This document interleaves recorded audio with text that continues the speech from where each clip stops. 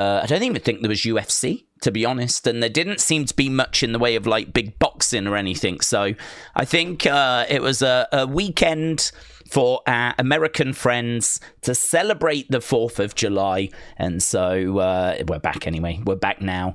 And there's certainly not going to be any time for any breaks or any interruption, because we are full steam ahead to a very, very busy weekend next weekend. Next weekend, or this weekend coming, is going to be Saturday night's main event. It's going to be Evolution. It's going to be Great American Bash. Like, we've got so much stuff coming up. There is so much on the way. Obviously, it's going to be a full week. We're going to have prediction videos and all that kind of stuff. The reason why I've not done those yet is because it doesn't really feel like the cards fully fleshed out. Evolution feels like it's there or thereabouts, but certainly feels like a lot more can be added to Saturday night's main event. I think that show's only got about 3 matches that's been added to it, so definitely expecting something to get added to that tonight. But talking of tonight, let's jump into the preview. We can do that, and then of course we can jump into the chat and see where the conversation is. So Penta is going to be locking horns with Seth Rollins. Penta takes on Seth Rollins. Becky is going to be live. She's got a triple threat match at Evolution. So we're going to be doing Becky, Bayley,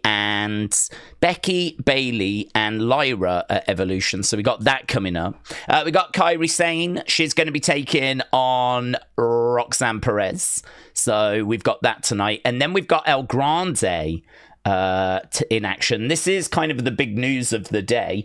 Today's been a very quiet news day, to be honest, but the big news of the day is that El Grande Americano is actually going to be in action. Now, we know that's going to be Ludwig Kaiser. We know that they're giving Ludwig Kaiser that costume and that he's going to carry this story forward. I suppose it's something for him to do, but there's a lot of people that are like, I really don't want Ludwig Kaiser getting involved in this nonsense. There's a lot of people that are really down on the whole El Grande thing. So, yeah, not something that people are crazy about.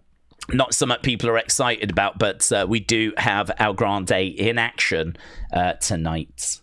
Connor said that Raw preview is missing a Gunther Goldberg contract signing. Connor, thank you. Obviously, the big match coming up for Saturday night's main event. So that's going to be the big thing we'll be watching on Saturday. I know that AEW have got a big show this weekend as well, but obviously we don't cover that on this channel. I appreciate it might result in some people maybe not being around. I'm not sure, but for me, I'm 100% dialed in on Great American Bash, Saturday night's main event, and of course Evolution. So those are the shows that I'm dialed in on and I'm fully focused on, and those are the shows which I've got streams set up for. All the streams should be done. The only one that's not done yet is Evolution. It's on my to-do list. So I've set up all the other streams, including the member streams. So we've got member streams coming up. We've got loads of stuff on the way this week. I mean, it really is fully back, with Unseen coming back later tonight as well. I've already got folders that have got stuff in, so all of that will be back. And so, yeah, that's it. You know, the disruption should now be over, and we should be back just like before. Chris, shout out to you. Said, Daze, thanks for sorting out the emoji. It looks great. Love this family, said Chris. Chris, shout out to you. Glad you like it, buds. Yes, I was able to sort that over the weekends. Easy. Actually, the template you'd sent over was the perfect size. Everything was bang on. So, yeah, nice and easy for that. Curtis said, Daze, how were Oasis on Friday? I got tickets, so I went, and it was absolutely amazing. I was also there on the 20th. Oh, really? Wow. Well, you already know the answer then. I mean, it was incredible. They were amazing. They sounded amazing. The set list was amazing. I don't think you could have asked for anything better, to be honest. Steven said, I hope you had a great time at the Oasis gig. I did, thank you. Yeah, it was amazing. It was perfect. I mean, they did all the stuff you would want to hear from the first two albums. They really left a lot of their later stuff, which was not as good. And, you know, when bands try to force you to like songs, they try to play the songs that you know, they wish were popular and they wish people liked a bit more.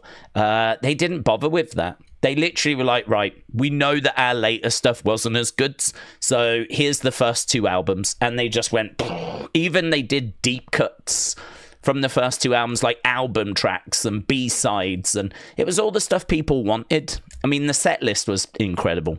They sounded incredible. Plenty of drinks were had, and let's just say Saturday I was feeling a little bit delicate. So yeah, but we're back now. Who Dat Saints J, hello, shout out to you, said, what's happening with Unseen? Is it over or is it back? No, it's not over. I said about 3 weeks ago, 2-3 weeks ago, I said there's going to be disruption in June, and unfortunately that did slightly spill into July. But June I knew was going to be disruptive because obviously my dad's wanted us to go away. I also knew that Oasis gig was coming up, and there was a few other little bits and bobs. I mean, my dad's just retired, and so all of those jobs that he's like, I'll do that when I retire, I'll do that when I retire, I knew all of that was going to kick off, right? So I knew that June was going to be very disruptive. I did mention it on streams. I did say to the members as well on member streams that it was going to be disruptive. That did just spill into the first week of July. But as I'm sat here right now, all good, all done, all over, nothing but Unseen streams back 100%. So the plan is Unseen tonight. And to be honest with you, even if for some reason I lose my voice, and I don't expect that because we're only doing one stream, right? It's not like the other day when I did 18 hours of streams in like 2 days. Even if I lost my voice, I would still put the video out because I just think people just want it back now. Just bring it back. It doesn't even really matter if it's good or bad or whatever. Just bring it back. So the plan is do Raw. I think I might do Unseen first just to get it out as soon as Raw's finished. Then I'll do the reviews and opinions videos, and we'll take it from there. So yeah, no dramas. Everything's back. It was just the disruption I spoke about for June. Just bled a week into July. That was all. Right, let's go down. Kian, hello. Hope you are well. I've got a lot happening this month with community games and birthdays. I'm also going to see the Fantastic Four on the 25th. Did you hear about Paige in At the Zoo? Did I hear about Paige in At the Zoo? No. I have not heard about Paige at the zoo. What has happened to Paige at the zoo? Did she go to the zoo? Did she have a lovely time? Did she get attacked by an animal? What the hell happened to Paige at a zoo? No, I have not heard about Paige at the zoo. Octavia said, I've sent you that Rebels picture. I've sent it in DMs. Thank you. That was also on my to-do list, was to chase that up. So if you're telling me that has been sent over. Lovely. Okay. I will get that sorted. It'll probably have to be after this stream, but I will get that sorted. And how do I download that? Oh, yeah, there we go. Okay, I've got it, and it is downloaded as well. In fact, what I'll do is I'll show it because it should be on screen anyway, but that's good, that is. That's good. So there we go, DWO Rebels. And that would be their graphic on screen. They are the current tag champs in the community. Just talking about the members side of thing, just for a second. So we've got a member stream tomorrow. That is your opportunity to talk about whatever you want to talk about, right? So the Tuesday stream is your opportunity to kind of ask your questions, share your theories. On these streams, there's a lot of people around on a Monday, on a Friday, lots of people around, and so it can be hard to be heard. So on a Tuesday, that's where we sit down and we kind of have conversations, right? on a Wednesday this week, we've got your videos. So if you're a member, you can send in a video now. This could be a predictions video. Maybe you want to talk about Evolution. Maybe you want to talk about Saturday night's main event. Maybe you want to show off your wrestling figure collection. Like perhaps you got an amazing figure collection. Like, I don't know, maybe you want to put that in a video. Maybe you want to talk about something completely different, right? You've got another passion, or maybe you just want to introduce yourself. To be honest, when it comes to the chat, you can only put so many characters. You can only put so much in, right? And even then, there's no guarantee I'm going to see it. So by putting it into a video, I've said put it in a video, 2 minutes max. Don't go any longer than that, because I'm hoping we're going to get a fair few through, and we have had some already. So 2 minutes max, and then just send it over to wrestlingdaze@gmail.com, right? Send it to wrestlingdaze@gmail.com. I will get it all queued up, and we will play those on the stream on Wednesday. And if that works, then it's something we could maybe do maybe once a month, or once every couple of weeks, or I don't know. We'll see how the first one goes. But yeah, I'm looking for members to send in their videos. You can introduce yourself. You could, like I know Sunny likes doing tarot readings. She could do a video where she talks about that, or talks about her poetry. I know that Nick likes to create the guaca things, if that's how you pronounce it. So, Nick could talk about those. Obviously, we got predictions for Evolution and Saturday night's main event. So lots of things for people to talk about, or share, or show, or I'm giving you the floor, right? I'm giving you the floor. So that's what Wednesday is going to be. So we've got on Tuesday, normal stream where we chit chat. Wednesday, your videos, which I think will be really interesting. I think that's a great opportunity for the community to introduce themselves. Our community, you see the same names around. I just think people would like to put some faces to names. They'd like to learn a little bit more about people. So I think that's a great opportunity for that. Thursday, of course, the games, and we've got some big stuff happening in the games. And then, of course, we get to the weekend where we've got SmackDown, and we've got all these monster shows. So it really is a busy week. Really is going to be full on, but that's how we want it. That's how we like it. I'd rather it be busy than quiet. So yeah, Octavia, thank you. I'm going to tick that off because that was something I was going to look to chase up. So glad that we've got that sorted. Right. Hello from upstate New York, said Jose. Shout out to you. Shout out to New York, my friends. Hope everything's going okay there. Opala said, Daze, thoughts on Zilla making a debut and joining Jacob? Apparently there's rumours going around saying that he will come into WWE sooner rather than later. Well, I'm a little bit out of the loop because of Unseen, honestly.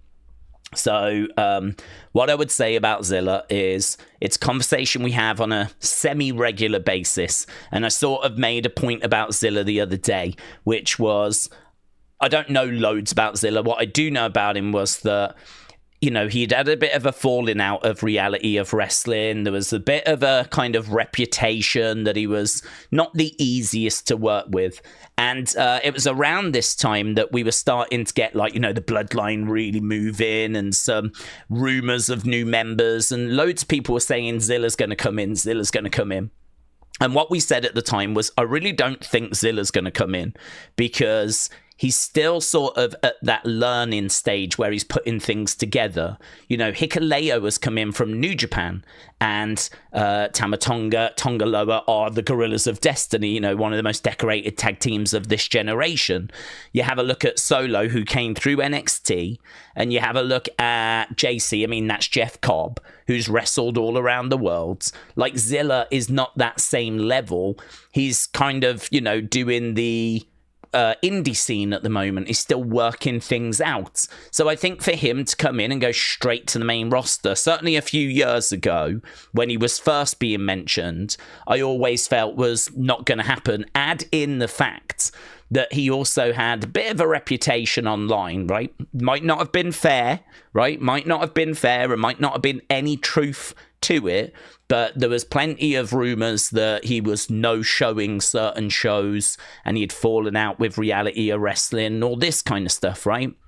And I just think that there's a lot of people that don't go into things in that level of detail. I think there's a lot of people that go, Zilla, another Fatu, oh my God, let's bring him in. And that's as far as some people go. They don't go any further. They don't dig any deeper. It's just, there's another wrestling Fatu outlet. Let's bring that person in, right?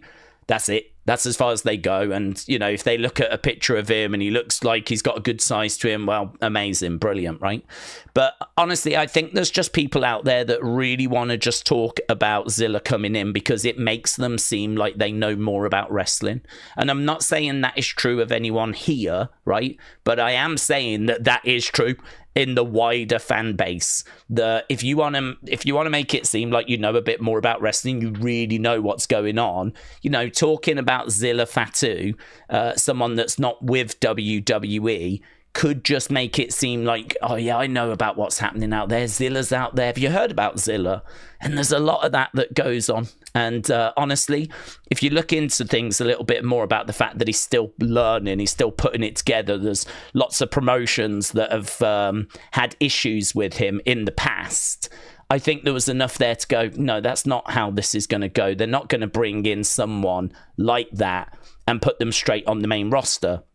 Lo and behold, here we are a few years later, and he's still not in WWE, right?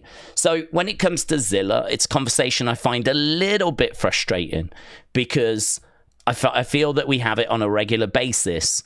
And I feel like historically, not so much now, right? But historically, it felt like I was in a completely different headspace with Zilla compared to how a lot of other people were talking about Zilla. Because a lot of other people were talking about Zilla because it was a trend. It was a meme. People were talking about him. And it was kind of, oh, have you heard about Zilla? It was that kind of thing. Oh, have you heard about this guy?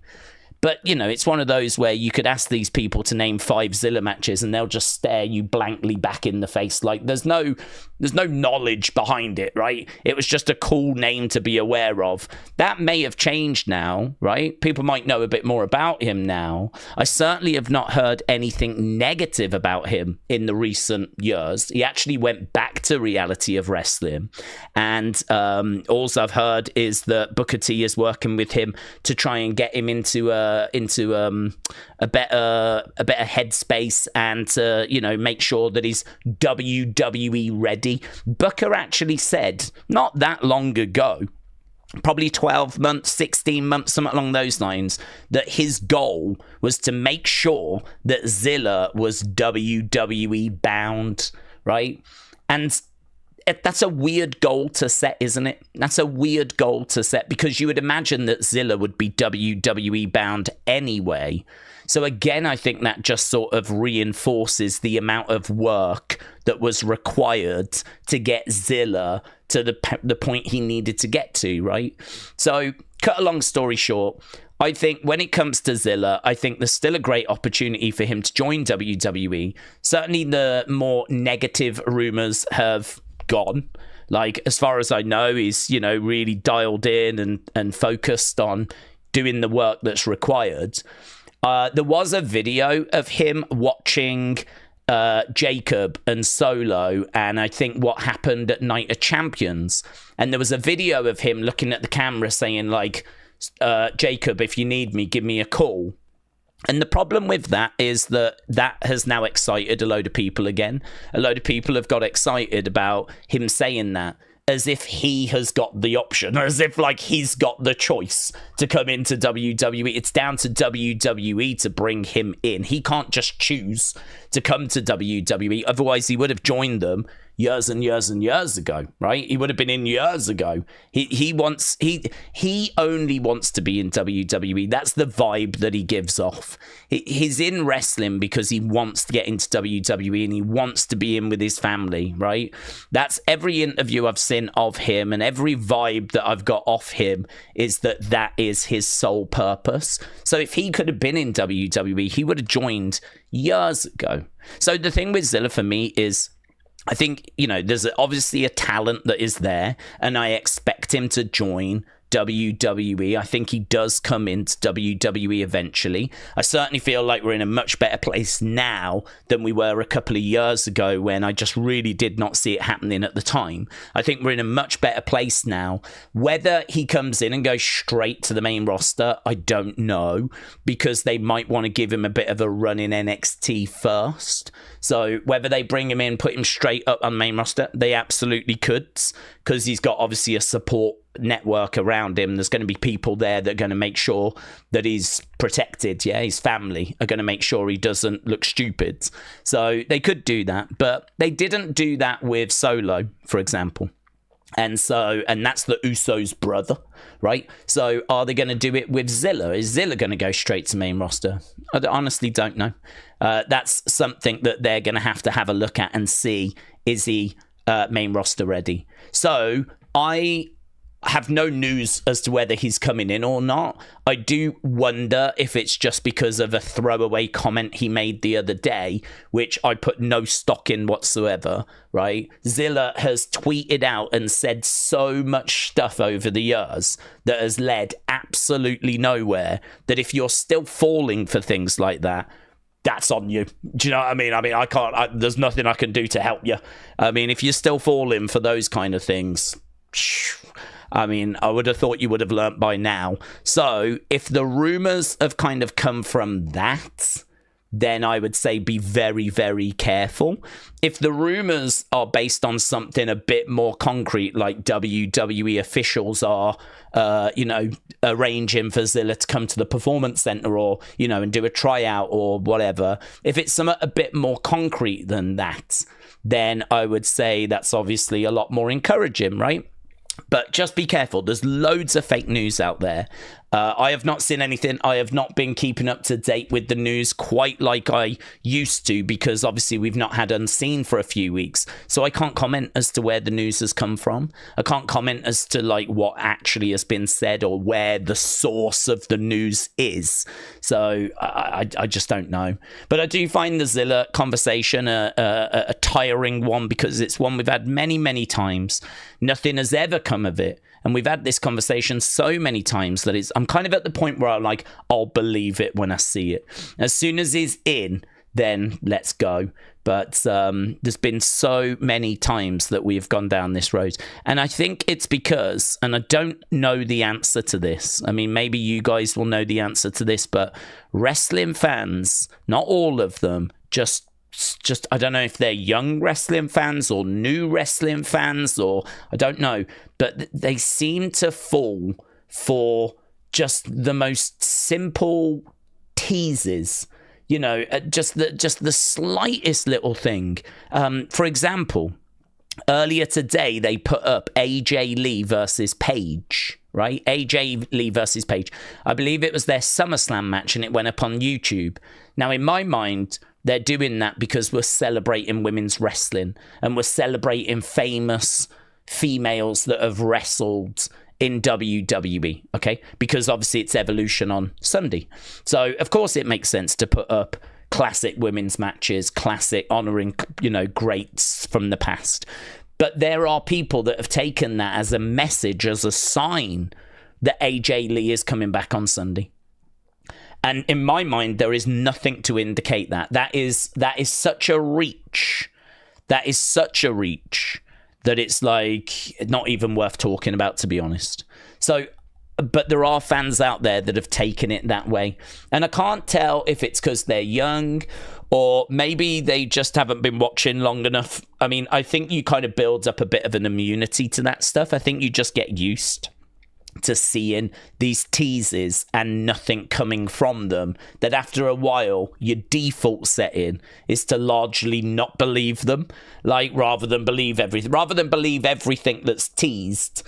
I believe very little, and sometimes it comes through, but most of the time it does not. So, yeah, when it comes to Zilla making a comment about how he, if you need me, Jacob, give me a call. I didn't think anything of that, apart from the fact that is Zilla just trying to create a little bit of buzz. Or when AJ Lee has a video uploaded to YouTube, that to me is them uploading a match because we want to celebrate women's wrestling. It's not that we're teasing that she's about to return on Sunday. I mean, we didn't bring her back at the Rumble. We didn't bring her back at WrestleMania. Are we really bringing her back at Evolution? I mean, I just don't see it. I really, really don't see it. So I don't know why these things keep catching people, or why certain wrestling fans keep like perhaps it's hope. Perhaps it's just nothing more than I don't care if it's gonna happen or not. I want to believe it's going to happen. I wonder if it's just that. I don't know. But yeah, loads of fake news, loads of nonsense that's doing the rounds. So in regards to Zilla, I would say I'm just going to believe it when I see it, because I really we've been down this road so many times. I'm like really ready to just see what they do with him. I think he does come in eventually, but I don't think it'll be I don't know that it's going to be anytime soon, and I don't know that it would be straight to the main roster, honestly. Nick said, "Isn't Lance Hawaii somewhere?" Yeah. He came in around a similar time to Hikuleo. So Hikuleo, I believe, has been in the WWE system a long time, and Lance came in as well as part of a class in NXT. So yes, he's in the system. He should. There was rumors that they were a bit worried that he wasn't making the progress sort of they were hoping for. So I don't know if there's much truth to that. That was a good few months ago now that I read that. So yeah, with Lance Hawaii, he is in NXT at the Performance Center, but I've not seen him on TV yet. 1 minute he was everywhere and then he just disappeared. Is he still with WWE? I believe he's still with WWE. I've not seen any news on him having been released. Matteo said, "I'm excited for Raw tonight. There's a new faction in action. I was wondering, what is the best looking championship? For me, it might be the Women's Intercontinental." The best looking championship. I don't, to be honest with you, I would probably say none of them on the main roster, because I don't think any of them really float my boat too much. I mean, I don't mind the World Heavyweight Championship. I wish the front plate was a little bigger, but I don't mind that. I certainly think it's better than the WWE Championship. That's just a W. I mean, it's just, there's really not much to it, right? I like belts that feel prestigious. I like belts that are really highly detailed and decorated, and that is the prize that everyone is chasing after. And honestly, the WWE Championship, it's fine. It does the job it needs to do, but I think it could look so much more decorated and prestigious, and you know, the Winged Eagle is still the gold standard in my mind. So I would have to say between the top two titles, I'd go World Heavyweight as looking nicer. In regards to the women's belts, they're exactly the same. I don't think the women's tag look that great. I'm not a fan really of the Intercontinental. I think it's the two globes on the side just ruin it a little bit for me. So you've got like the front main plate, and then they've stuck two globes. And I think the issue with two globes is there isn't two globes. There's only one globe. Like, there's only one Earth. So I know it shows like two different sides perspectives, I believe. So I think one side might show the America side, the other side might show the China side. I'm not sure. It might be like the two halves of the world, but I just don't like it. Like, if I think back to, was it the original? Which was the belt that had the globe in the center? Was that the Winged Eagle that had like the globe in the center? I'm trying to think if the old Intercontinental did, but I don't think it did. But there was one that had a globe in the center, which I think was the Winged Eagle. It only had one globe. It didn't have like two. So that's my issue with the Intercontinental. I don't like the two circles, the two globes either side. It's a nothing point. You know, it's just a little detail that I'm not that crazy about. But when it comes to talking about belts and belts that you like, belts that you don't like, obviously the little details make a big difference, don't they? The little things that bug you about them are what's going to separate, you know, your favorites. So that for me is why the Intercontinental doesn't quite do it. The issue I've got with the United States is it doesn't have the blue behind the stars. I agree with people that that's really frustrating because that's not how the flag looks. And I don't understand why they've not put blue behind the stars. It's on like a metallic background, which I don't understand why they've done that. So I just have these little frustrations, really. Plus, also, the Intercontinental belt, it's so hard to beat the original. Well, not the original, but the one everyone thinks of, yeah? The one from the 90s, the one that Cody brought back. So hard to beat that belt. That's so iconic that this belt, for me, just sort of pales in... it's not as good. It was a good try. It was a good effort, but not as good. The United States Championship, I don't mind, to be honest. I just get a bit frustrated about the lack of blue behind the stars. But again, just a little detail. But I think this is where I probably look at the NXT titles and I favour those. I think the NXT titles look better than the main roster titles. I'm not crazy about main roster titles. In fact, my score was probably like 7.5 for a lot of them, 7.25. And my score might have dropped as time has gone by, to be honest, rather than go up. So, yeah, I don't know. I'm really not crazy about any of them. I suppose the tag belts aren't too bad, the men's tag belts. Either set are quite good. I don't mind. Those would probably be amongst my favourites.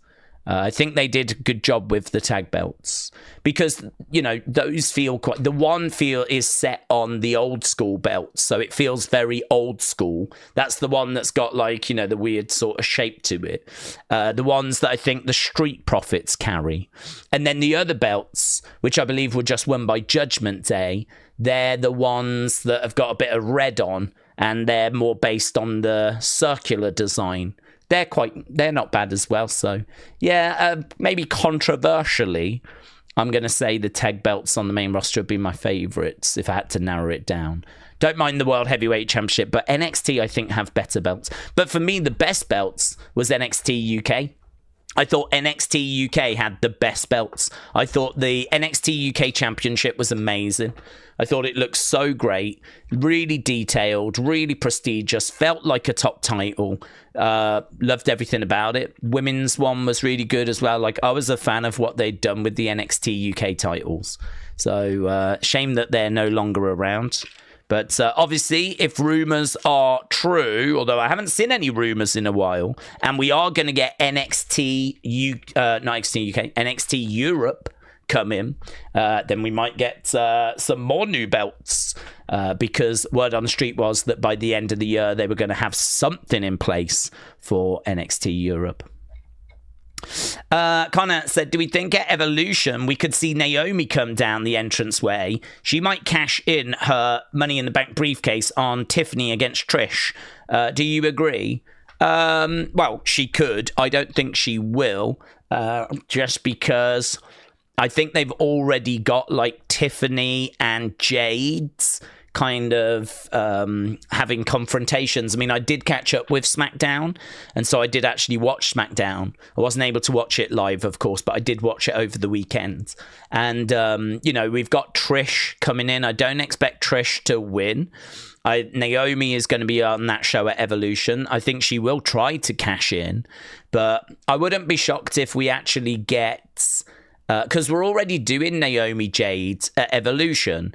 So I don't know if it's worth running it again at SummerSlam when we're already doing that match at Evolution. So I think there's definitely a chance, but I'm probably leaning more towards that she won't successfully cash in, just because that would then mean that we do Naomi versus Jade. You've got to do Jade against the champ because she won that at Queen of the Ring. So are we going to do Naomi Jade at Evolution and then Naomi Jade again at SummerSlam? Like, we absolutely could, but Tiffany is obviously in this conversation. So I'm thinking that maybe it makes more sense to have Tiffany retain. We do Tiffany versus Jade. Perhaps it's at SummerSlam where Naomi successfully cashes in.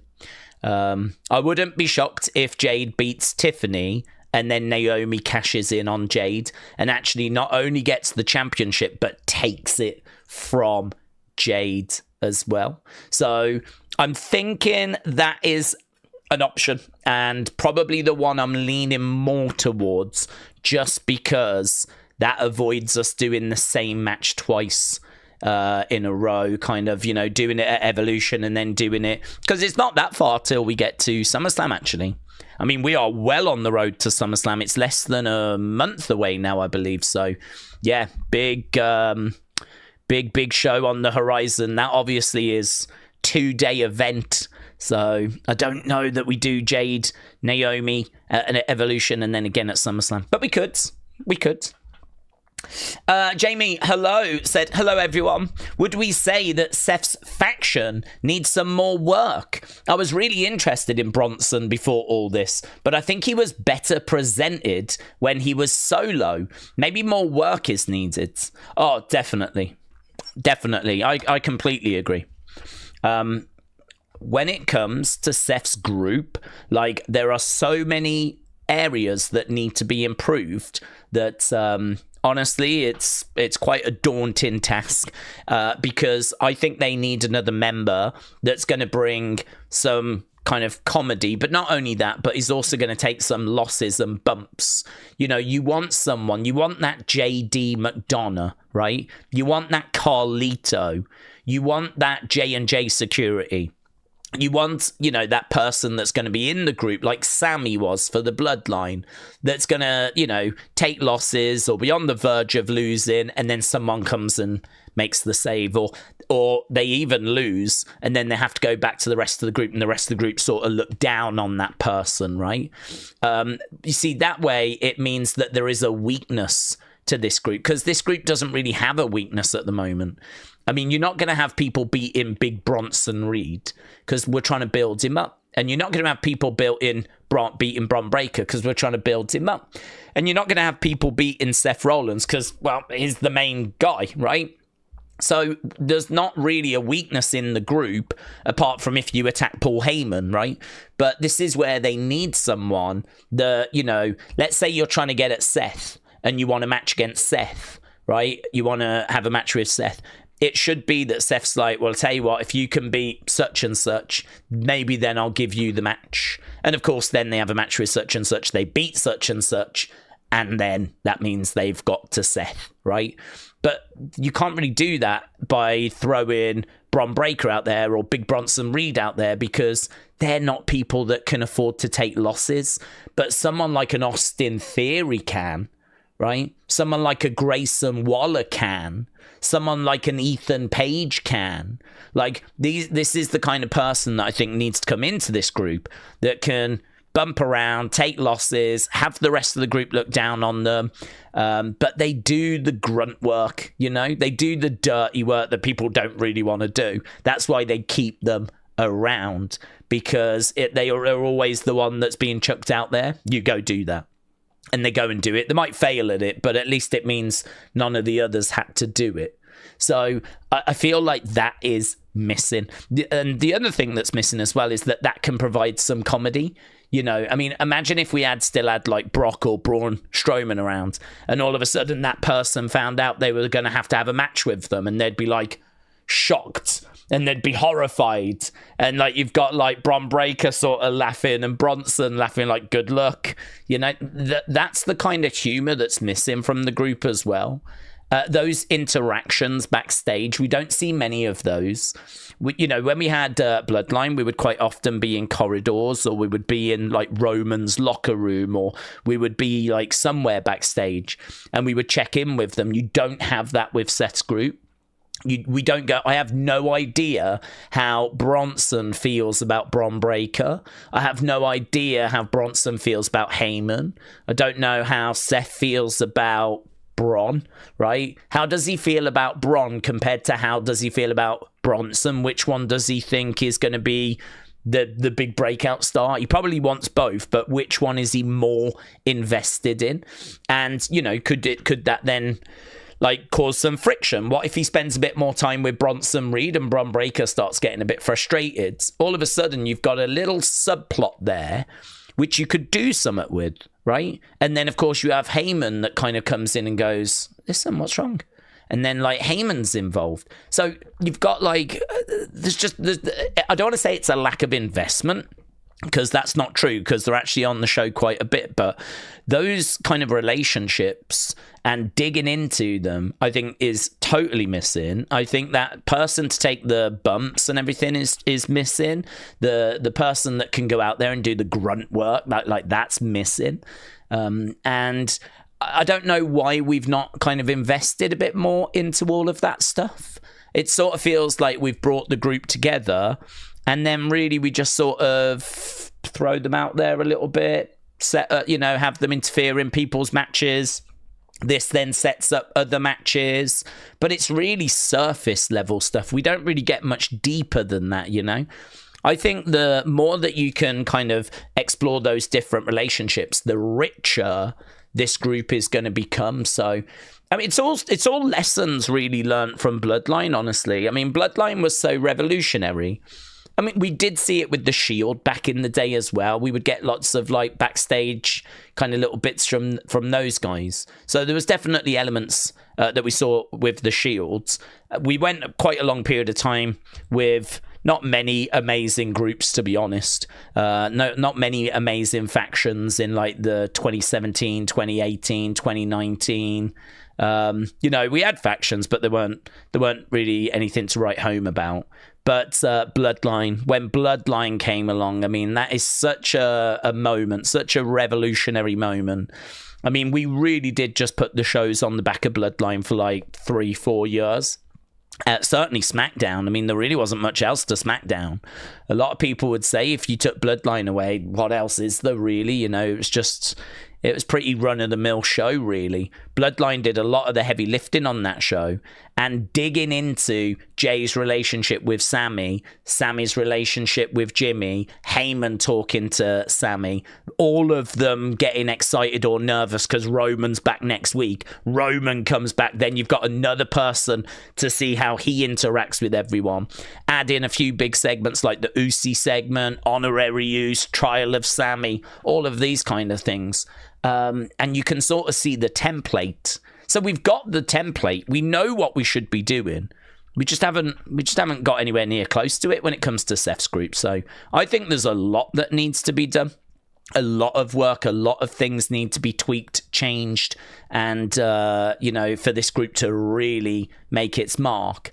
It is still very early, though. If this is going to be like a couple of years, like Bloodline was, then we're obviously in the introduction stage at the moment. Like we're probably still like in the bit of the book where we're talking about who the book's dedicated to. We haven't even got to chapter 1 yet, So there's still obviously a long way to go. But lots of work that can be done. Definitely. I like the group. I'm not down on the group. I like the group, but I do think that it is a group that needs quite a bit of work to be done. Right. AEW's World Championship was the best, but then it disappeared, said Curtis. I agree with you, but I think the AEW World Championship is fantastic. Lovely size belt, really detailed, different shaped front face as well. So, that kind of, it was kind of like a rectangle that's kind of standing up. And then you've got the side plates as well that kind of, and quite a few side plates going off. It was a different sort of shape to what you would see in WWE. But yeah, loads of detail on that. I mean, it's the kind of belt that you can look at and you can notice lots of little things. You can look at it you can't really look at the WWE belt for long. There's nothing to see, you could have a look at it for a couple of minutes and then you're done. But with the AEW belt, loads of little details on the side plates and everything. I agree. I don't know what's going on with that belt now. I've heard there's an undisputed or unified championship coming in or something. So it'd be a shame if they've changed that design. I thought they nailed it first time with that. AKF, shout out to you, said, Daze, if Naomi does cash in at Evolution, I think Bianca is in some form going to be involved in Naomi Jade at SummerSlam, where she could get added maybe as a special guest ref, said AKF. Christopher said, Saturday night's main event this Saturday, and Women's Evolution, said Christopher. Oh, it's big. It's going to be big. Connor said, Days, when Liv comes back from her injury, do we think her reaction will be when she's heard that Dominic, Raquel, JD, Finn said yes to Roxanne join?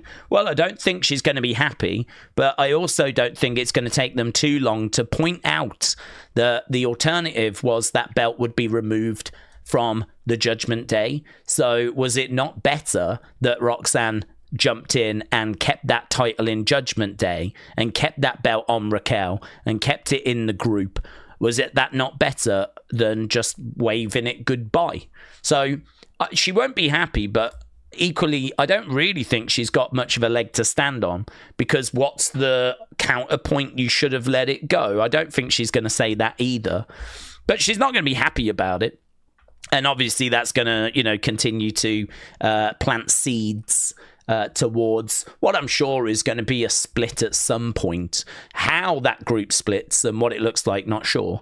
But some people thinking Dominic and Liv might end up breaking away, but I'm not sure. I think Dominic works really well as a heel, and I'm not really desperate to turn him face.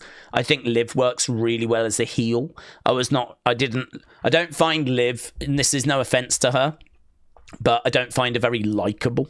Like, when she was a face, I didn't root for her. Like, I didn't feel any warmth towards her. She's not someone I rooted for or cared for, or I don't know. Like, I think part of it was because it just didn't feel like she had it quite worked out. Like, her promos were a little bit monotone. Like, I didn't find her promos to be that engaging. I didn't find her to be a very likable person, which is, it's not a judgment of her, because I don't know her, right? So whenever I'm having these conversations, I'm not talking about the actual person, because I don't know the actual person. I'm talking about the character that I see on TV. I did not find that character. I did not find Liv Morgan as a face to be a likable character. I did not find much warmth there. I didn't find much that I wanted to support. So turning her back face is not the direction for me. So if she is going to split away, like, I don't quite know how we're going to do it, because I would not turn Dominic or Liv especially heel. Face, I would keep them heel. So, yeah, it's going to be messy, that.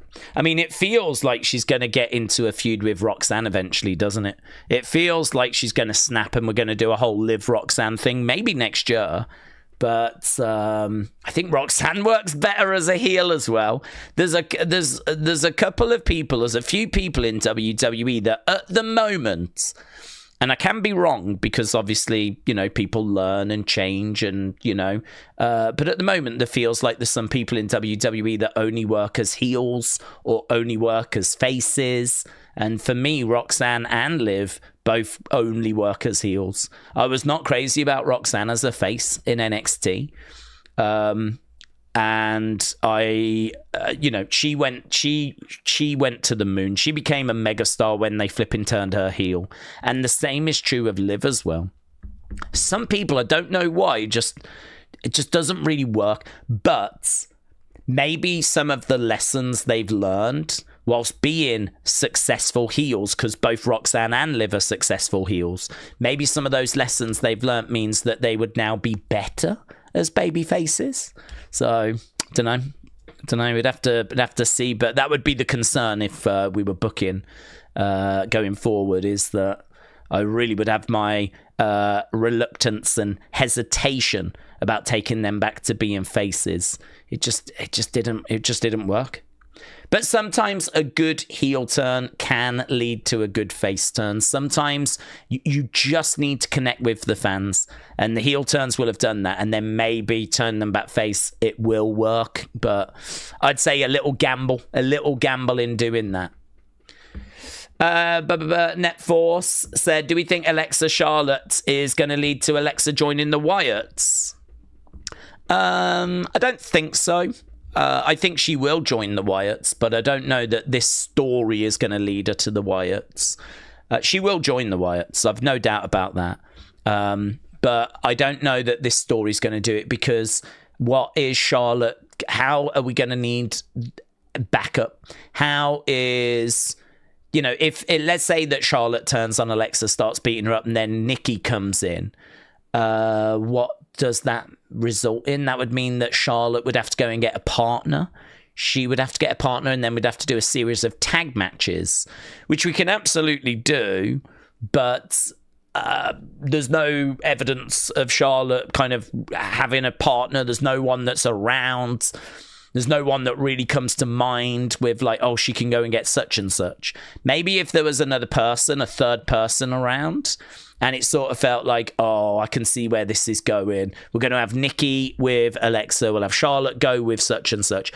But there isn't that third wheel at the moment. So at the moment, just looking at how the story's being told, it just feels like we're doing Charlotte, Alexa. I've no doubt that there will be a falling out, because there always is.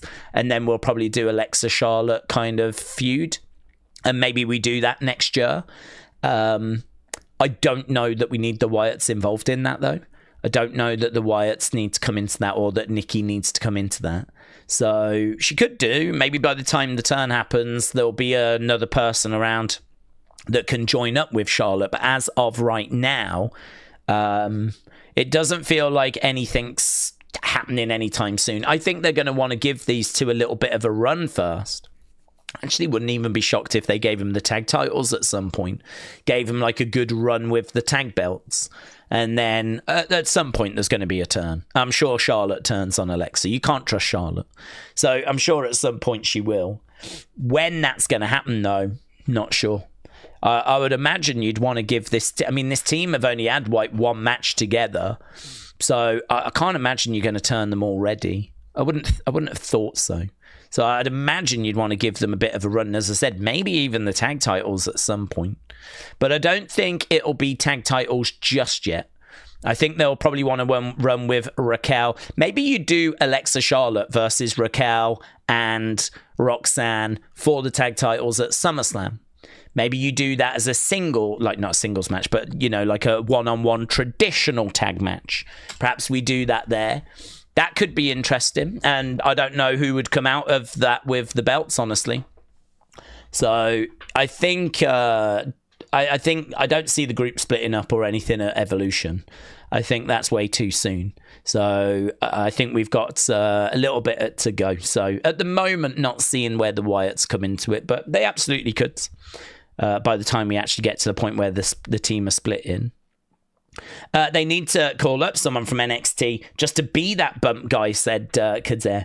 Yeah, that's fine. Or, I don't know what the plan is for Theory. I think Theory's not a bad option, because if I look at Seth's group, I see them as being like a group for the future. You look at Bron Breakker, great potential. You look at Bronson Reed, great potential.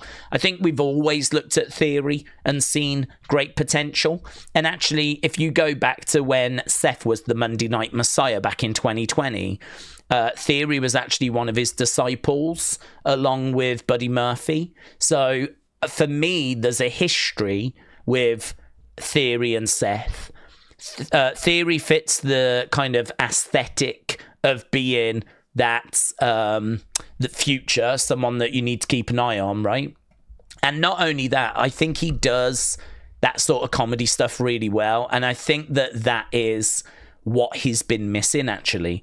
I think Theory going into that group would be perfect for the group and for Theory, because when Theory was down in NXT, he was in a group called The Way, and that was the sort of role that he played, really. He was the goof. Johnny Gargano was the leader of the group. You had Indy, you had Candice, and the kind of goof that was in the group that, would bump around and whatever would be Austin Theory. I remember Theory this one time walk into the ring with the rest of the group, and I think it was Dexter Loomis. Just like as they were walking, Theory was smiling in the background, all of a sudden got pulled away by Dexter Lumis and kidnapped. And so you had the rest of the group kind of making the way out, but Theory was the one that had been like dragged away. And he had a big smile on his face just before he like got yeeted and stolen away. And it's like, I could see that sort of thing working in Seth's group as well. Him just being like smiling and oblivious, and then someone flipping spears him or kidnaps him or something like this. And, you know, you're not going to do that with Bron Breakker. You're not going to do that with Bronson. But I could see them doing that with Theory on the main roster. I think he does that character really well. So I wouldn't mind if you brought up Ethan. Some people have said about maybe Ricky Saints. I think there are options, but a name I would throw in the hat would be Austin Theory, honestly. I think Theory could do that role. I think he ticks the boxes. I think that him going out and having a really great match but losing it, I don't think that hurts him. Because, to be honest, his stock is so low as well. It's not like he's killing it at the moment and now we're going to make him into some, you know, bump guy or whatever. Like, his stock's really... He can't even get on TV.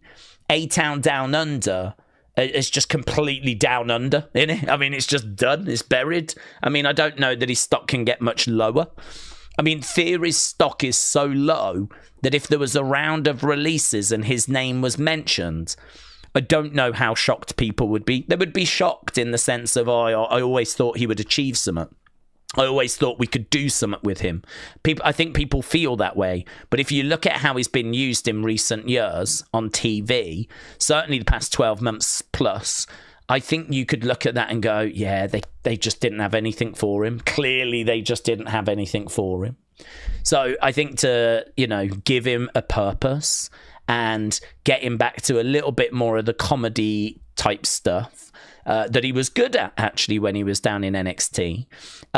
Build a bit of sympathy for him, because what that role does is it builds sympathy. If you've got someone that is constantly being thrown into awful situations and constantly having to fight to survive and constantly losing, but they're still giving good account of themselves. But, you know, they're constantly entertaining and providing. I mean, look at R-Truth. R-Truth made people smile for years and years and years and laugh for years and years and years. His record is atrocious when it comes to wins and losses. A rubbish record, right? So absolute rubbish. But the fans and the talent demanded that he not lose his job because he was so loved.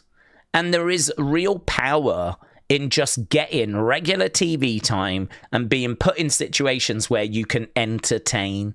And honestly, that is good enough to get people over. People can... This is where it's difficult, because the whole wins and losses don't matter conversation is a very frustrating conversation, because if you say to wrestling fans wins and losses don't matter, of course you're going to get pushback, and of course people are going to say they do, and they should, right? Wins and losses should matter, but I can find exceptions as to where I can sort of see that, you know, someone like R-Truth losing all the time didn't mean that he was useless or rubbish and people didn't love having him around. It didn't matter that he would go out there and just get squashed and, you know, constantly lose matches. It didn't matter, because people loved him, because he was entertaining, because if there was a backstage R-Truth segment, chances are you was going to get something from it. You was going to laugh. You was going to smile. And on a show where, honestly, not every segment might not do that for you. Not every segment might not land, you know. In a show where, unfortunately, that is, you know, the situation where there is so much content and it is on hours and hours every week. If you've got someone that can consistently entertain you, that is worth its weight in gold. And actually, to wrestling fans, that's arguably more important than if you win or lose your matches. You look at Santino Marella. He was someone that would also lose all the time, but people loved him because he was so entertaining and he was so good that when he was on TV, you knew that you was going to smile, laugh, you know, you was going to be entertained.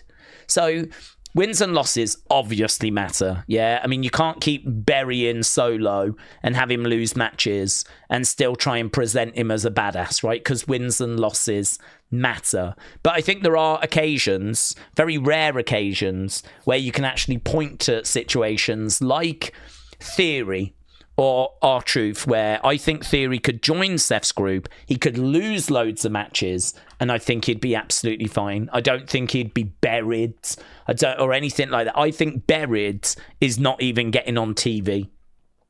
Buried is kind of where he is now, where he can't even get regular TV time, yeah? Where when it's time to look at the budget and save some money, are you going to cut people that you're using on TV on a regular basis? Or are you going to cut people that you can't even get onto TV? I mean, you're going to cut the people you can't even get onto TV, yeah? So if I'm Theory, I just want regular TV time. And if it can be as part of Seth's group, which is obviously a high-profile group, then that's amazing. And even if I'm losing on a regular basis, if I can entertain backstage with, you know, and have good matches, but still just come up short, I'll take that. That is not buried. That is not buried. That is regular TV time. That is setting you up for the future. Because what happens is Theory would turn on Seth, or Seth would beat up on Theory and Theory would stand up for himself. And then all of a sudden he's out the group, is gonna then have to go after the group, and all of a sudden then you've got a monster feud. You start doing Theory versus Seth, and you start doing banging matches, and you start having Theory, like, you know, getting some wins. And do you know what I mean? Like, it's you might take a bit of short-term pain to get you to a much better place down the road. So, yeah, I mean, the whole conversation around losses, does that mean you're buried? And is it better to be on TV and losing compared to not being on TV at all? It's a big conversation, that. But for me, it's much better to be on TV, regular, and losing than not on TV at all. Because when it comes time to cutting budgets and looking at where you want to save money, you're, of course, going to save money on the things that you don't even need to be spending on. I don't even use that person. I get nothing out of them. So I might as well say goodbye to them. So it is much better to be on TV. Let's go down. I think I saw James say something. I was going to try and get to it, but it jumped off. Jim said Theory is injured at the moment. He was involved in a scary spot in a WWE SmackDown match against Carmelo where they both landed on their heads, says Jim. Wrestling Prouds, hello, shout out to you. Ronnie, hello, said long time no see. Today was a day. I went to the arena earlier and I met Carrion and Natty and Dragon Lee and Penta. Penta was small. Bailey was nice. Byron was nice. Oh, Ronnie. I don't know if you got any pictures, but if you did, feel free to send them over. Yeah, very good. Very good. I mean, that's always exciting, isn't it? If you're able to go to the actual arena and bump into a few of the wrestlers as they're arriving. That's obviously very exciting. I was able to do that once. I've told the story before. I won't go into detail, but basically they played Birmingham, which is where Raw is going to come from soon, in the UK, second biggest city in the UK. Although that might be Manchester now, but Birmingham's still in the mix. So it's known as the second city, actually, Birmingham. But anyway, they played Birmingham. And I didn't go. I was working. So I was working on the Saturday, so I wasn't able to go. It's just a house show, right? And then the next day, I lived in Birmingham. I lived in the city centre. So I got up and I wanted to go to a car boot. There was a car boot that was happening. And I got up to go to the car boot. Really, really unusual for me to do that.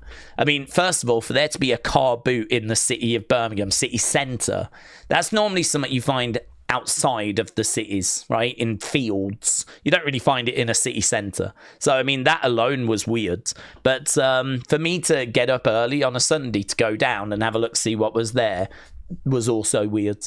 But I went to this car boot, and it was early. It was around about like 7 in the morning, something like this. And as I was walking, I had to kind of walk past the hotels and all that in the city. And there was these people stood outside this hotel, all these fans, and there was like barriers that were up. And I couldn't see what was on the shirts and what they were wearing, but they were clearly waiting for someone to come out of the hotel. I mean, there's gigs in Birmingham all the time. So my first thought was that it was some band or, I don't know, something like that. I thought it was a band, to be honest. And then when I saw it was WWE shirts people were wearing, and it was WWE fans waiting for the wrestlers to come out. And I was like, no flipping way. So I waited as well. I didn't have any pen or paper, or I don't even think I don't even know if I had my phone, to be honest. I did not get a picture with anyone, so I couldn't have had a phone. I don't know why I didn't have a phone. I had a phone back then, and it had a camera on it, so I have no idea as to why I wasn't able to get a picture. But anyway, I wasn't. And I was there as the wrestlers came out the hotels. And what was funny was this was 2010, so it's 15 years ago. And they had all the faces go onto one coach. They had all the heels go onto another. They had 2 coaches, faces on one, heels on the other. I don't know if they would still do that now. But back then, they did have faces on one coach, heels on the other. And everyone came out. I saw everyone.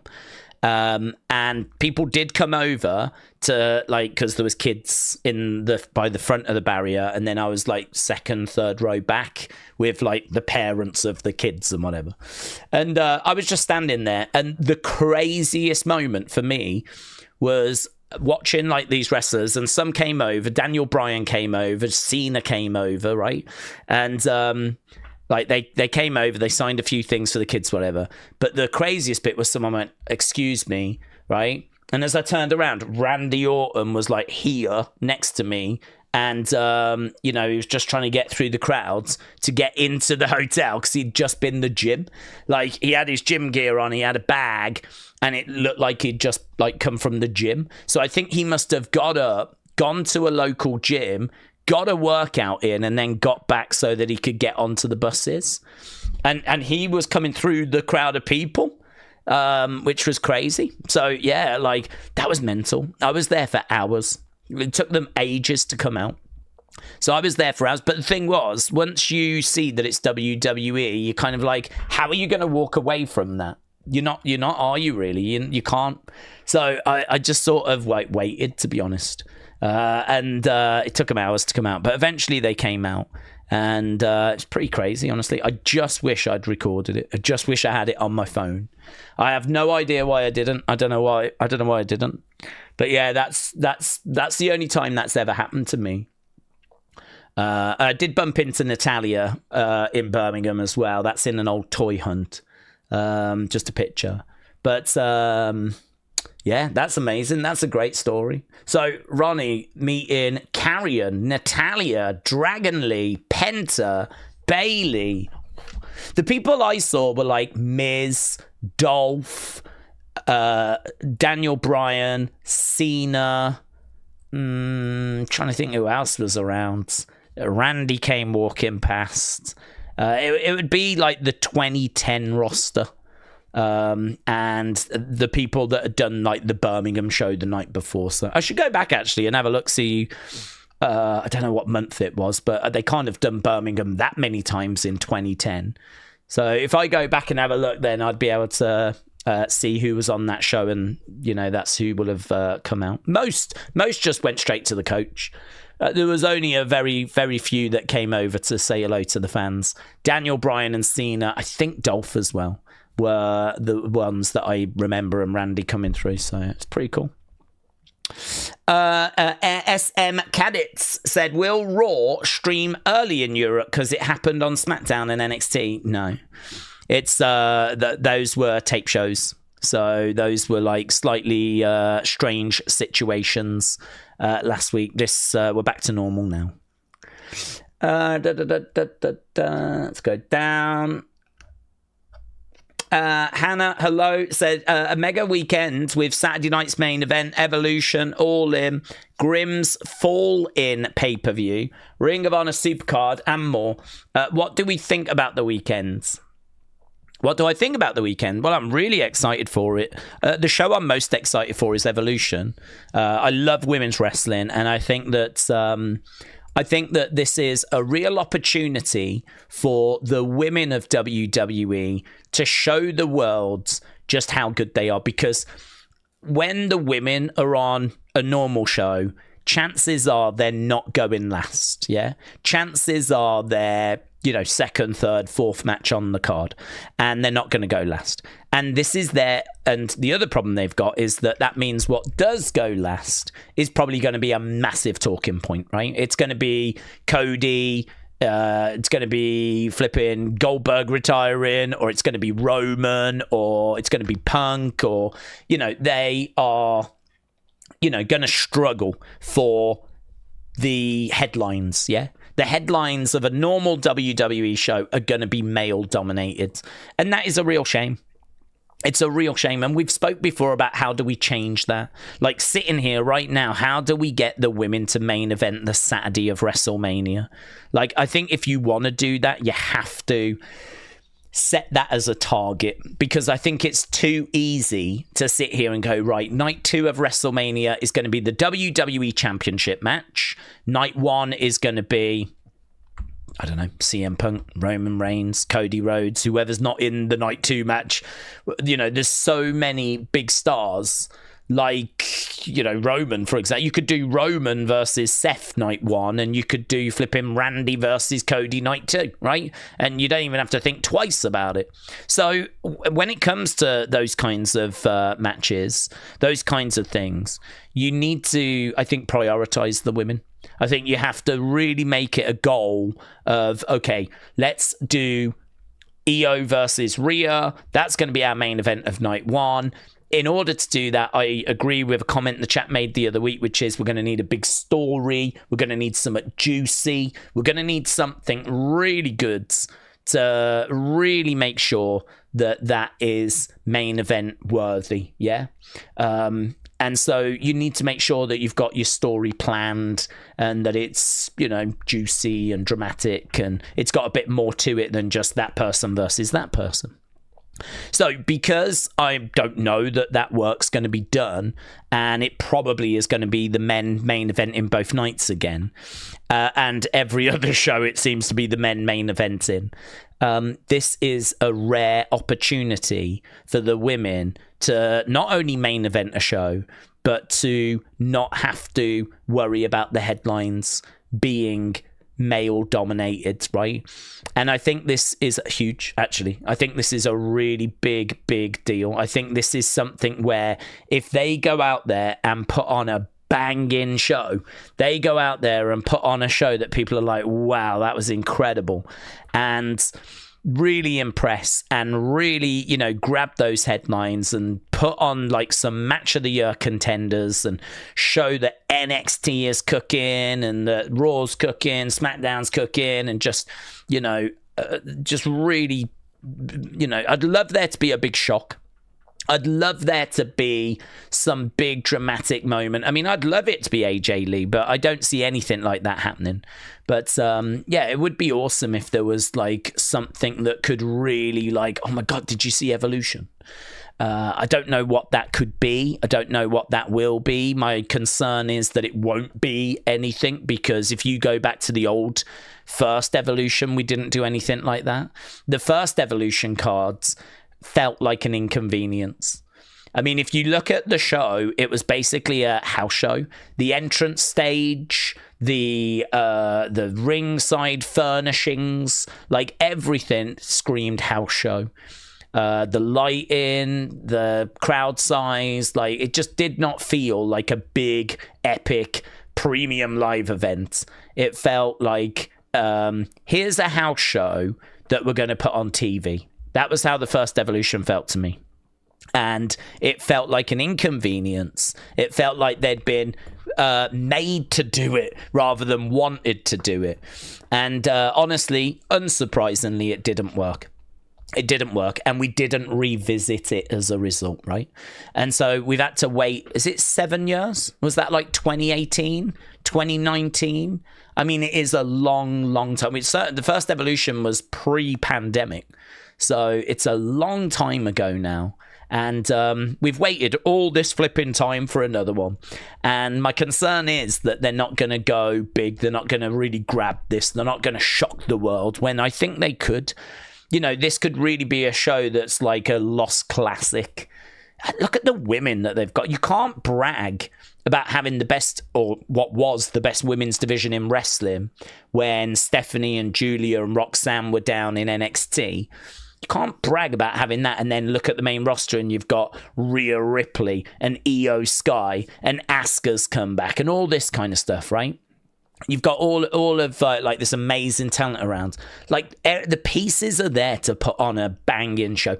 I would hope the motivation from the women is there to put on a banging show. I would hope that they recognize that they're constantly playing second fiddle to the guys when it comes to headlines, when it comes to main event in shows, and that they don't have to play second fiddle this weekend. I just think big opportunity, huge opportunity. And one of those opportunities where I don't really know where it leads if you nail it. If they nail it and they put on a really amazing show, like, do we do Evolution again next year? Does that open the door for women to main event non-all-women pay-per-view shows, you know? I mean, like, do we bring in new fans? Like, I just don't know. I don't know what it could do. I just hope the show kills it. I hope the show is not I don't want to look back at Evolution and go, yeah, it was all right, actually. It was all right. I'm worried that that's going to be my reaction. I'm worried that I'm going to look back on Sunday and go, yeah, it was fine. It was all right. Yeah, no, it was worth a watch. I got something from it. I don't want to say that. I want to say it was amazing. I want to say that, yeah, that's why when we say they've got the best women's division, that's why we say it, because that match was a banger. That match was a banger. I didn't expect that to happen.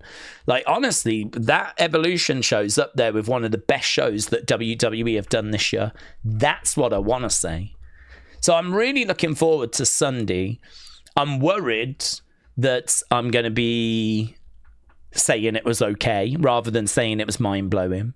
I think the pressure's on the women to try and make it mind-blowing, to try and really make a statement, because, yeah, this is the dance, this is the spotlight, this is a great opportunity. So I'm really looking forward to that. It's different, and I love women's wrestling anyway, so definitely hyped for that. In regards to Saturday night's main event, I mean, LA Knight versus Seth will be fine. Probably feels like a Raw match to me. Drew against Randy was out the blue. That came off SmackDown. And I don't know, that match feels a bit random, but also I get it. Drew's been away for a while. Bring him back. Give him a big opponent. It's a big, you know, Drew versus Randy, big name versus big name type match. It's star power on a show where you need star power. And so I get it. You're getting two big names in a big match. There's just not really much history there for me. You know, like Drew had been in a feud with Damian. Randy has just been with John and just tried to win King of the Ring.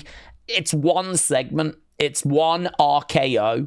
And now they're having a match. So the build for this has been non-existent. It doesn't really matter to me who wins. I think it'd be more interesting if Drew won, because I think Randy was frustrated already at losing to Cody. So if he loses to Drew, that's going to build the frustration further and maybe push him even further towards turning heel. So for me, I would probably have Drew get the win.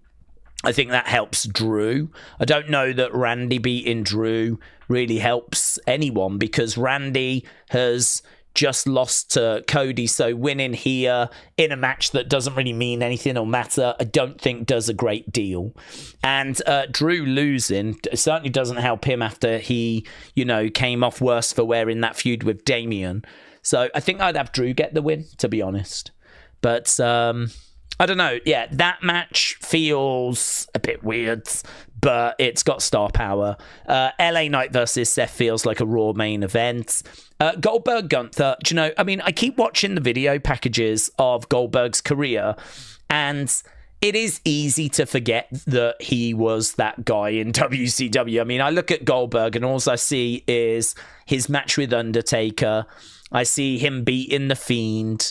I see someone that I've seen so many people saying that they're not interested in watching, and Oldberg. And, you know, that's what I see when I look at him. But what I should see is the man that when he was in his peak, at his prime in WCW, was just one of the biggest names in pro wrestling and provided some massive moments during the Attitude Era. And then even when he came into WWE, that was very exciting. Obviously, it didn't quite work out, and we all know what happened at WrestleMania 20, but you know, he had moments in WWE. His shock win against Brock at Survivor Series was mind-blowing, honestly. My reactions on the channel to that. I was actually here. I was living in Southampton, I think, at the time. But I came back to here to visit, and Survivor Series was on, and I wasn't streaming at that time. Otherwise, obviously, I would have streamed, but I wasn't streaming at that time. I was just, you know, watching shows and talking about them. And but my reaction to flipping Goldberg beating Brock in like a minute or whatever at Survivor Series, that's on the channel. That can be found, and honestly, it was so mind-blowing. One of the craziest kind of results. I mean, you sort of thought that Brock was going to beat Goldberg. You thought he'd beat him, and, you know, Brock would carry on. He was only a couple of years removed from beating Undertaker at WrestleMania, so you thought that Brock was going to get the win. But no, not only did they give it Goldberg, they gave it to him in like a minute. I think it's like spear, jackhammer, pin. It might not even be a minute long. Goldberg beats Brock. And it was mind-blowing, honestly. So he's had moments, good moments. I would say that was a good historic moment, like shocking moment. Not in a bad way, not in a beating the Fiend way. But then you can't not see that match in your mind against Undertaker. You can't not see him beating the Fiend. And you can't ignore what gets said online with people being really down on Goldberg in this day and age. So I think it's right he retires now. I don't know if Saturday night's main event is the right place for that to happen. I'm surprised he didn't want it to be at WrestleMania or SummerSlam, which is only in a few weeks. But they're doing it at Saturday night's main event, which I think is quite a shock, quite a surprise, that it's not at a bigger show in front of a bigger crowd. But yeah, last match, that's got a good feeling to it. So I definitely want to see that. Obviously, I expect Gunther to win. But yeah, I think that's at least giving Saturday night's main event something of magnitude, you know, something for us to get our teeth into. So Saturday night's main event looks okay. I don't think it's terrible. It looks okay. Obviously, we need a few more matches to get added. We've only got 3. Great American Bash. I haven't seen the card, honestly. So I can't really comment on that. I know that Mariah May, Blake Monroe, has got her first match. I think she's going to be in a tag match, so that's a bit throwaway. I'd rather she had just had her... I'd rather that we just did guys at Great American Bash and just moved the women to Evolution and just did the women's matches there instead, to be honest. Because that just feels a little bit like a NXT TV match to me. Just doing like a tag match. Blake Monroe, Mariah May in a tag. She's not in a tag team. So what's the point in putting her in a flipping tag match? Just put her in a singles match against like someone like number 1 contenders match, or, you know, bill it as a debut or whatever. I don't know if she's got an injury or something and they're trying to protect her. I don't think so. I think they're just trying to get women onto the Great American Bash cards. But anyway, long story short, Great American Bash can't really comment on, but that match I'm not crazy about. Saturday night's main event's got something to it, but Evolution, pretty exciting. James, shout out to you. James says about the super chats. Yes. Right, let's work down these, and then where are we time-wise? Oh, we've still got 35 minutes. We're doing okay. Right, Franz Astrid. Shout out to you, my friend. Fran Astrid's becoming a supporter. Same with Joe as well. Shout out to you, my friends. I need to add a few more of those Wrestling Daze logos. I'd like to try and find a way of making it a bit more obvious as to how long people have been supporters for. I'm really tempted to change the logos next to people's names that are members to show how long you've been a member for. I might change them to numbers, actually. Don't know yet. Don't know. I know that we can add a lot more than what we've got, so that might be another job on the old jobs list to try and freshen that up. I'm trying to freshen things up. I like these streams. I don't think we need to really change too much about the layout for these streams. But we have kind of tweaked some of the members' thumbnails and some of the members' graphics and done a few little tweaks on that side. But yeah, I'm kind of looking at these. I might tweak these next. Chris said, Daze, thanks for that emoji. What do you think of the post I tagged you in, said Chris. I haven't seen it, but... to be honest, I have still got to go through loads of... still got to go through my notifications. So I can't really comment, to be honest. What was it, Chris? What was it? What was it regarding? Demo said Bron Breakker world champ within a year. Yeah, I could see that. I don't think there's a mad rush, but I wouldn't be surprised if he gets it within 12 months. I think it would be World Heavyweight Championship rather than WWE Championship. He's already had Intercontinental. So, you know, I mean, what are we really rating for? The only thing I'd say is I don't think he's going to get that belt before Seth. Seth's got the Money in the Bank briefcase. I think he'll cash in and get the World Heavyweight. Then how does Bron get it? Because Seth will have it, and I think he'll have it for a while. That would mean that Seth would have to lose it. So Seth would have to win it, then he'd have to lose it, and then Bron would have to get it from that person. So I actually think it's going to be a little tricky to do that within 12 months, but possible. I mean, I certainly think by the end of 2026. I don't think WWE Championship, though, because that is a much bigger championship. That, to me, makes you like a real face of the company. And I don't think Bron is anywhere near that. So, World Heavyweight Championship, that would be the belt to be looking for. By the end of next year, by the end of 2026, yeah, I think there's a good chance he will have had it by then. Robbie said, do we think Masha Slamovich is going to win the NXT title at Slammiversary? It's like a winner-take-all, like a make-do for Trick being TNA champion. I would like to see that. Is that on the line, is it? I don't know what's happening with Slammiversary. What is happening for Slammiversary? Slammiversary. I'm just having a look at whatever the card is. So we have title versus title, TNA versus title versus title match for the TNA and the NXT. That's big, actually, isn't it? Hadn't seen that announced.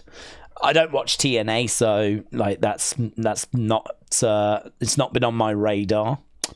That is big. God, I can't believe they're still going with Tessa being in there, but they are. They don't give a flip, do they? It don't matter what the fans are saying. They are full steam ahead with keeping Tessa going. I think they're hoping that they can just sort of smash through any resistance. And listen, maybe it's working. I don't know. Trick versus Joe versus Mike Santana. Good match. I'd really like Mike Santana to get that. I think Mike Santana has been excellent whenever I've seen him in NXT. Joe's already had it. Trick doesn't need it any longer. I think that'd be a really... Mike is the person I'd like to see win it there. Masha versus JC or Jordan. Yeah, I don't mind that. I like Masha Slamovich, actually. And I think that, you know, we've started to see titles changing, brands, and, Yeah, I don't mind Masha having that NXT one.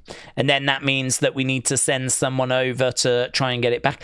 The only thing is JC's not had it long. So is she just going to be a transitional champion? Was it just that we needed to get the belt off Stephanie and now we're going to have JC carry it and then drop it to Masha?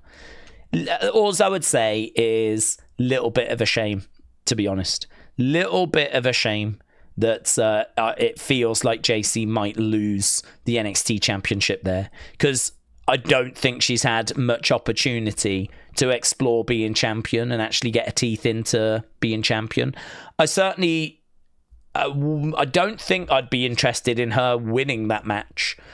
You could do that, but at least that would mean her reign's a bit longer. But then all of a sudden you've got the flipping TNA title on her as well.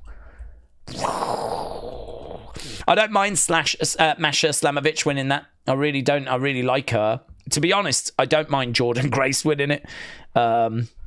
Because obviously, she's been in both companies. I don't mind JC winning it, because I don't think I would do that, but I do feel a bit sorry for her not having a long run. So I don't mind this card, actually. That's a good match. Masha versus JC versus Jordan. The Elegance brand. I like Ash by Elegance and Heather by Elegance.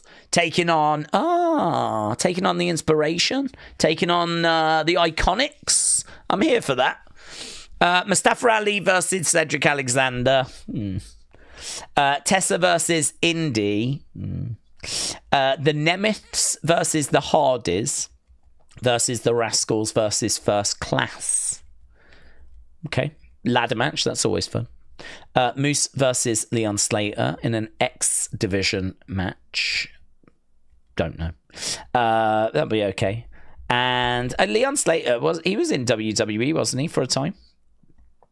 Unless I'm confusing him with someone else. I've seen Moose a few times. And Trick Joe, yeah, do you know what? I don't mind that card. A couple of matches there, I'd be like, yeah, not too fussed about those. But by and large, not a bad card, that. When is that? July 20th. What's that? That is not this Sunday, Sunday after. Interesting. Yeah, Robbie, I think she could. Mackenzie said, do we think Bliss is manipulating Flair? No. I don't get the sense she's manipulating her. I think that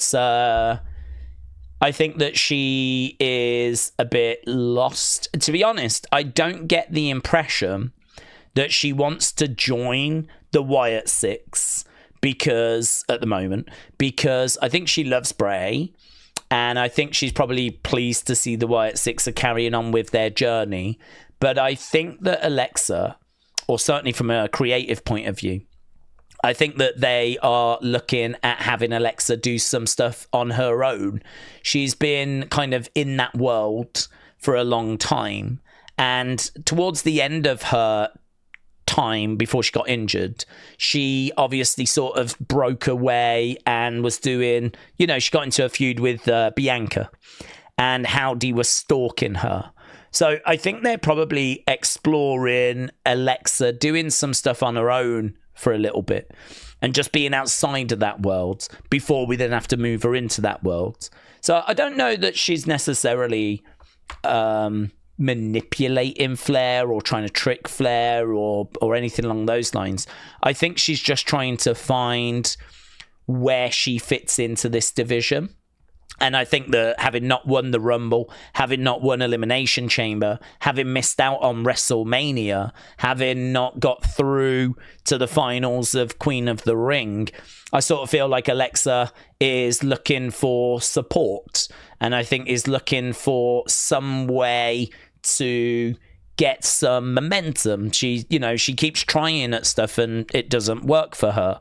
So I think, honestly, she's looking at someone that was there for her in NXT and is looking for someone that can bring her some success.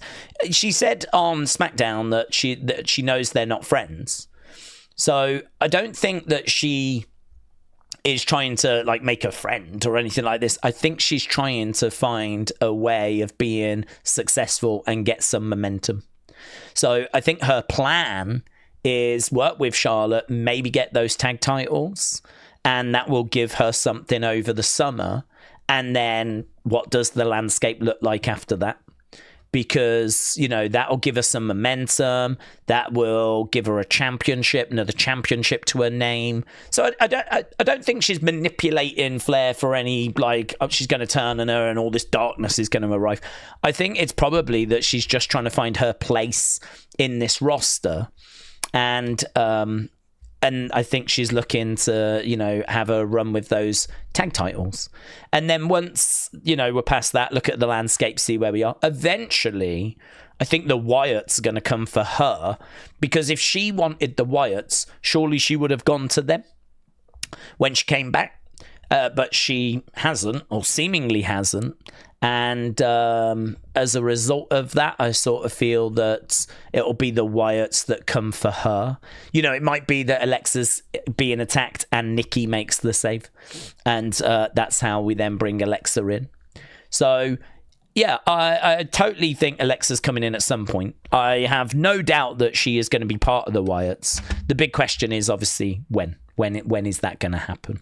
And at the moment, it doesn't quite feel like it's happening, you know, anytime soon. I mean, look, could there be a story where she's secretly joined and that's going to be revealed? Yeah, could be. There's nothing to indicate that at the moment, though. Not heard any rumors of that, or I don't really see a need for that right now. So yeah, I'm thinking that she's just trying to find her place at the moment. Dort Knight said the longest route between 2 points is the shortcut. Aaron said, I'm so hyped for this weekend. It should be fun. Yeah, I agree. Really looking forward to it. Tony said, I'm spending my 39th birthday with you all. Happy Raw. Tony, shout out to you. Happy 39th birthday. So, very good. Mombi of Baby Barry. I hope Baby Barry as well. So, Tony, shout out to you. Many happy returns. Joe said, happy that we're finally back to normal now. I miss hanging out with the crew. It puts me in my happy place. Where is your Tony D'Angelo hat from Egypt? Joe, appreciate the support, my friend. It's upstairs, so I just don't need it. To be honest, as you know, I have beanies around here. I've got one down on the floor there. I think there's another one down here. I just have like beanies that are dotted around the desk. So I've said before, I don't wear a hat normally. Throughout the day, I don't wear like a hat or anything. But when it's time to stream, I just put one on and that's it. I don't even know why I do it anymore, to be honest, because when it started back in the day, and I've told this story many times, it started back in the day when I was at work. I would be at work and I'd be thinking about what video I was going to do when I got back home. So I'd be at work, I'd be in retail working, like, you know, selling CDs, DVDs and whatever. And I'd be like, you know, my thought process would be stocking shelves, serving customers. But if ever I'm thinking about anything, I'd be thinking, what video am I going to do when I get home? What do I need to talk about? Or what does, you know, what would be a good video? And so I'd be thinking about that in the day, and then I'd go home and I'd do it, right? But the thing is, after a hard day at work, you know, my hair's not looking very good. My hair's not, you know, on point. I could certainly try and do it all again, but all I'm doing is I'm taking time away from recording. So rather than sitting down and talking and editing and all that, why do I want to go and redo my hair? So, you know, right from the start, it was so easy to grab a beanie, put a beanie on, and just be like, done, right, let's get into it. I mean, I'm someone that just wants to get into it. I don't like, this is why I'm no good when it comes to making like videos that are edited and all this sort of stuff. I'm no good at that because like, I just want to turn the camera on and go. Do you know what I mean? I just want to talk. I'm not very good at, like, I'm like a wild horse. I'm not very good at being tamed. I'm not very good at, like, writing out scripts and planning things and finding footage and editing it together and all that sort of stuff. Like, that's too faffy for me. I'd much rather just turn the camera on and just talk wrestling and, you know, throw theories around and, you know, could that be happening? Is this happening? I don't think it is, but it could be, and, you know, all that kind of stuff. So, yeah, I mean, the beanie was just a way of me getting into videos a lot quicker rather than having to redo my hair after a day at work. But then, you know, as time goes by, obviously I don't need it as much these days. So I really don't. But now I've been doing the channel 9 years. It would kind of be weird to not, wouldn't it? So yeah, it's one of those. It's just got to the point now where I don't even think about it. I really don't think about it. If it's time to record, I don't even think about it. I literally just put it on, and it's not even a thought I have. I just literally do it. If I'm gonna start streaming, it just goes on. So I don't know. After 9 years, I've just it's just an automatic thing now. So yeah, it's probably not a need to change it, is there really? So that other hat is upstairs, and probably won't come out again unless it's time for more holidays. But no holidays planned, no gigs planned, nothing but wrestling focus. As we said, that disruption for June is done. And that's it. We're back. I mean, we're here tonight. Unseen after. NXT tomorrow. Unseen after. Evolve on Wednesday. Unseen after. Wrestling Escape Pods on Thursday. Probably a predictions video. Unseen as well. SmackDown. Unseen. Great American Bash. Saturday night's main event on Saturday with an unseen. Evolution with an unseen. Raw next Monday with an unseen. I mean, it's just every day, all the time, flipping. We're back, and it's great to be back as well. Not that I really feel like I've been away. I mean, we haven't stopped doing Raw streams. The only SmackDown stream we stopped was the one on Friday, so that was the only one that we missed out on. Other than that, I was doing it from Egypt, wasn't I? So we're kind of back, but we kind of haven't been away. But yes, it'll be fully back now. Everything's back. So Joe, appreciate the support, my friends, and I'm glad this is your happy place. I'm happy this is your happy place. And yeah, I'm so grateful for the community that we have. It's good to be back and obviously talking to you guys about wrestling and getting stuck into wrestling again. Mackenzie said JC could take the TNA title to Fallon. JC could the TNA title to Fallon? I don't know what that means, but Fallon's not in the match, is she? I don't see JC winning and then giving a title away. I don't even know if that would be allowed. I mean, that wasn't allowed in WWE. I can't imagine they'd allow it in TNA where you win a belt and then give it away to someone. So I wouldn't expect that.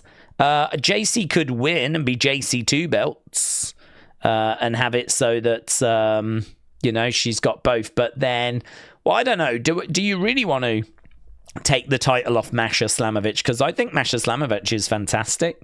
I mean, what a great talent. Someone I'd love to see in WWE.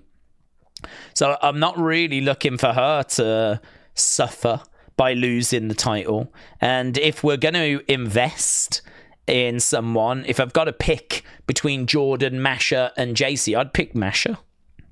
I think Jordan will have her time. She's already had the TNA title. She's not had the NXT title yet, but she'll get it. I don't think anyone doubts she'll get it. So I don't think she needs it this show, Slammiversary. JC has just had the NXT women's title, but I wish her run was longer.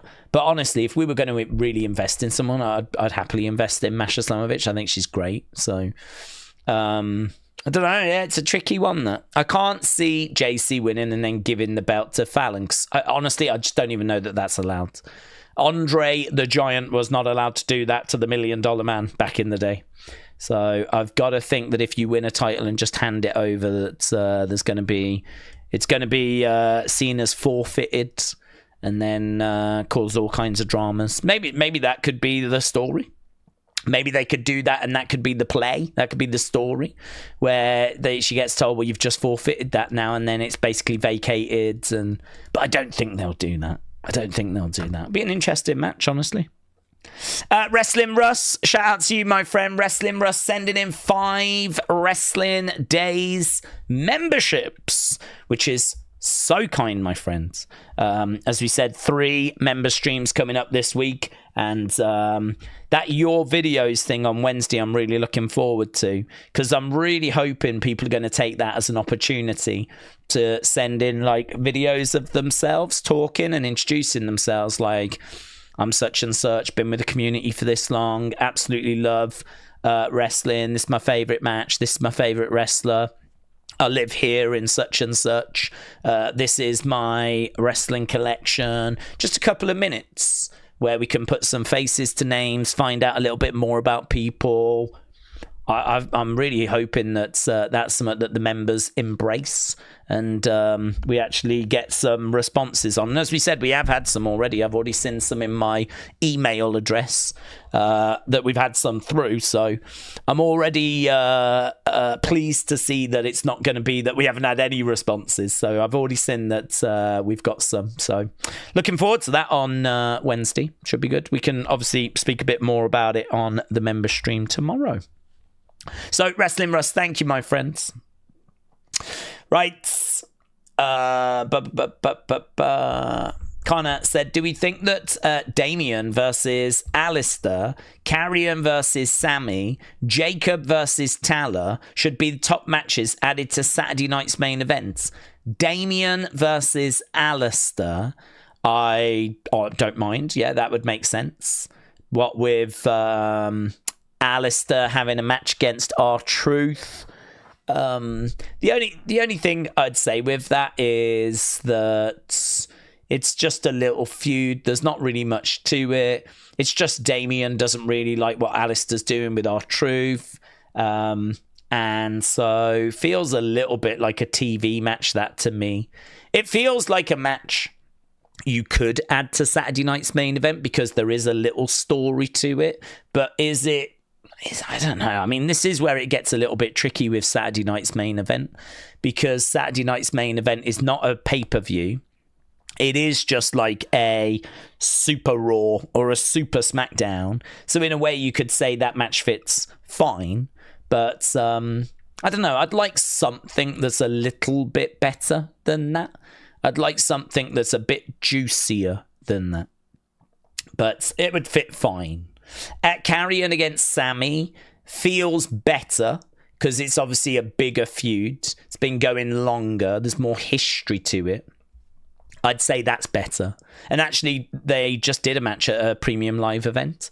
So, you know, that rematch going on at Saturday night's main event, that's, in my mind, an example of something bigger than just Alistair Damian.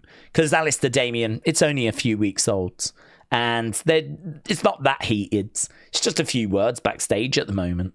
So, yeah, I think there's a lot more going on with Karrion and Sami. That feels... I'd vote for that one out of those two.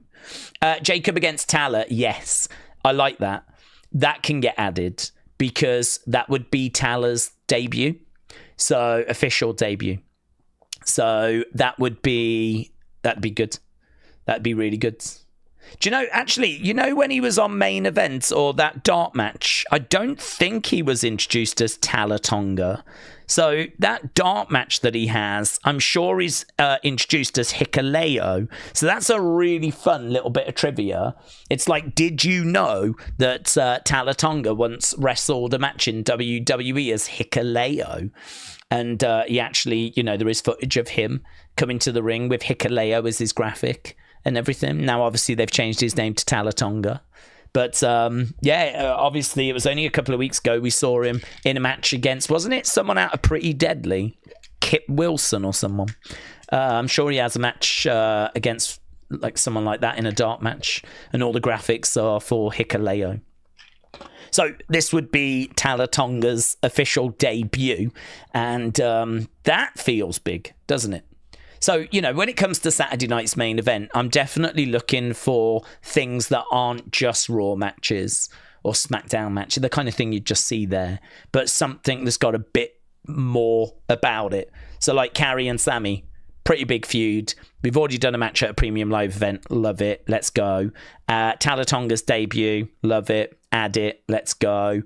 But yeah, I think I'd say the Alistair Damian one probably should just be a SmackDown match.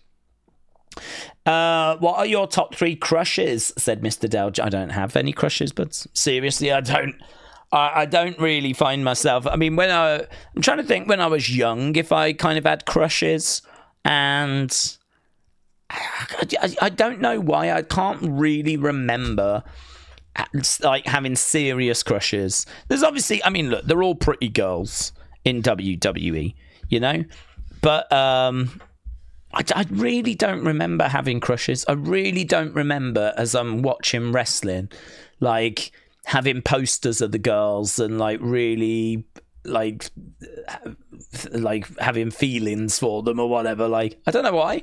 I still don't now. I don't know why. I can't really answer it. It's just not something I've ever, I don't know. I wish I had a better answer for it. I just don't have an answer for it. I mean, they're good-looking girls.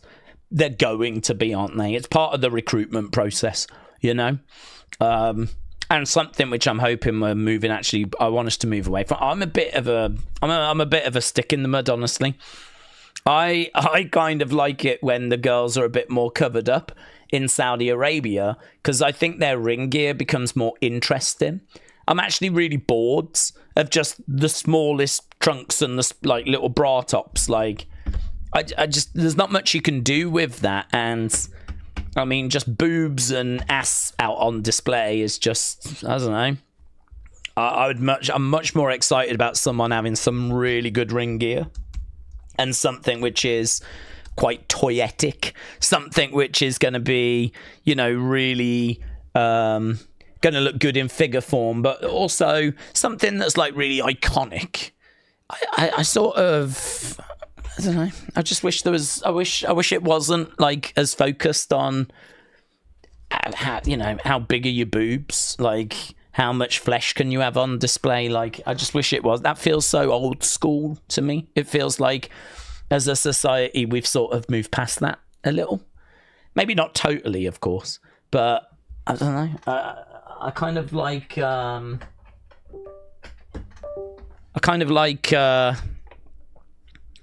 When we go to Saudi and they have to like mix up their gear, there's people moaning. People are always moaning, but people are moaning about that. I'm excited by it. Like when we go over to Saudi and the women are going to have to change their gear. I mean, I'm not crazy about the fact that the women have to cover up because they have to. I'm not crazy about that, right? But I do like the fact that it means they have to sort of change what they're wearing and we have to get a bit more creative with it. I do like that. I don't like the circumstances around why they have to do it. That whole kind of being forced to do something. It's culture, though, isn't it? You got to respect that culture. That's their culture. That's what their beliefs are. So, I mean, I certainly respect that, but I don't know. There's obviously criticism of it because it feels a bit unfair that the guys get to wear whatever they want and the women have to cover up and everything, you know. So it's a political hot topic, but if I just focus on the fact that the women are going to get more adventurous with their ring gear, I do like that aspect. That aspect I like. So I don't have them. I don't, honestly. It's just not. It's not something I've ever engaged with, and I don't know why. Mohammed said, "Hope you're all fine. Don't want Bex to lose their Evolution and SS because Lyra is boring. Fed up watching Bron versus Sami, Penta versus Bron, and Jey versus Gunther. Triple H has effed up wrestling," says Mohammed. Well, yeah. I sort of feel like this show has been a step down from where we've been, and I don't know. I I think that wrestling is okay. I think it's okay. I think it's in an all right place at the moment. It's been better. I don't think, though, if you compare it to some of the really bad years we've had, I don't think we're in those levels. I think because it's not as good as it had been last year, because it doesn't feel as essential, because the bloodline was so good and Cody finishing his story was so good, that, you know, I think that compared to like all of that and The Rock being around, Final Boss, all of that, yeah, this feels like a big step down. But if you compare it to like 95 or 2019 or some of the historically bad years, I would say we're not at those levels. I'd say that we're above that. So it's I think how you look at it, really. It's one of those where I think you can be as down on wrestling as you kind of want to be. You can be down on like the fact that it's nowhere near as good as what we had been enjoying. But equally, it's better than like the really bad years. We're not in 2019. We're not in the pandemic. We're not in the Thunderdome, right? Or those kind of times. But it is true that I think the honeymoon period for Triple H has ended. I do agree with you. I think the honeymoon period is certainly over. It's just about now, right? What can we build towards? I mean, we know that John Cena's going to say goodbye at the end of the year. And we know that's going to be a monster moment, a really big moment. So I do feel like we've got that on the horizon. So it does feel like there's something big coming. But yeah, and SummerSlam as well. I mean, I just really hope SummerSlam delivers. I think if SummerSlam is going to be underwhelming, that's going to really hurt this year. Because I think I'm putting a lot of hope into the SummerSlam basket. Because it's the first 2-day SummerSlam. And I think SummerSlam is a really big deal. And I think they're going to want this to feel like a WrestleMania. And honestly, they can pull out all the stops. It's a massive stadium as well. So, I mean, it's a huge deal, SummerSlam. I don't see how it's not going to be like WrestleMania. So I am excited for that. So definitely some stuff coming up, which I think can still salvage the year further, you know. Nita Nitro, hello, hope you're doing well. Internet Wrestling Evolution said, do we think Howdy is turning into the Fiend? His gear is becoming similar every appearance. No, I don't get that vibe. I don't get that vibe. What about the Fiend is making you think that he's turning into the Fiend? The Fiend was a very special character. I don't know why you would want to turn Howdy into the Fiend, because Howdy is someone that you see week in, week out. The Fiend is someone you should only see once in a while. The Fiend was not a character you saw weekly. He was an attraction. So it wouldn't even make sense to turn Howdy into the Fiend. Because if you were slowly turning him into the Fiend, that would then mean you're going to end up with the Fiend. And then you're going to see him all the time. And that doesn't make any sense. So, no. I think they might be tweaking and like little changing a few little presentation bits. But no, I don't see him turning into the Fiend. Whether the Fiend is a character he can use once in a while, maybe, but I don't know how that would look. Honestly, it's a conversation we've had before, and there's a bit of concern about it because the Fiend character is not going to look as impressive on Bo because he's not got the size of Bray. So you could do it where the Fiend consumes Bo, but you are running a risk there because I don't know that it's going to look as good. I don't know if Bo's going to be able to perform the character as well as Bray did, and it's risky. It's risky. It's one of those where you could find a feud and do it, but if I was backstage, I'd want to see it first. I'd want to see him dressed as the Fiend, see what it looks like. Actually wrestle a bit of a match behind the scenes and see kind of how he performs it. And if it's not to a certain standard, I wouldn't do it. to be honest. I think you start to stray into the territory there of, it getting a little bit. No one wants a Bo version of the Fiend to sort of underwhelm. Well, I don't see Howdy turning into the Fiend. Right, Raw is starting soon.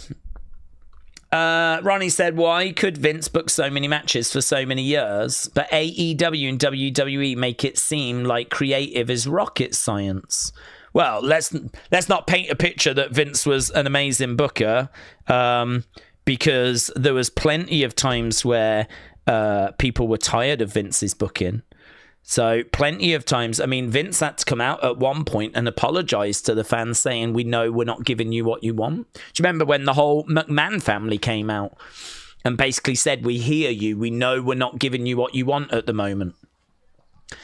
So, Vince got a lot of stuff right, but, it was only like a 50-50, maybe 60-40 at best success rate. So I would say that 23 and 24 are some of the best years WWE have ever. Like, might be the best story WWE have ever done.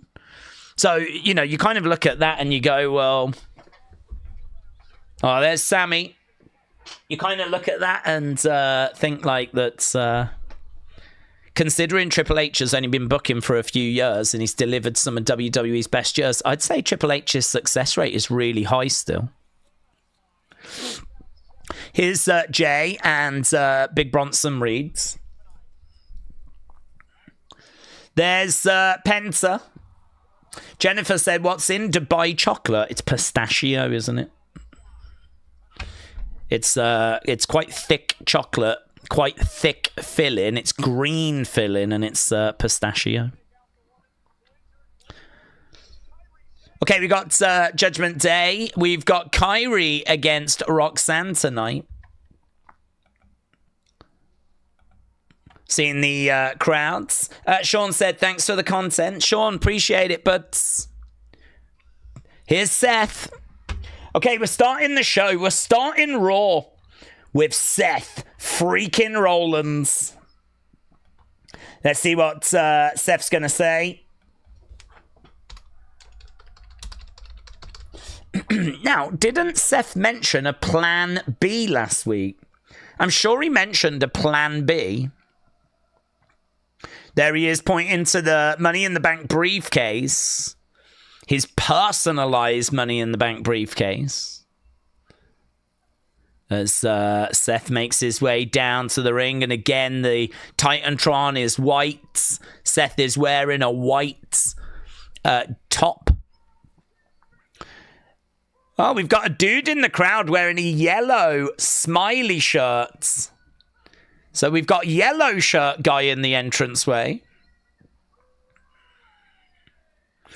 Seth coming down with Heyman, with Bron. And lots of sponsors back in the ring. Camden said, when do we think Seth's plan B will happen? Well, I'm not sure as to what the plan B was referring to. I'd honestly have to go back and have a look because I don't know if he was referring to a plan B of going and getting someone. That's what we would like to see as a new member come in, and we've spoke about that in the couple of hours we did before. Or if it's like something to do with Bron getting involved in a match or attacking or something like this. So it's going to be very interesting to see if there's any follow-up to the plan B mention. I'm honestly trying to remember last week, the main event being Seth. No, not Seth. It was Bron against Penta and Sami. Was plan B in reference to something that went down at the end of that match? I don't know that plan B is a new person. That's my point. So I'm very interested to see if this week we're going to get an update on that. But Wrestling Russ said, smash that like for Daze. Yeah, if you are joining us and you've not hit that like button, hit that like button. It really is appreciated as we are well underway right now with this week's Monday Night Raw. Seth, Bron, Heyman, all in the ring. Crowds are owing away and on their feet as well.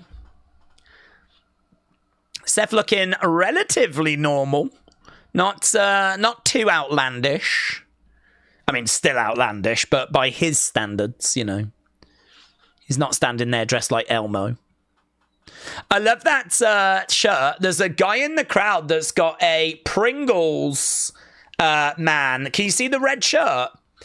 And rather than it being a Pringles thing, it says Dirty Dom. That's a good shirt, that. WWE won't be selling those, I don't believe. It's a good shirt, that. It's a good shirt. Here's Bron.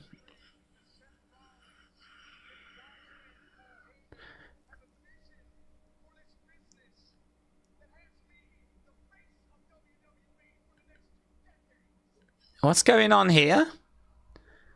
There seems to be a bit of concern that Bron has just grabbed the microphone.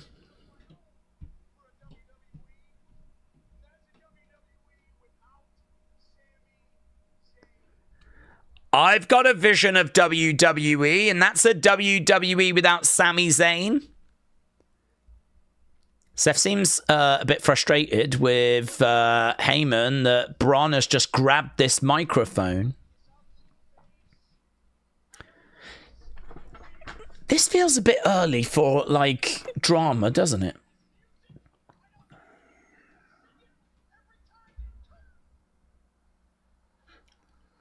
Bron getting a bit frustrated.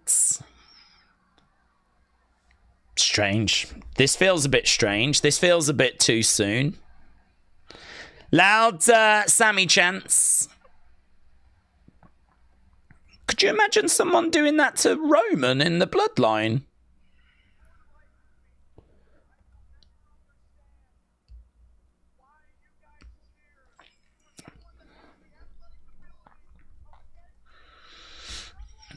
Why do you cheer for someone that's got the athletic ability of someone that doesn't go to the gym and has the athletic ability of a dead fish?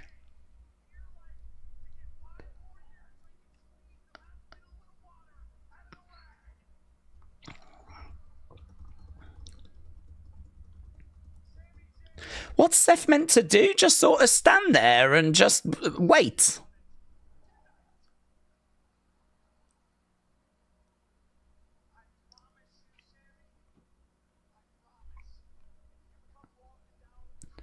If you come down this ramp, I'm going to maul your head off. Okay, Heyman's going to try now and get that microphone from Bron.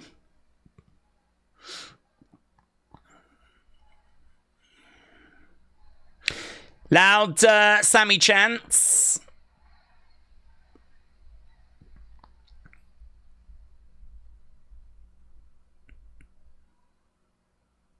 What? Are you good, Breaker?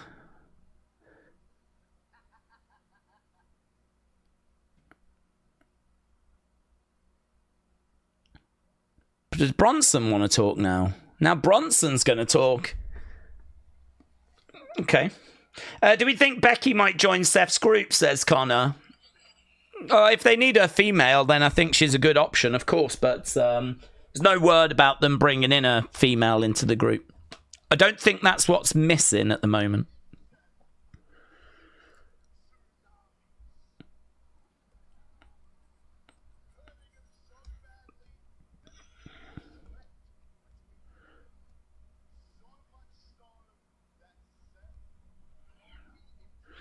Seth brought me into this group. Brought me into his vision. I will get the respect ID stuff. Seth's a lot happier about Bronson talking because he gave him the microphone rather than Bron Breakker, who took the microphone. I think it's way too early for this group to be splitting and breaking or anything, but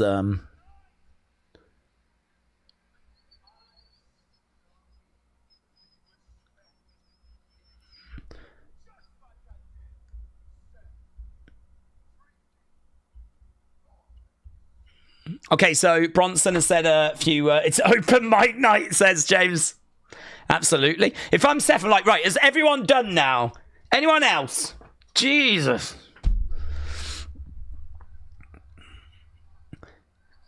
There's no way Roman would have put up with that in the bloodline, but this obviously isn't the bloodline. And actually, looking at the relationship between everyone is interesting. That's what we wanted to see. The fact that Bron Breakker feels like he can just do that and there'll be no repercussions, I think is interesting. Here's Heyman.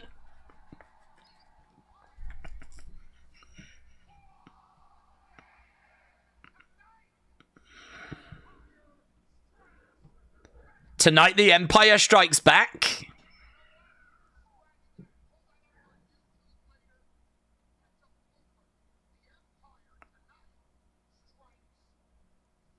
The Empire strikes first.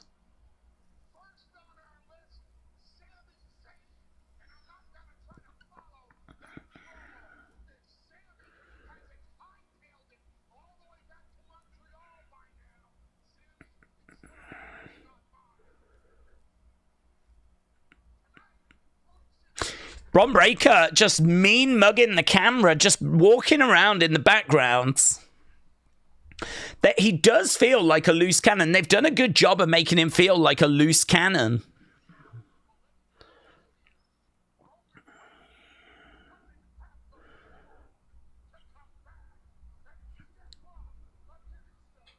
Roman doesn't have the balls to come back and step up against us. That's prompted loud OTC chants. Do you get Roman at Saturday night's main event? The OTC is MIA.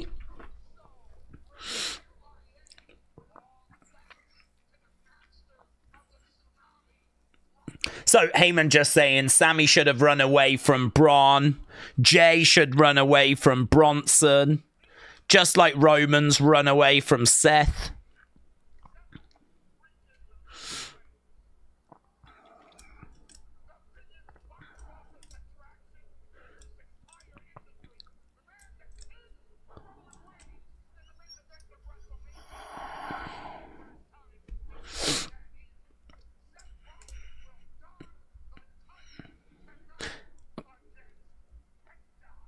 So Seth taking on Penta tonight.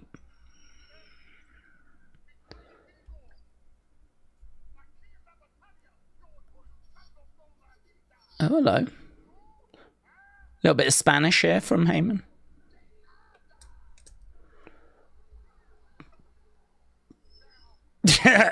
Seth's like, do you know what he just said? And everyone's like, nah, you got a clue.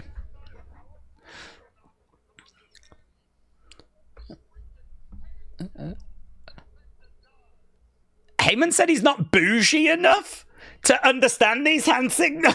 Are we bougie enough? I think we are. I understand them. I'm definitely bougie.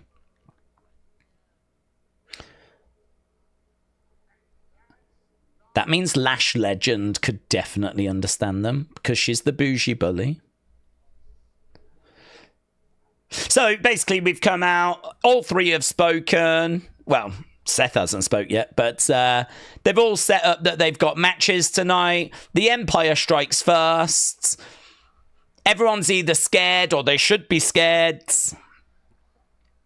CM Punk chants as Seth's about to say a few words.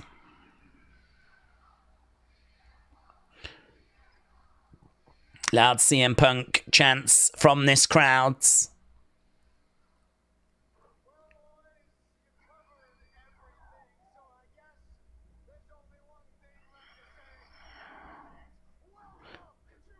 Welcome to Monday Night Raw, says Seth. Chucks the microphone. He said, boys, you said everything. It's an interesting open. I think the most interesting part is Bron Breakker snatching that microphone, taking that microphone, and clearly Seth and Paul having a conversation behind about what's he doing. It really does present Bron Breakker as being a bit of a loose cannon. It does present him as being someone that just goes off the rails, does what he wants to do. It's interesting because that obviously would not have gone down that way in the bloodline. This group is not the bloodline, but exploring those different relationships is obviously a very interesting thing to do. So I don't think that there was any disrespect meant. I just think that Bron so desperately wanted to send a message to Sami of how much he hates him and how much he's going to hurt him. But I don't know. That it does also mean that he's not worried about Seth like pulling him up for it, you know? It does mean that he's a bit of a live wire. He'll do whatever he wants to do whenever he wants to do it. So I thought that was probably the most interesting part of that open. Other than that, it was just setting the table really for the matches we've got coming up tonight. Here we've got Judgment Day.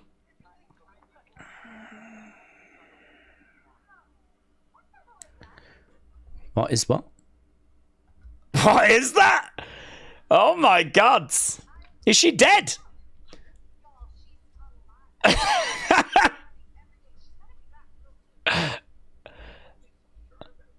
my God, we got a shrine to Liv Morgan.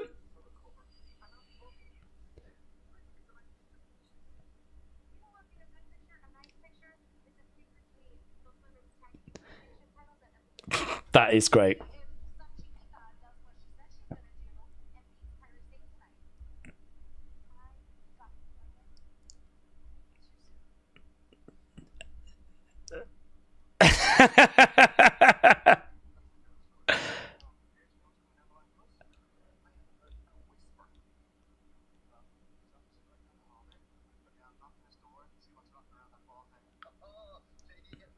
Lots of championship gold in Judgment Day.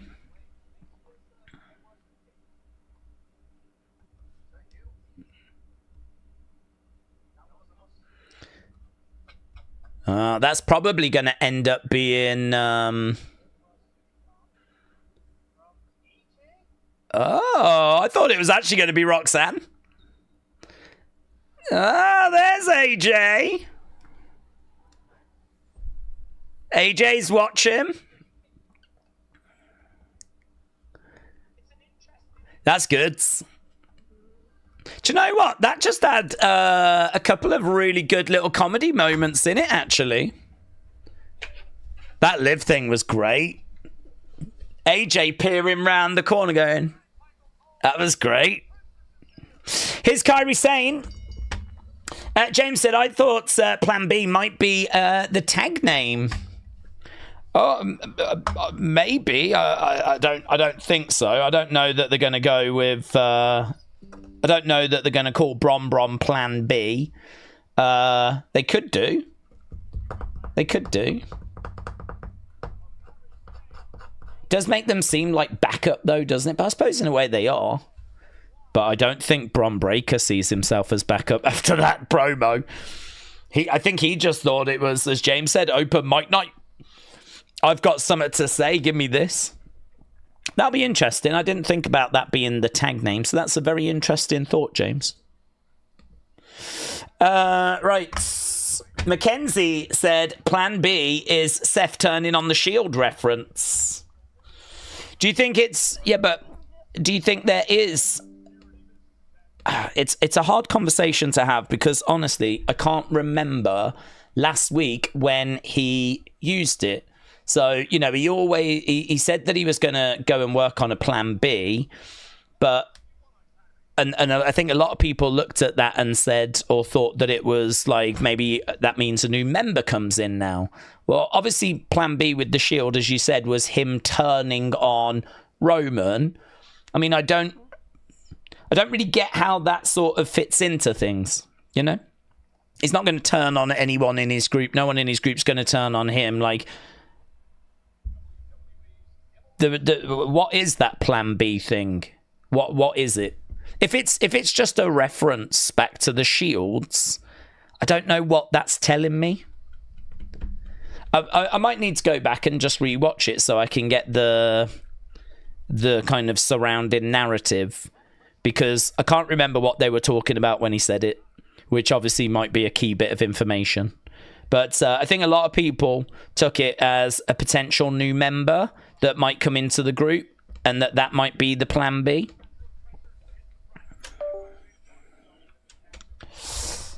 I thought Plan B was him going to Orlando to get a new number, said Nathan. Well, it's funny, isn't it, how some people have took it as being nothing but a reference to the Shields. Some have took it as being potentially a new tag team name. Some have took it as being like a new member that could be coming in. I think it's really interesting how people have really taken it in lots of different ways. I mean, this is why I'm saying it's going to be really interesting to see kind of what happens going forward, and if it's referenced again. And if it's not referenced again, then that would probably suggest that it was just nothing but a throwaway comment.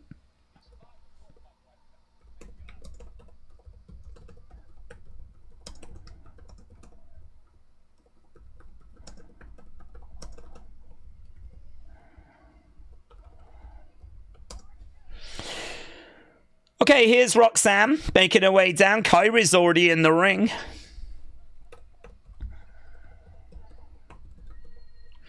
Daze, what are the thoughts that some women aren't pleased the show is on the same weekend as Saturday night's main event and All In, plus the Beyonce concert and MLB games?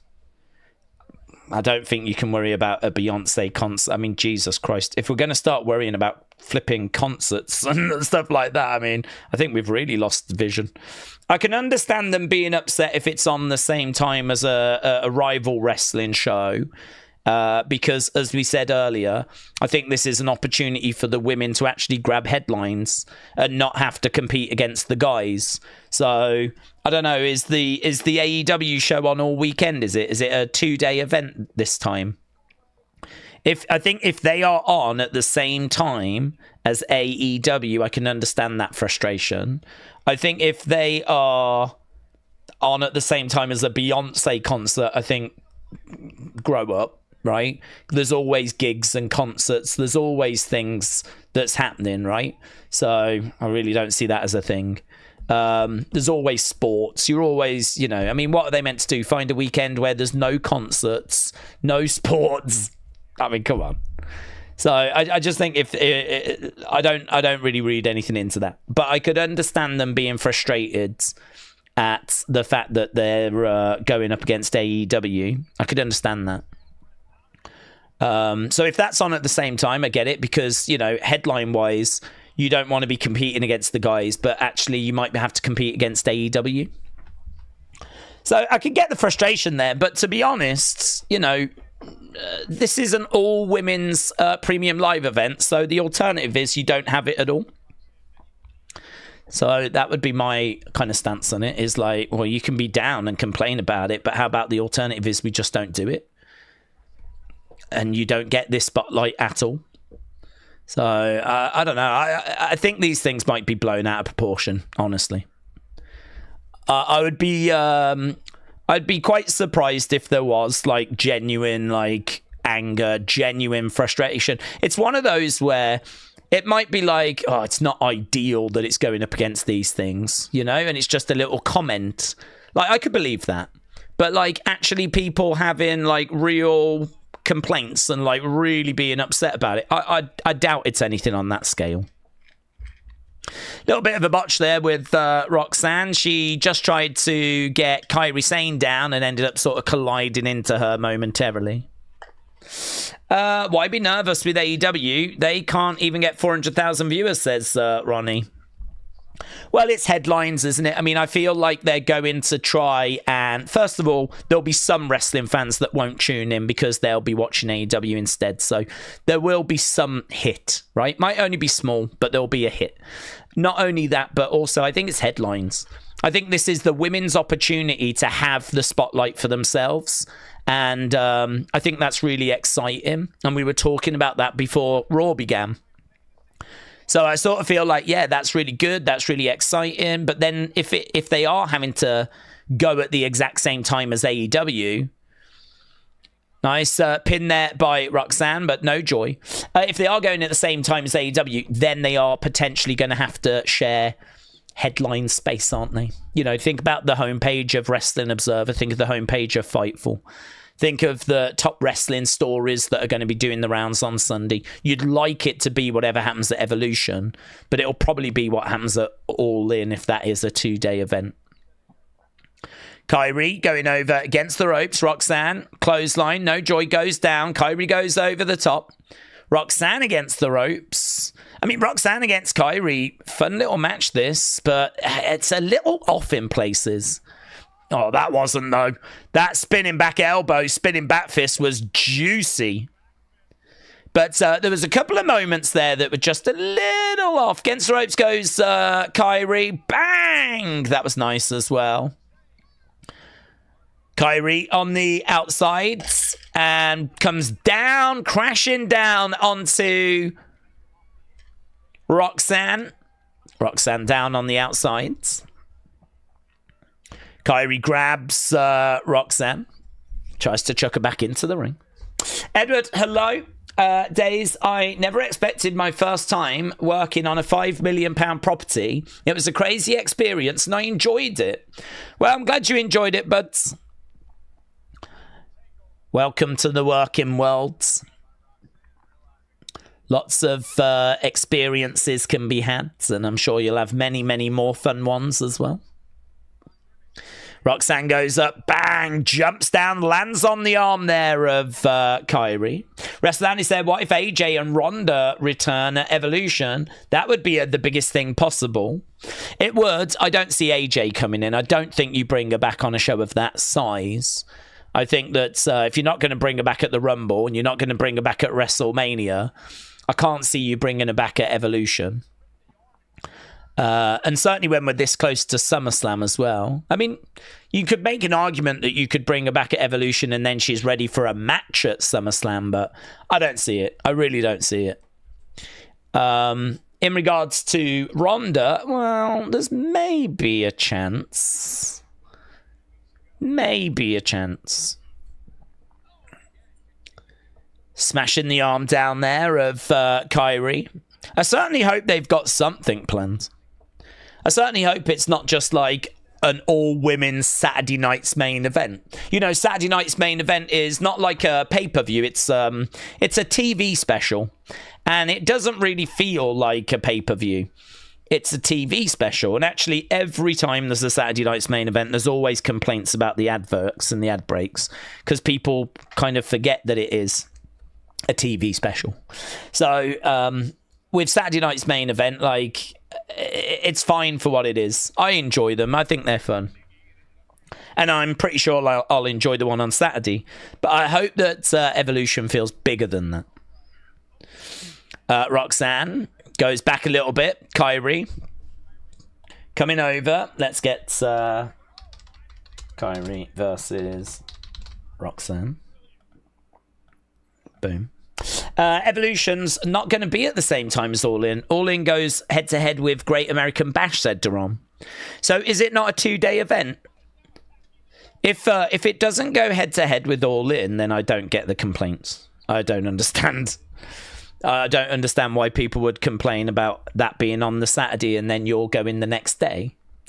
Because whatever goes down on the Saturday will obviously be spoken about on Sunday, but by the time you get to Sunday night, you should be able to grab the headlines then. So I really don't understand. So, I don't know. It's probably a nothing story, the frustration news, to be honest. Right, now we got Roxanne working on the arm of Kairi. Did you hear that Jake the Snake Roberts said WWE is making a huge mistake by releasing the Unreal series? What's your thoughts? I'm not surprised by that news, honestly. I think the old school, old timers struggle with those things. So I think that is something that spear there by Kairi. I think that is something which you would expect from the old timers. I'm looking forward to it. Whether they should be releasing it is a separate conversation, but they are releasing it, and so I'm looking forward to seeing it.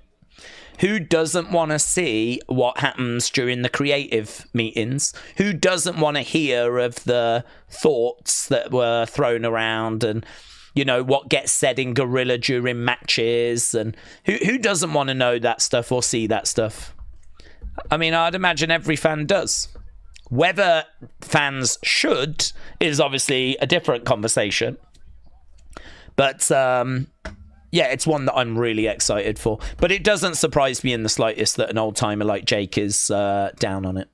Kairi goes into Roxanne. When might we see Brie return? Well, I thought there was a good chance that we might get the Bellas at Evolution. I mean, it felt like we were getting Nikki against Liv. So it seems like Nikki is ready. But Nikki's just gone missing off TV now that Liv's been injured. So I don't know what the plan is for that. I would still expect the Bellas to be at Evolution. They might not be competing, though. Back elbow there by Roxanne. Do we think Roxanne and Raquel retain at Evolution? I think they do. I don't think it makes a great deal of sense for Roxanne to help lose those titles at the first time of trying. So, yes, I think they will retain. But I think they'll then have to defend at SummerSlam. And then at SummerSlam, you know, a month down the road, might see a title change there. But surely they go in as favourites. Trying to work on the arm. This has not been a terrible match. I think the sloppiness in the early stages were just a little bit of a barrier for getting into it. But there's been some good action here. Roxanne collides in the corner. Kick there by Kairi, but it was a little off. I think she got something from it. Right now, she's trying to power Roxanne up. Roxanne's holding on to that top rope. Kairi trying to slam Roxanne down. Roxanne lands on her feet. Bang! Down goes Kairi, face first, and Kairi grabbing a hold of her elbow. Kairi trying to find a way of getting back up to her feet as Roxanne goes against the ropes. Knees to the back of the head. Going for the cover. 2. Ooh, shoulder up there by Kairi. Half an hour into the show already. And it's been okay. Back in the corner goes Kairi. She is up in the corner. Roxanne looking for maybe a suplex. She's throwing in a big forearm shot there to Kairi. Climbing up. Don't know what we're looking for. It feels like we're in suplex territory. Headbutt. Down goes Roxanne. Roxanne, though, trying to get back up to her feet.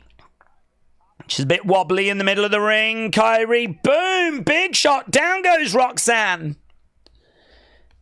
Roxanne going over against the ropes as Kairi gets back up. Raquel on the outside. Roxanne moves. Oh, Alabama slam. She's got her in position for it. Yes. Gets it. And now she's going for the elbow. Kairi's so good when it comes to delivering these elbows. The insane elbow. But Raquel grabs Roxanne, pulls her out the ring. Crowd's not happy about that. Kairi turns her attention to the outside. Kairi, big crossbody, huge. Ah, yes. I tell you what, that's a good spot to go to a commercial break. I don't know if we are, but Kairi just grabbed the camera. She was like, like that.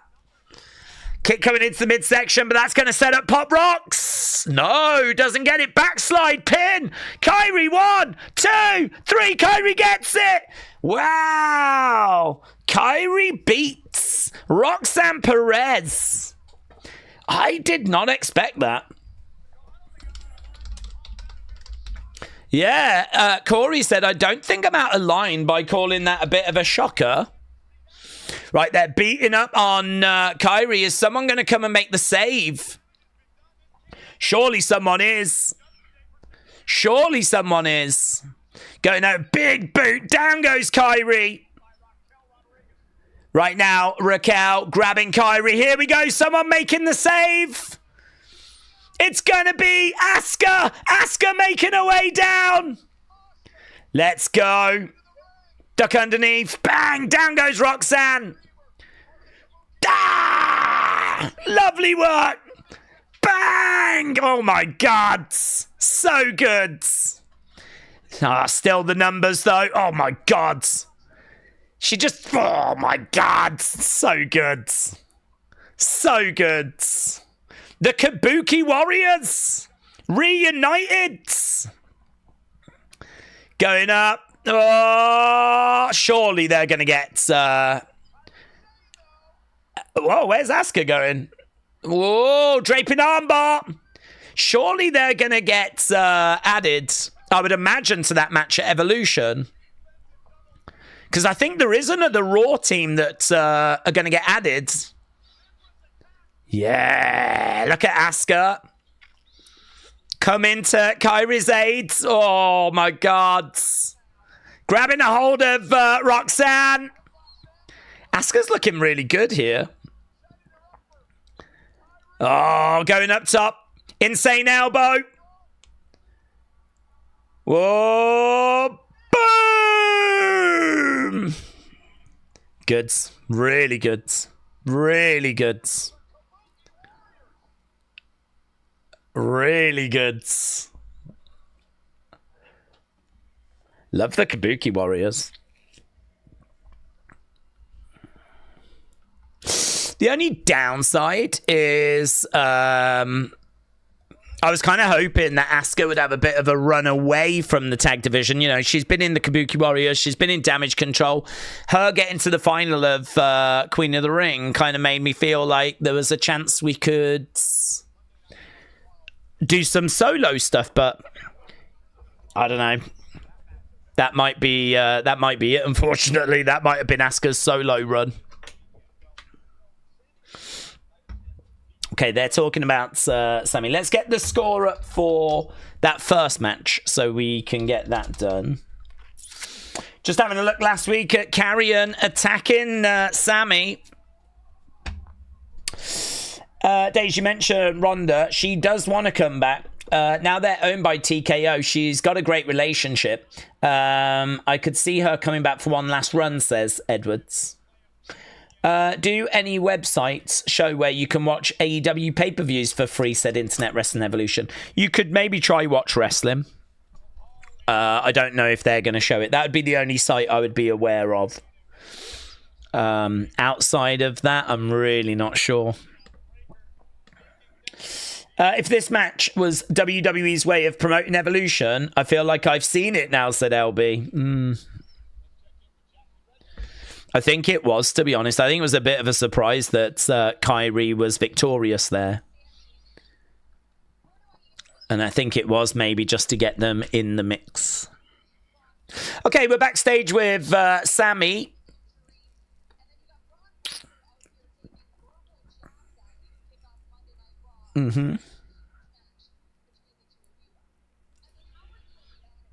How are you managing all of this? Being attacked by Carrion, having Bron Breakker taking verbal jabs at you.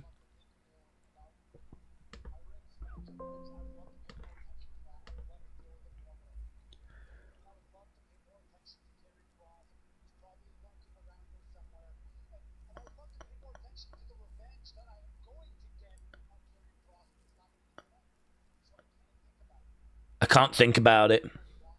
I gotta think about Bron Breakker.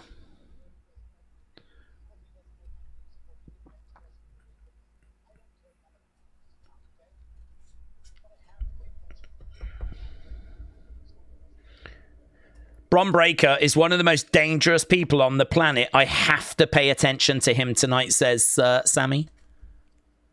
Carrion I will deal with later. Obviously, I think there's a good chance Carrion gets involved. Ah, here's Scarlett. Scarlett. Yep.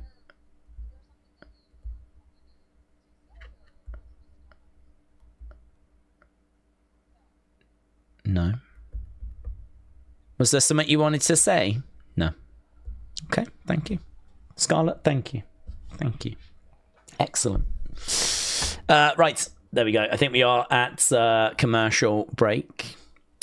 Jared said, are we thinking that Goldberg could win and Seth could cash in? Well, I think we're thinking that is an option. I don't know that I'm thinking that's what happens. I think it's an option, but I think, honestly, having Gunther lose to Jey, then win the title back, I don't know if the next move is now having him lose to Goldberg. Oh my God, what are the New Day doing? What the hell is this? New Day are here looking like flipping Sister Abigail? They're in mourning, aren't they? Because they lost their tag titles.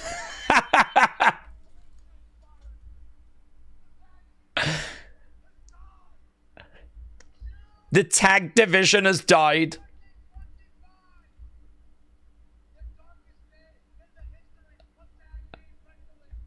Look at Kofi. The heist of the century.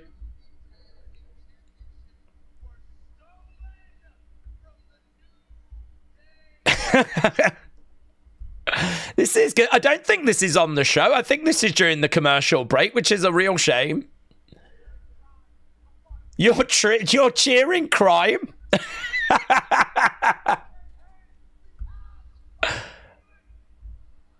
Right, they're just laying into the crowd, but New Day very disappointed that they have lost their championships.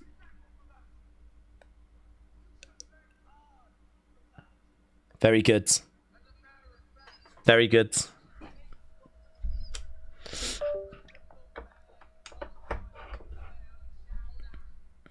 I wonder what they'll do with them on the show, though.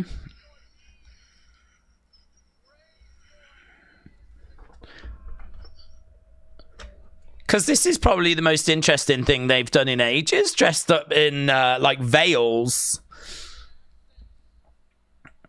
They're just going off on the crowd now. Thank God. Thank God for the New Day, says Xavier.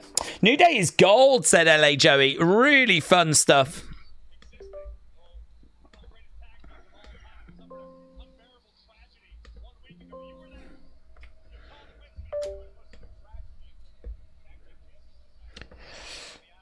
Well, we didn't really get anywhere with that, unfortunately. Michael Cole says they look better without gold. I assume we're going to get Nikki in a Battle Royal at Evolution. Yeah, that could be the play, actually. Yeah, that could be the play. Perhaps that's the spot they put her in now.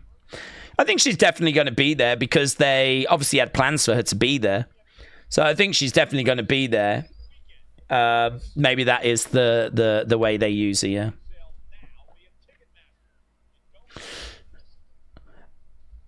Okay, we are back from commercial break. And we've got Ivy and the Creeds.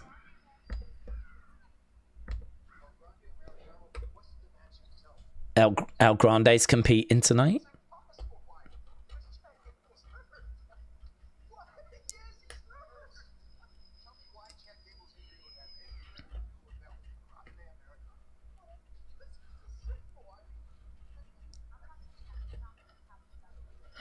Chad won't be happy about this, says Ivy.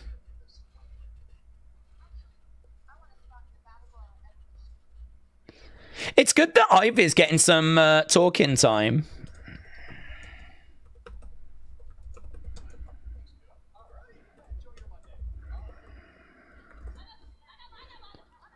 Oh, here's Asuka. Evolution.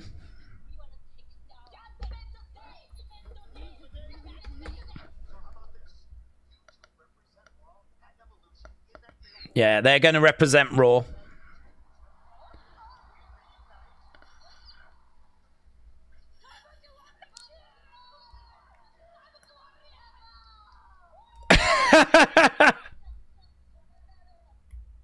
Jump, jump, jump, cha-da-da-da-dum. Jump, jump, jump, jump, cha-da-da-da-dum. I don't even know what that was. They just heard that Let's Reunite the Kabuki Warriors. They started cheering and then they were chum-chum-chumming. Chum-chum-chum. Let's go. So, this show's had its moments. There's been some comedy on this show, actually. I feel like we've got a Raw roster extension vacation this week, said Akeem.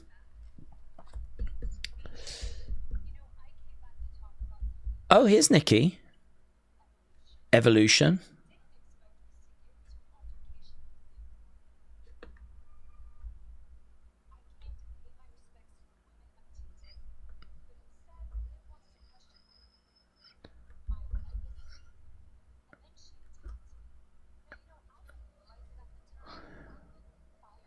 That lit a fire in me, says Nikki.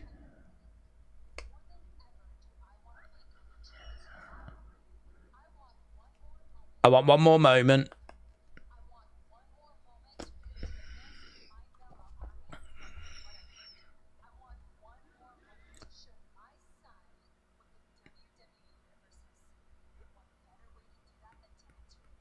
Yeah, Battle Royal. One more moment she's looking for. Okay, so we're seeing some of the women.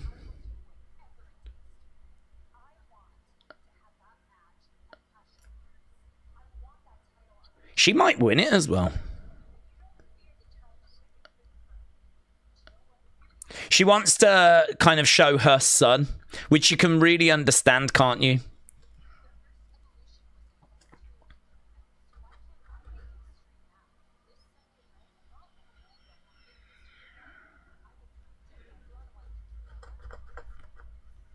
I'm going to prove to everyone why Nikki Bella is fearless.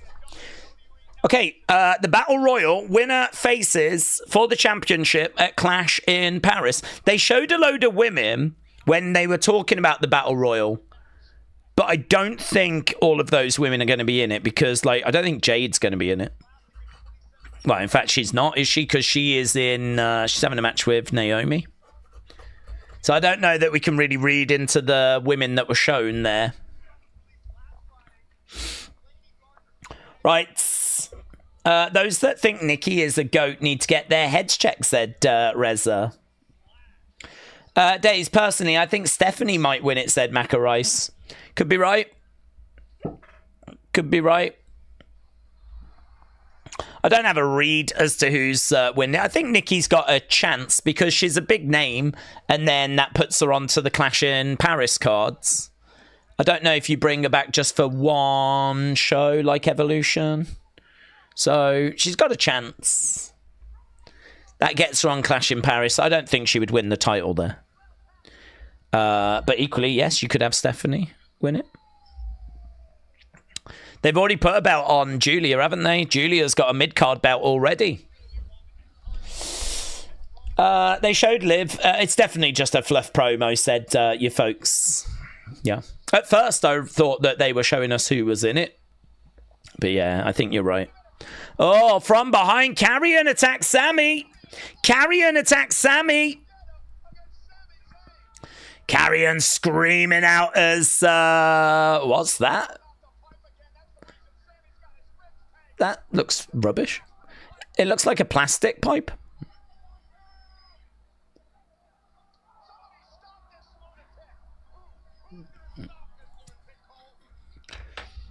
Is that metal? Yeah, it looks plastic.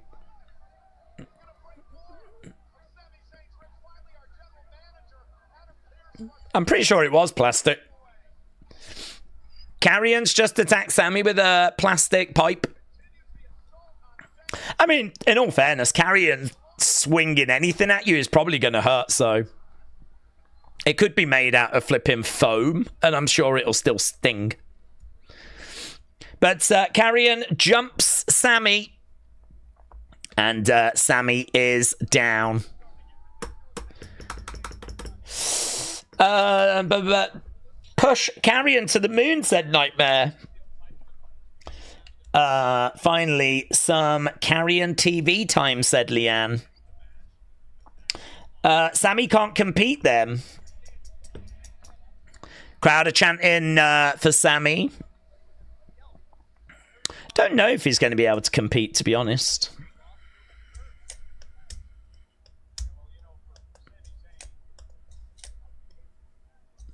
Adam Pearce said he can cancel it, but Sami's like, no, no, no. This doesn't even make any sense, to be honest. It doesn't make any sense. What's the point in Sami competing against Bron Breakker when he's injured? This whole, you know, having to fight on and all this kind of stuff. Yeah, I agree. This match should be cancelled.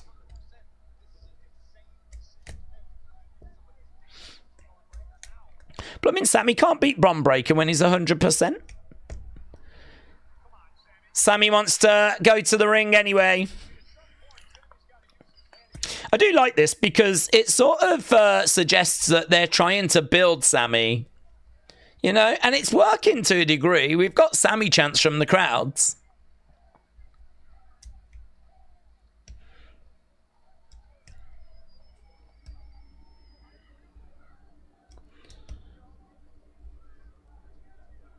Sami is being led away. He did try to go back. I've got a feeling he's still going to try. Yeah, here we go. He's saying, no, I can't do it. He's going back again, and the crowd cheer again.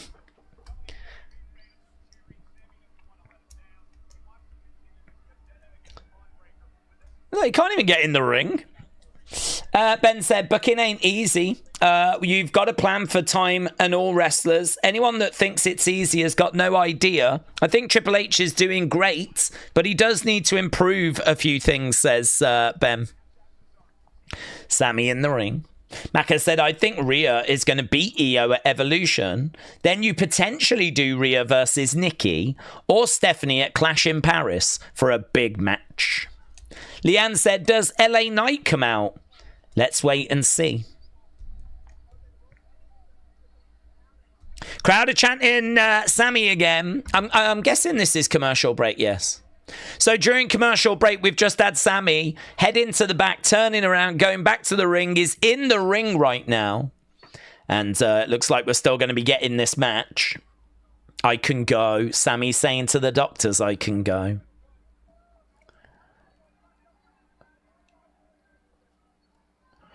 I'm telling you, Adam, I signed up for this match. Look at that dude in the crowd that's dressed as Hogan. He's gone full on there, hasn't he?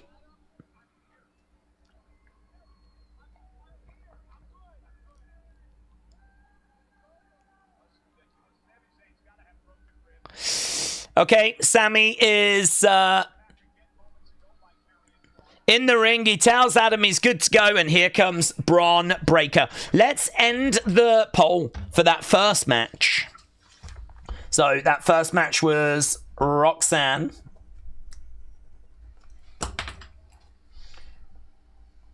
versus Kairi. And you lot said it was good. I agree.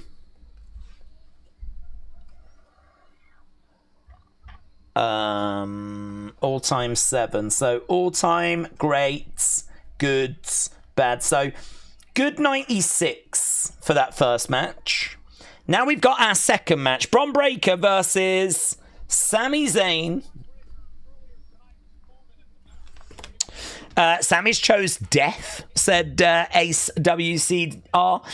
The only downside here for me is that I think we're pretty much just guaranteeing and setting up what's going to happen, which is Bron's going to smash Sami. Sami's going to obviously blame the ribs, or he won't blame the ribs, but we'll all know it was because of the ribs. And I think that's, you know. Bron Breakker's got a smile on his face. He's very excited at the fact that he's now going to get in the ring with an injured Sami. Sami is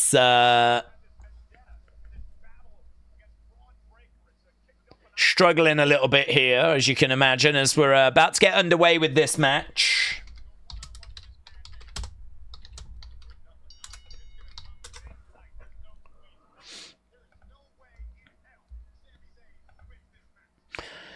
Bron Breakker, we're smiling and circling rounds.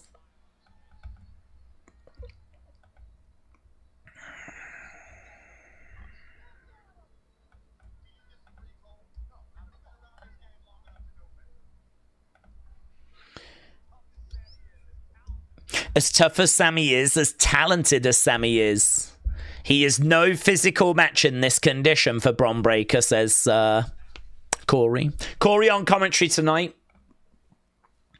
Daze, do we think having Cross do these attacks because he'll get a storyline firing as his contract comes up as a way to release him? I would hope not. I think it's a little bit not crazy. Well,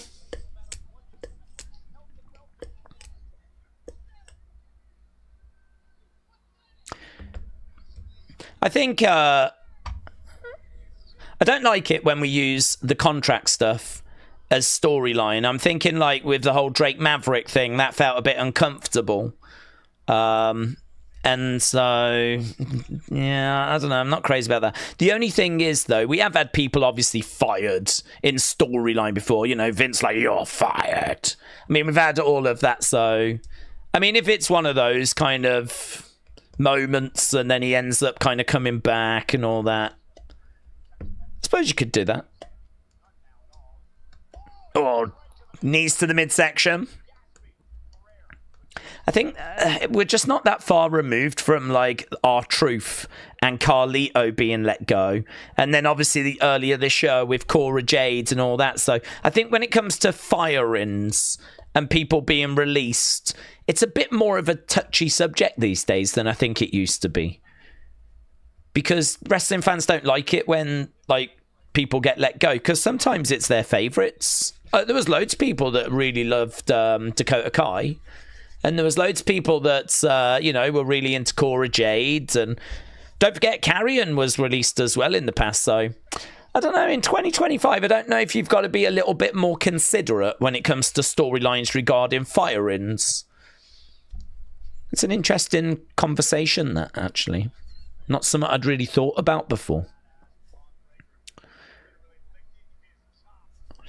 Bron Breakker in the corner.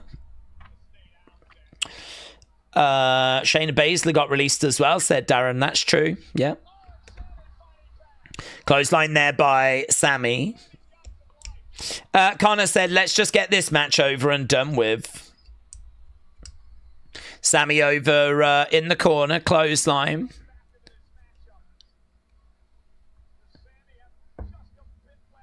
Right now we got Bron Breakker coming in. Back elbow there by Sami. Do we think we could see Io Asuka match happening at SummerSlam? You could do. We could do it. Obviously, we know the Queen of the Ring winner is Jade, and she's going to go after Tiffany. So it means Io needs an opponent. Spear there by Bron. Spear by Bron as Sami jumped off the corner.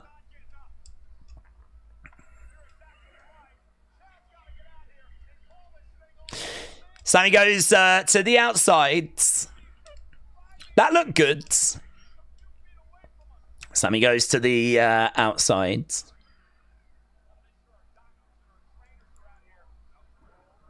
Right now we got Bron looking to go on the outside. Run around the outside. Collide into Sami. Here comes Bron Breakker. Round the outside. I don't think Bron Breakker's spears are always that great. He didn't really look like he got much of that spear.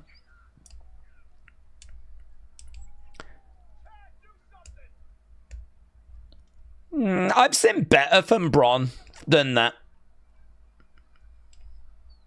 Crowd are chanting one more time. It's funny, isn't it? How the crowd are like chanting for Sami. There is no loyalty from WWE fans.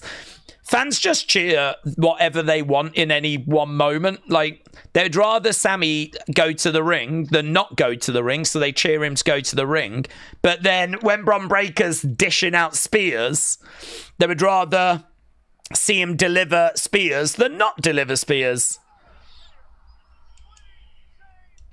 Even that one looked a little... I don't know, man. But I think Bron Breakker spears are really hit and miss. Really hit and miss.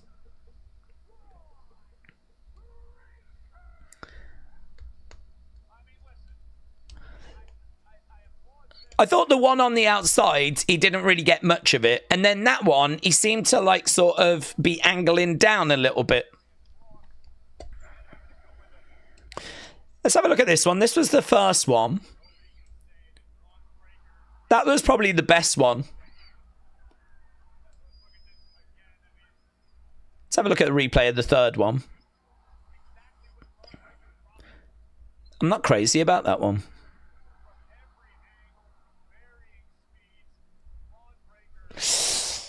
Yeah, well, Bron gets the win. No big surprise. Bron gets the victory.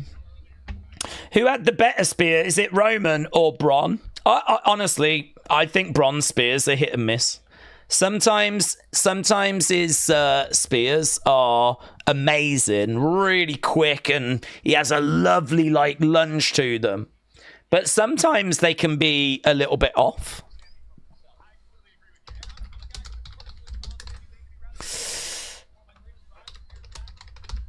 Let's get match scores. I would say consistency. I might say that Romans were better on a more consistent level, but I think that Bron has had better. I think Bron's look, when he gets them right, I think Bron's look more impressive. But actually, I do watch him sometimes just slightly be off and just slightly like not quite get them quite right. I think it's hard, to be honest, when you're running down at the speed he's going at. The margin for error is like non-existent.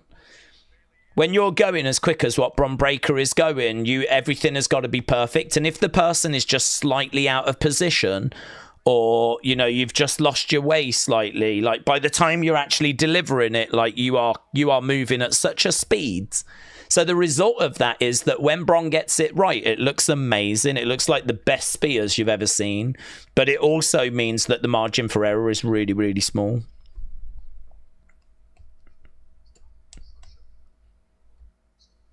Okay, we're backstage with the War Raiders. There's the New Day, still mourning. We're grieving.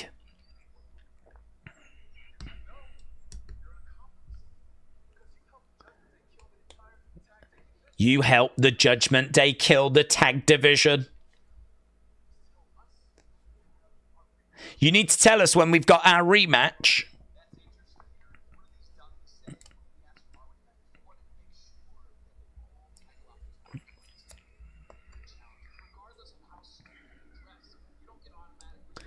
No automatic rematches. Oh, here's Becky. I'm so sorry for your loss.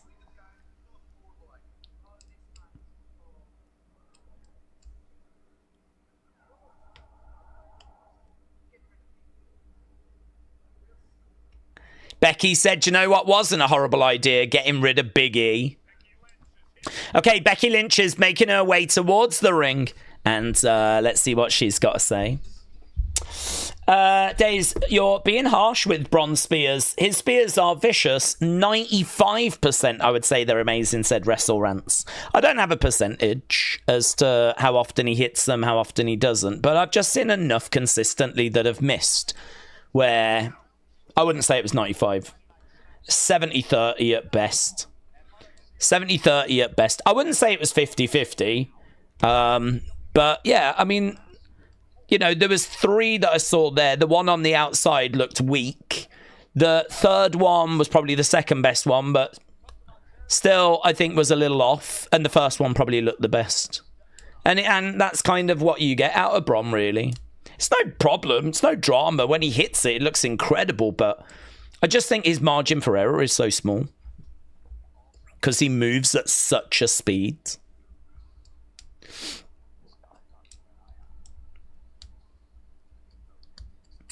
Okay, we just got a video package with JD McDonough now.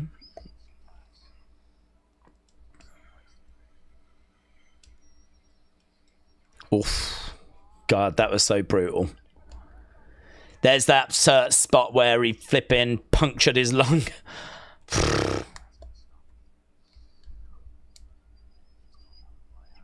You just don't know who I am or what I am capable of.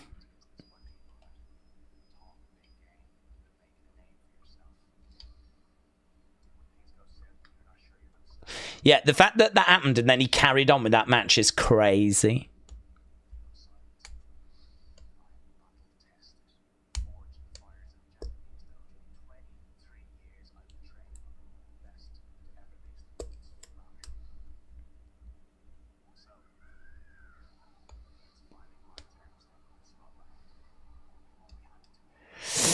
Okay, so just a bit of a hype package here for JD. Obviously now one part of the tag champs. Never bet against an ace. I don't know if we've seen that before. We probably have. Okay, here comes Becky making her way out. Triple A said, do we think WWE knows how much negative criticism Cena Cody had at WrestleMania 41? Do we think there'll be a really good match at SummerSlam? Yeah, they definitely know. They definitely know. They're going to know what was said on social media, and they're going to have seen, like, reviews, and they're definitely going to know the response, the reaction. I think it'd be hard. It'd be hard to ignore it. I mean, you'd have to actively not go online and see what people were saying about WrestleMania to ignore it. I think that they are going to try and right that wrong. I think the problem is, though, John is just not capable of great matches in 2025. You've got to have lots of bells and whistles. John could do like a short thing. But, you know, a lot of the matches this year have got outside interference, referee bumps, people getting involved. I mean, you know, you do need a lot of bells and whistles, a lot of shenanigans, because if it is just going to be John versus Cody for 20-odd minutes, I just don't know that what John can do in 2025. And it's no, do you know what I mean? I mean, at his age, with his level of inconsistency, it's understandable. It would be more surprising if he was able to go out there and put on banging matches, to be honest. Because, you know, how long has he been working a reduced schedule? How long has he been doing just one match a year or two matches a year? So, you know, he really is a Hollywood actor now. So this was always going to be a big ask. It's going to be really interesting to see. I think they know the criticism. I think they want to make this obviously a lot better received. It's going to be very interesting to see how they do that. Okay, here's the man, Becky Lynch. See what Becky's got to say.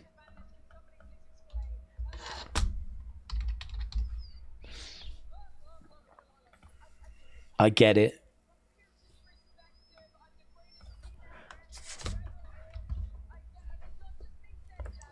I'm the greatest female wrestler that's ever lived.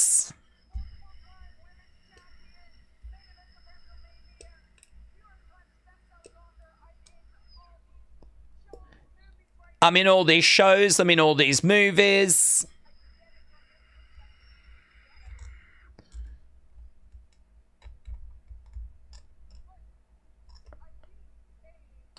I beat Bailey. I beat Lyra.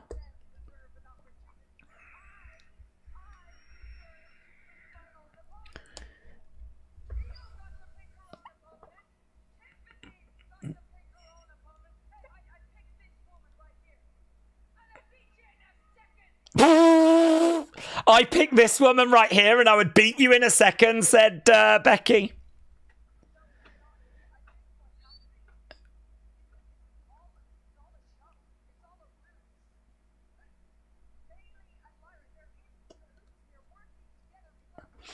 Okay, so Becky's claiming that Bayley and Lyra are working together to try and get this championship off of Becky.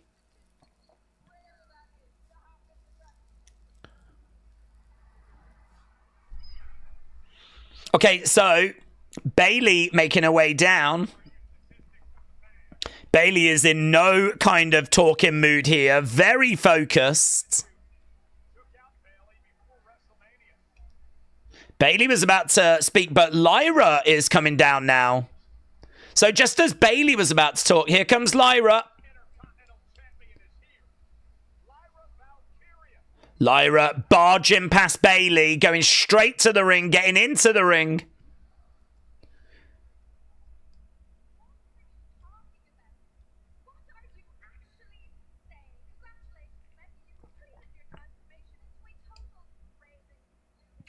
Congrats. You're now a total raving lunatic.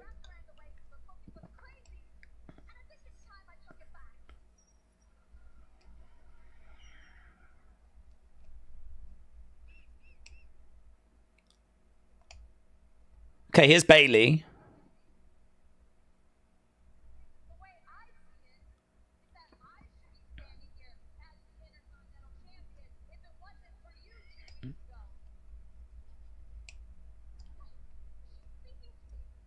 This feels really similar to what we saw on SmackDown, where we had Tiffany, Jade, and Trish. We just had 3 women on that show doing promos at the same time in the ring.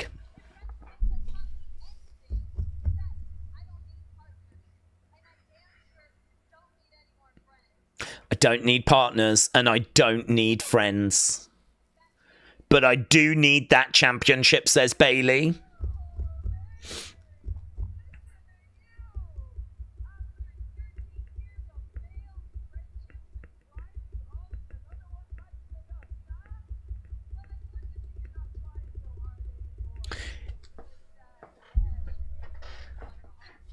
It's good to see you're not trying so hard anymore, says Becky.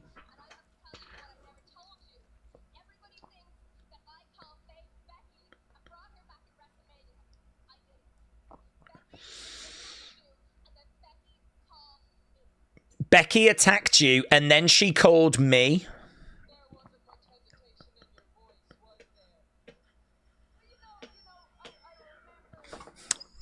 Okay. I don't really know what they can do here. I don't know what we can do that's going to make this segment really interesting.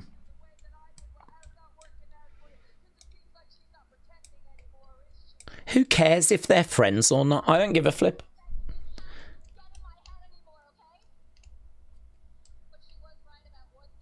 Maybe this is like for young girls or something that might care.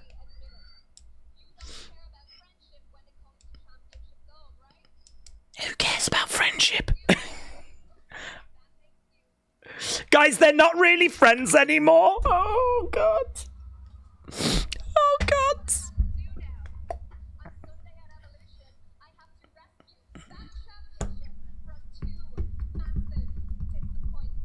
That's a good line. I've got to rescue this championship from 2 massive disappointments, said Lyra. That's good.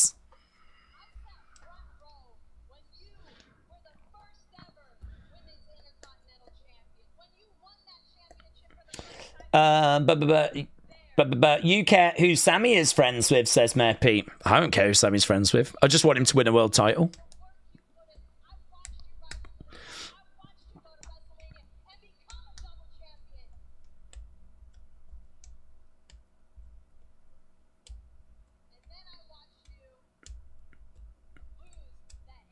I watched you win that Intercontinental title, and then I watched you lose that Intercontinental title. Ooh. Oh, shot there by Lyra. I'd say this was a better segment than what we got on Friday with Trish. Drop kick there by Lyra. But unsurprisingly, it's broken into a brawl.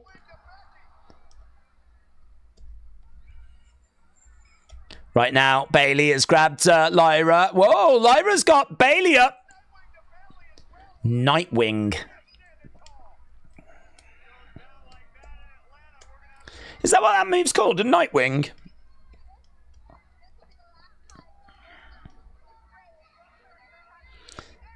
This'll be the last time your hand is raised for this championship, said Lyra. It's Lyra that stands tall.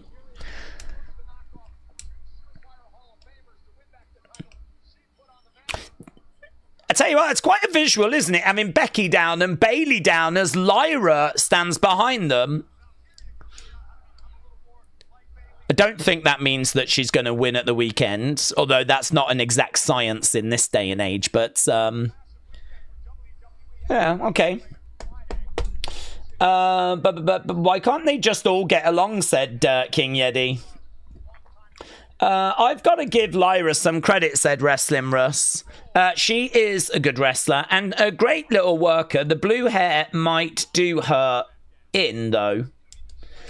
That was just like some cringe community theatre, said LA Joey. I don't know if you saw the flipping Tiffany Trish segment. That was worse. That was worse. I think that's was a little bit better. Sonny says, "Do you want a tarot, Paul?" I'm all right, thank you, Sonny. I think I've had enough. I don't know what else it can flipping tell me that it hasn't already told me. I think I've done it 10 times now. Sonny, why don't you give a tarot pull to someone else? Can I nominate someone? And you do your tarot pull for them. I don't know how you get their energy, though. But I'd be more interested in a tarot pull for someone else.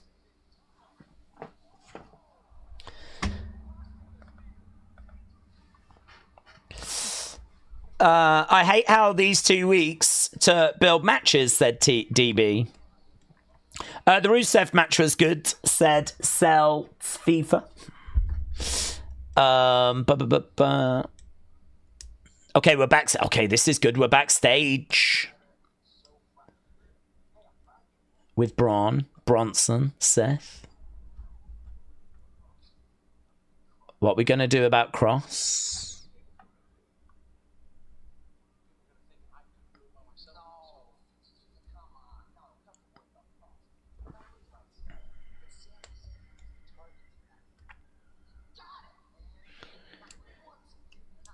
Sami was the target and you got him, said Seth. Here's Heyman. Heyman looks a bit glum. What's happened? What news?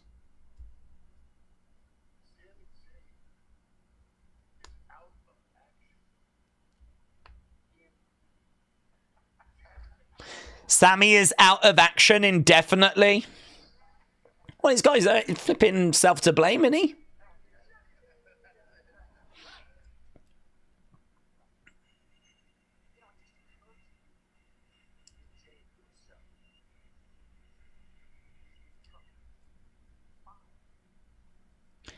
Seth tells Bronson Jey Uso is still in perfectly fine health. And Bronson Reed said, not after I'm done with him. So there we go. Smile on the face of Seth. They are dealing with some problems, but they've now got a problem to deal with. That person is with the fans, about to make his entrance. Hit my music.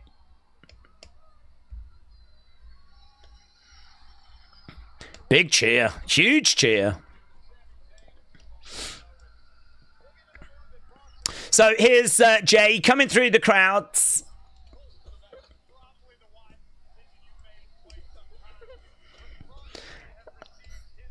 Look, that kid's already yeeting.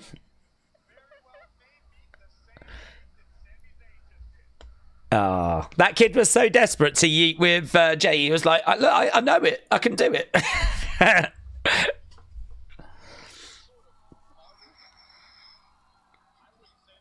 Very good. Right, 12 minutes later, says, yeah, this is going to take time. Do we see any of the following making surprise entrances? Amy Webber, Lana, Dawn Marie, Ric Flair. No. Lana would be interesting. Did she sign a Legends deal? That would be interesting. I mean, Rusev's not at Saturday night's main event. I don't know that we use Lana at Evolution, but I suppose if you're WWE, you should just try and get as many women as you can, really, from your past. Just try and reach out and see who's around. I mean, it's a way of celebrating women's wrestling. So celebrate it. Go and reach out to as many women as you can reach out to. No Penta match, said Rhea. Oh, is that not happening? I thought he was having a match with Seth. Sami will be back by the holidays, not vacation, but Halloween, Thanksgiving, Christmas, said Josh. I don't know what this means for Carrion. I mean, look, if Sami is out, what's Carrion going to do? Carrion's had his sights set on Sami, hasn't he? So what do we do now? I'm going to make grits, said Akam. But that is the main event tonight, said Jay. Rhea said, don't listen to me. Well, yeah, looks like we've still got that match tonight. So we've got about just over an hour to go. We've had an hour and 20 minutes so far. And I think the show's been fine. Easy to watch. Fine. I'd say the in-ring matches have kind of needed a little bit more. The first match you lot said was good 96, and the second match you lot said was good 89. So we've had the two matches, and they've not massively set the world on fire. So a little bit lacking in that area. Let's see if Bronson against Jey can turn that around. I mean, I'm sure that Penta and Seth's going to deliver. How's Penta against Seth not going to deliver? Carrion will now take on Seth's soldiers, said you folks, Nem. Maka said, wasn't it Heyman that said Roman isn't man enough to come back and deal with Seth? Is Seth his main event in? Could we get Roman? I mean, Roman is expected to be back before SummerSlam, so he's only got a certain amount of shows that he can come back on. I think Saturday night's main event would be the place because they're going up against All In, so you've got to steal the headline. Or try and steal the headlines. And I think bringing Roman back at Saturday night's main event would probably be the play. I would do that more so than bring him back tonight. One word, 4 letters, yeet, said A. Jobson. I don't know why I pay for premium Netflix with no ads. I still have to watch ads, said Adrian. Really? Do you? I don't get ads. I don't really get how all that works, to be honest. But yeah, I don't have them. Wrestling said, Daze, now that we've had it a few years, are we a fan of the world title on Raw? Could it ever feel equal to WWE title? I think Universal did, said WrestleLandy. I think the only way the World Heavyweight would feel equal would be if it was closing WrestleManias and main eventing shows and, you know, being on, like, top talent. I think we're nowhere near it being equal at the moment. I mean, if we look back at, you know, Gunther, Damian Priest, you know, you kind of look back at, like, who's carried that belt. I don't think those names are the same level as Roman Reigns and Cody Rhodes. And, you know, I think that, well, I mean, look, the WWE Championship goes all the flipping way back to the 60s. This belt has been around for a couple of years. So I think it's always going to be hard for it to feel equal. I'm not going to say that it can't get better, though. I think in order to do that, you know, you'd probably want that belt on Roman. You'd probably want that belt on Cody. You'd probably want that belt on Punk. And you'd probably want that belt to main event night 2 of WrestleMania. And, you know, you'd want it being involved in major angles. And, you know, you do that for a bit and it's definitely going to close that gap. Definitely going to close that gap. But I don't mind its current position. I don't think where it's currently positioned is a bad place. I mean, Gunther is an amazing wrestler that deserves to be a world champion, but understandably is not the face of the company. And so for me, if you're WWE champion, you're the quarterback, yeah? You're the face of the franchise. So, and I don't think Gunther is that. Well, certainly not yet. So him having that World Heavyweight Championship makes sense. It makes him a world champion, but it doesn't give him the burden of being the face of the franchise. Same with Damian Priest. So Damian cashing in successfully and having a run with the world title, he ain't nowhere near the face of the franchise. But they saw enough in him where they wanted to give him a look. They wanted to give him a try. They wanted to see how it would work. They did it. I don't think it worked, but they gave it a go. You wouldn't want to do that with the WWE Championship. So, you know, I mean, like Bron Breakker, when he wins his first title, probably be the World Heavyweight Championship. If Sami Zayn's going to win a world title, it'll probably be the World Heavyweight Championship. I don't mind a world title that sort of plays second fiddle and, you know, gives us the opportunity to have a look at people and see, are they good? Can we build them? Have they connected with the crowd? How does this feel? Before we then move them on to like the WWE Championship. So I really don't mind its current position. I don't know that both of those titles have to feel exactly the same. I think it's okay that there is a difference between them, personally. Right, we are underway with Bronson versus Jey. And this match will be okay. This match will have its moments, I'm sure. As we said, we got an hour to go. 1 hour to go in our main event tonight. Seth Rollins versus Penta could be a banger. I mean, that really could be something special. The only downside will be if there's like loads of outside interference. And shots coming in there by Jey. I wish for Austin whilst you are at it. Reed's costume also always looks greasy as hell, said Leanne. Big boot there by Jey. Jey seems to have different attire on tonight, actually. Those shorts that he's wearing just seem a bit different.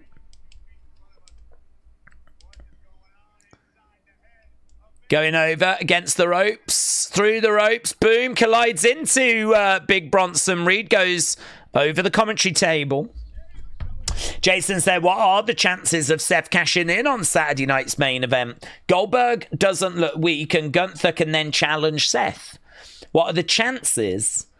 I am going to say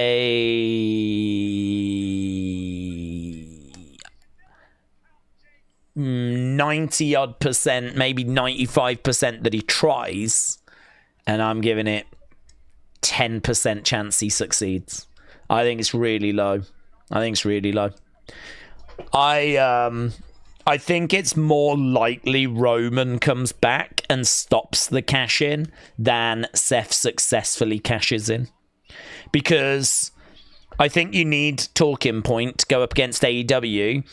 Word on the street is Roman's having a match at SummerSlam. It would then bring Roman back. They've already mentioned him this week, saying that he's scared. Which prompted OTC chants. Is that the seed being planted for Roman returning at Saturday night's main event? And, you know, there's no other big show before SummerSlam. He's not going to come back on Evolution. And then after Saturday night's main event, it's only Raws and SmackDowns. So, a chair was thrown by Big Bronson Reed. Wow, okay, the match has ended. Big Bronson Reed hurled a chair at Jey as Jey was coming against the ropes. probably no point in rating this match because it didn't even go like 5 minutes, 3 minutes. Bang! Do you know what, though? Bronson Reed isn't really interested in whether he wins or not.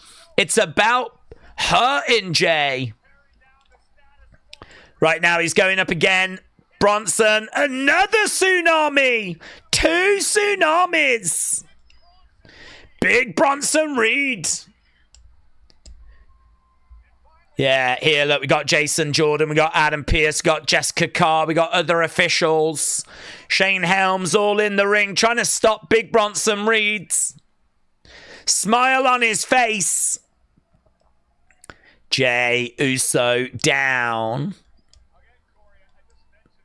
I'm surprised that he's happy with just 2. I thought he would want to do a bit more.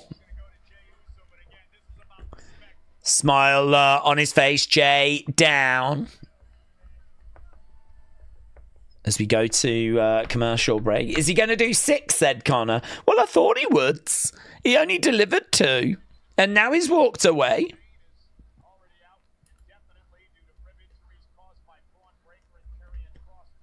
And we're actually seeing Big Bronson Reed with his arms outstretched going back to Gorilla. So it looks like those 2 tsunamis are going to be it.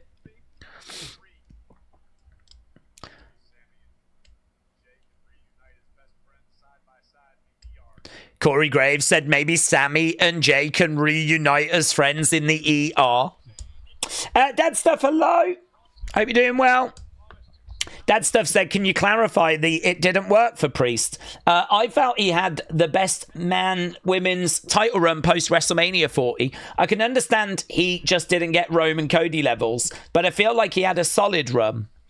Yeah, I don't really feel like the fans really took to him. I wasn't hearing like Damien chants or really like crazy support for him or seeing loads of signs or seeing lots of a groundswell of support. So I feel like we put the belt on him at WrestleMania in a big moment. And then, I mean, the creative wasn't great. So, you know, it could be that it was just that the creative didn't work.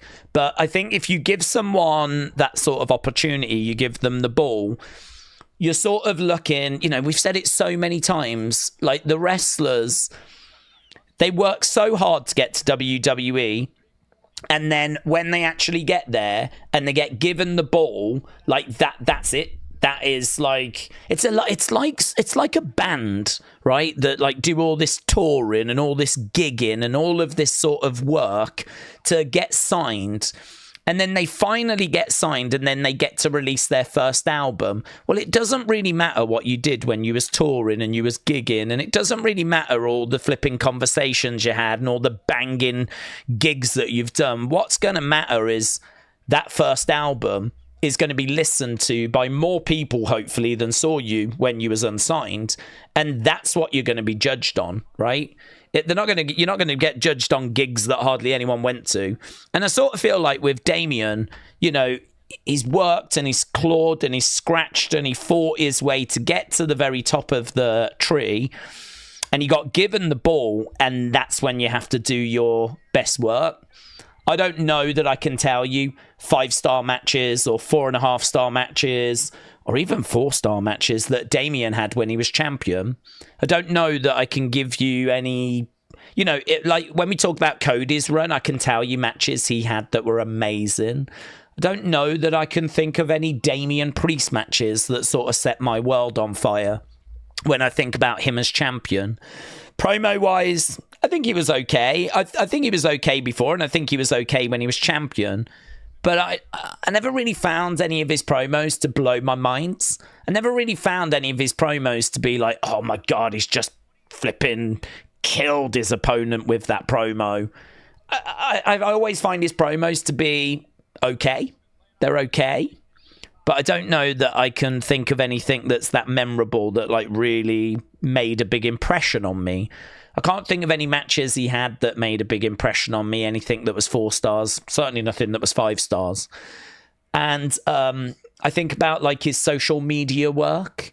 I think about, you know, what Carrion is doing in like putting out all these messages and, you know, desperately trying to reach the fans and speak to the fans. And I sort of look at like what he does online. It's very limited. There's not really much there. And so, you know, look, if the creative is also going to be a bit flat, then you're fighting an uphill battle as well. The only thing I'd say is that Cody's creative was quite flat, but he still managed to deliver one of the best in-ring matches of the year against AJ Styles. And then even the follow-up that was a street fight that was really well received. And I think a lot of people look at the Damian situation. It's like, I don't know. I remember his match at Clash at the Castle against Drew. And really that thing just felt like it played second fiddle to the CM Punk feuds. You know, CM Punk Drew was really the big focus there, more so than Damian defending his championship, which is obviously disrespectful to Damian, really. What Damian needed was he needed a red hot feud, probably against Finn, where there was loads of really creative stuff that was going on and loads of stuff that people got invested in. The matches then needed to be bangers. That's when I would have said it would have worked. If, like, who's clamoring for Damian to be champion again now? How many people do you hear saying, oh my God, I wish Damian was champion. It was so good when he was champion. In my mind, the creative wasn't there, but I don't think Damian carried his end of the bargain either. I can't sit here and tell you great promos, great matches that he had. And that was the dance. That was the dance. That was the time where you have to shine. That's where you get given the ball. So I think that it was not a disaster, but I don't find myself sitting here saying, I hope we make Damian Priest world champion again, because I don't really know what I would want more of. Just, it was quite forgettable. So yeah, not all of that is Damian's fault, though. I do want to say that. If you enjoyed it, that's great. I would agree that it's unfair to blame it all on Damian. I do think the creative was very poor as well, but I don't know. You got to find ways of making it work, haven't you? You've got to find ways of trying to make the best of a bad situation, and it's hard. It's really hard. And to be honest with you, it might even be largely irrelevant, because I think Cody tried to make the best of a bad situation, but people are still really down on his title reign. Still really down on it. And I think he had some great matches, great promos. But people were still really quite pleased to see the end of his title run because the creative was so rubbish. So I think it's really difficult. So I do sympathize at the same time, you know. Dad Stuff said, I agree that he needed that feud with Finn. I think the creative wasn't there. He did have a good feud with Seth. WWE started using him at a lot of meet and greets and sort of events. Well, I think that's part of the job, honestly. I think if you're world champion, you have to go to meet and greets. You have to do lots of those kinds of things. That is part of the job. I always see, if you're world heavyweight champion, I sort of see that as an audition in a way for should you be WWE champion. You know, have we got a WrestleMania main eventer on our hands? The being world heavyweight champion isn't the end of a journey. It should be us looking to see, can we go bigger? Hence why when Bron Breakker wins his first world title, I think it should be the world heavyweight championship so that we can see how he does with that stuff. You know, how does he look with the belt? How much do the crowd care about him? How much, like, you know, does he connect with the fans? You know, with Bron, it'll be different because he'll be a heel. So how loud are the fans? How much do the fans hate him? Like, how is it sitting? How is it working? What's his match quality like? Obviously, they do reports from house shows, which we don't get access to. But, you know, what's the vibe like? How much is he struggling with the extra burden? You know, we don't get access to that either. Some people love it and embrace it, and some people, I think, might struggle with that extra workloads. Some people actually might not want all the extra stuff that comes with it. Do you know what I mean? It is unfortunate that I think some people, I don't have any names for you, but you do hear in shoot interviews wrestlers talking about this, about the fact that some people just get comfortable. They get to WWE and they get comfortable. They get well paid. They get to wrestle regular.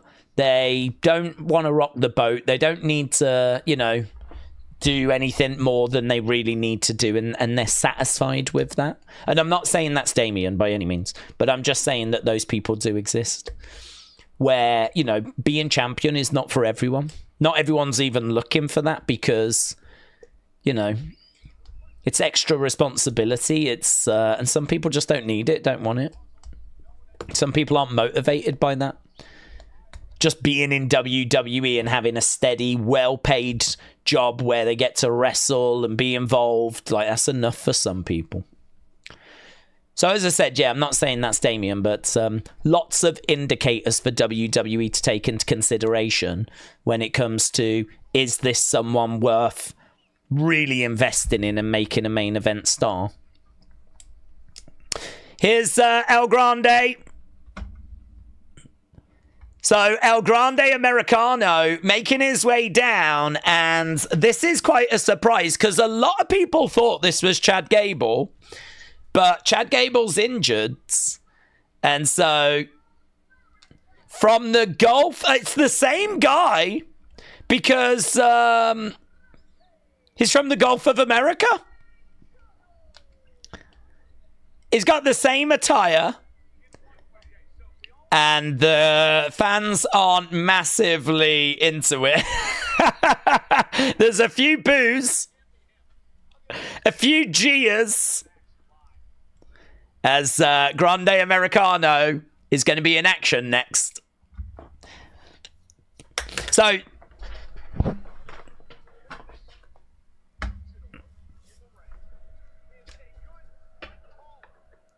okay, so Michael Cole said this luchador that's in the ring right now is a good foot taller. Matt Pete said Grande with Ludwig mannerisms. Love this. He's really branching out, isn't he? He's really adding to his emotes. Okay, we are at commercial break. Who did Ludwig pee off to get this horrendous treatment, says Robbie.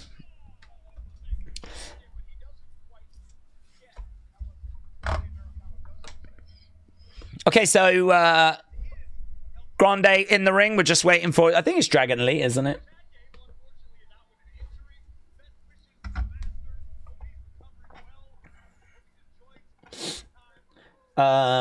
Daze, these Raw episodes have been easy to watch and more enjoyable than during Mania season.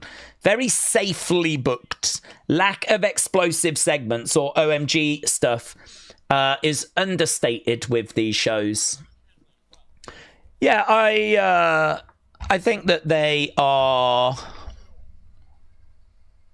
easy to watch. I also think they're easy to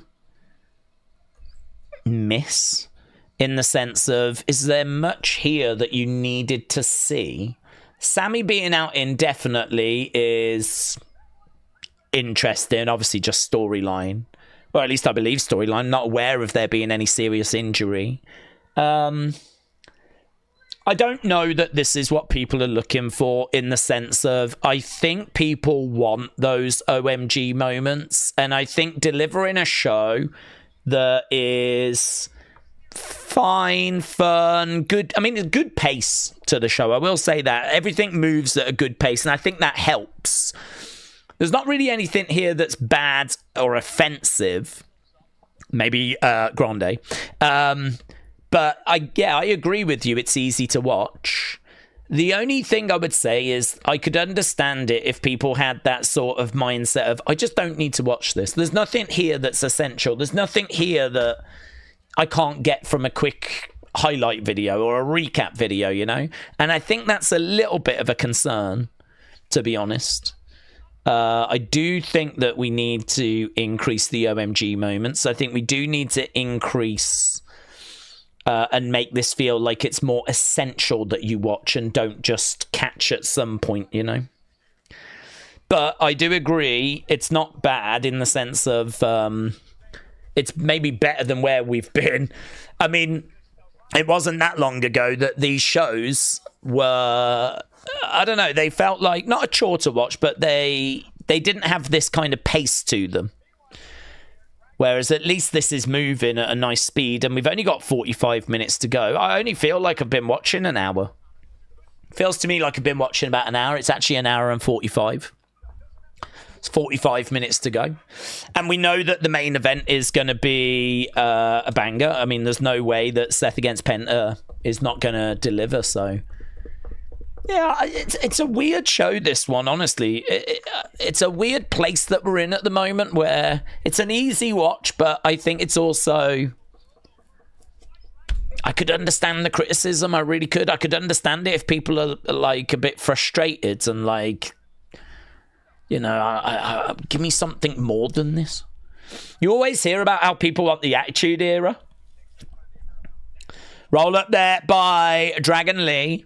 And how they love the Attitude Era, and they love Stone Cold and Rock and Kane and Undertaker. And I'd say this feels very removed from that, doesn't it? This feels like a different company. This doesn't feel like the same company that had Rock, Triple H, Stone Cold, you know, Jerry Lawler and JR on commentary, and Undertaker, Kane, and flipping Val Venus and Gold Dust, and...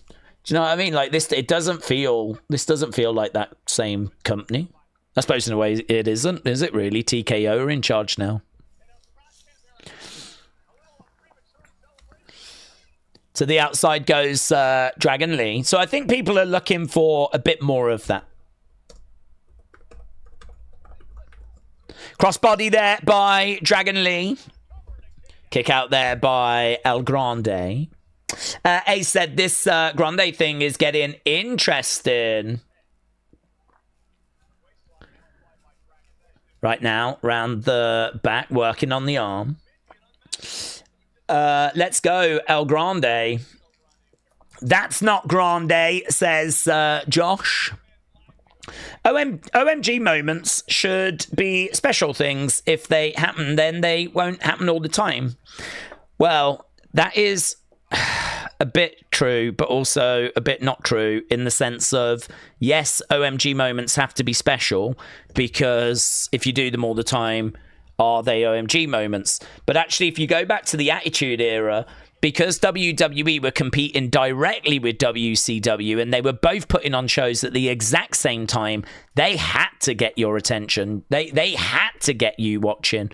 There had to be things that happened on each show, because if not, you would change the channel and watch WCW. So that's why when we look at like the top Attitude Era moments, the top 50 Attitude Era moments, like you can easily fill out a countdown like that from the Attitude Era, because on a very, very regular basis, maybe not quite every single week, but certainly on a very, very regular basis, every other week or, you know, every 3 weeks or sometimes every week, there was big things that were happening. There were big segments, historic segments, OMG moments, things that were going on, because the alternative was that people would change the channel and watch WCW. It's hard, isn't it? It's a bit like your favorite TV show, like flipping Walking Dead, whatever. You're going to have episodes that are a bit sleeper and a bit slow. So you are going to have episodes like that, but you are going to also have like really great episodes, and you can have like lots of great episodes in a row. And Breaking Bad was fantastic, and that had like big bombshells on a regular basis. But yeah, occasionally you get your sleeper episodes. What I would say about WWE at the moment is it feels like there's quite a lot of sleeper things and nowhere near enough OMG stuff that's going on. Nowhere near enough like big shocking sort of developments and moments. But it's really hard because they've got so many shows. It's hard to compare WWE to a TV show that runs for like 24 weeks and then has an off season, and also 24 weeks for an hour once a week. Do you know what I mean? Like, this is just so different. It's well, I don't even know what you can compare it to. It'd have to be like a Coronation Street and EastEnders, flipping whatever soaps you have wherever you are. I mean, it's regular content that's on multiple times a week.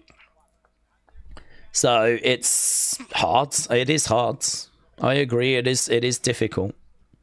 But you can only talk and judge about what it is that you're seeing. And what I'm seeing is a solid show that it has been fine up until this point. Enjoyable, easy to watch. I completely agree. I don't feel like this is a chore in the slightest. I'm quite satisfied. I'm quite happy. No complaints other than, did I need to watch this, or could I have just checked a few highlights after and just read a quick, AI summary? Is there anything here that I would read about and be like, oh my God, I needed to see that. I can't believe I missed that. That's what the shows need, to be honest. They need that, oh my God, I can't miss Raw on Monday. And I don't know that we've got that at the moment. I've tried getting my nephew into today's WWE, but he hates it. But he does love Attitude Era, and he gets invested in that. It shows how great it truly was, says Jay. Well, I think it's just like, it was so like attention grabbing. It really was like turned up to 11. And as we said, it was because they were competing against WCW. They had to command your attention. They had to make sure that you stayed around and that each show had something of value on it. It's just hard to do that in 2025. Kick out. Yeah, folks said the Attitude Era was grimy. No one cared. Oh, I think they cared. Attitude Era is not my favorite era, but I couldn't say that no one cared about it.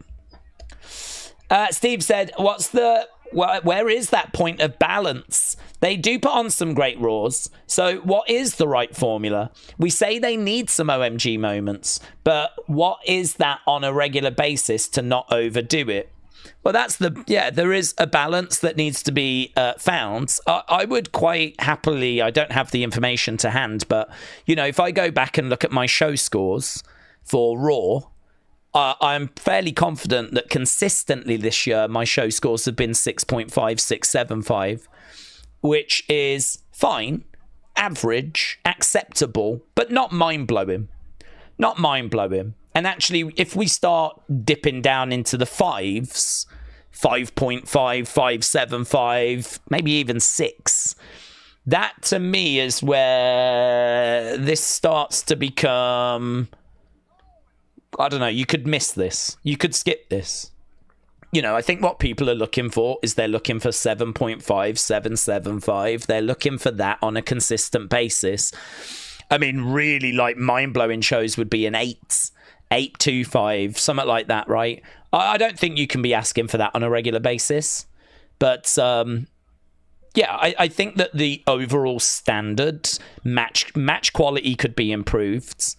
Again, tonight, Roxanne Kairi, good 96. Bron versus Sami, good 89. Bronson versus Jey, too short to score. I don't know what you're going to give Dragon Lee against El Grande, but I can't imagine it's going to be anything amazing. So from an in-ring point of view, I think this year has been underwhelming. I think too much outside interference has been a problem, rather than just giving us clean finishes and great matches. I think there's been too much outside interference. And then I think we do need more OMG moments, and we were severely lacking those on the road to WrestleMania. Severely lacking them. The road to WrestleMania was very underwhelming. I'm actually, to be honest with you, a conversation saying that we've had plenty of good Raws this year, I don't know that I could agree with. I actually think since we went to Netflix, Raws have been not that great. I would say the vast majority are very middle of the road, 6.5, 6.75. I don't know how many I will have given like 7.25 or above to. Probably just a handful of times this year. It's a win for El Grande. I agree there is a balance. I don't think that balance is right at the moment. But let's see where we get to in regards to the main event, because as we said, I think that's going to be good. Don't know what the image at the end of the show is going to be, like what that closing scene is going to be. Is someone going to come down and help Penta? Is it going to be a big brawl? Or is it just going to be that Seth, Bron, and Bronson are going to, I don't know, stand tall? I don't know. I'll tell you someone that is standing tall, and that is El Grande. We are backstage with Penta. Here is Paul Heyman. He's coming to have a few words with Penta.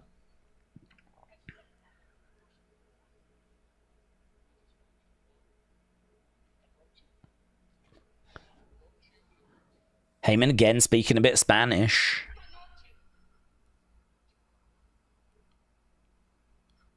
Here's Bron.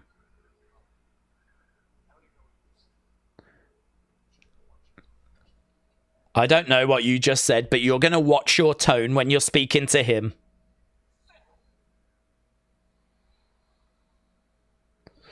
Penta walks away.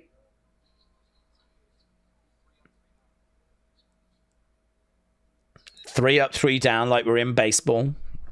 Okay. Big Mix Gaming said Bailey's cake and Lyra's legs get an all-time 99%, said Big Migs. So Big Migs getting plenty from this show.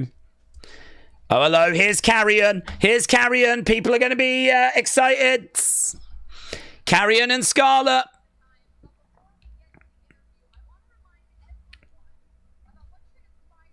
So, we're just going to have a look at what went down earlier. This was Carrion, of course, attacking Sami on his way to the ring. Double axe handle.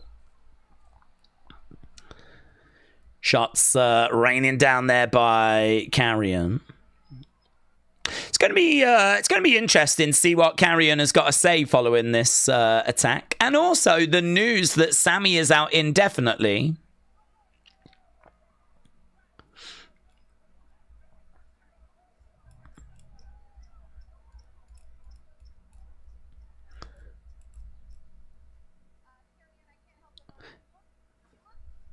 You look proud of yourself. Here's Carrion. Wasn't that great footage? So he attacked Sami earlier in the show.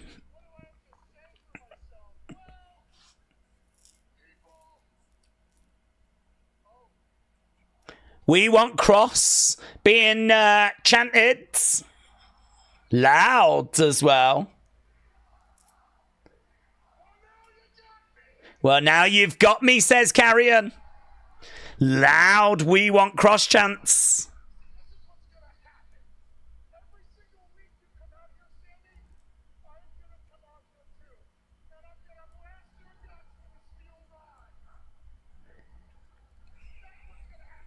He's very charismatic.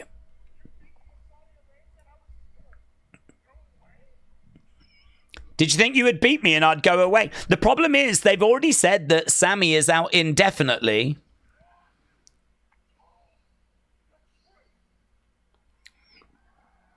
I don't know what we're going to do with Carrion while Sami's out.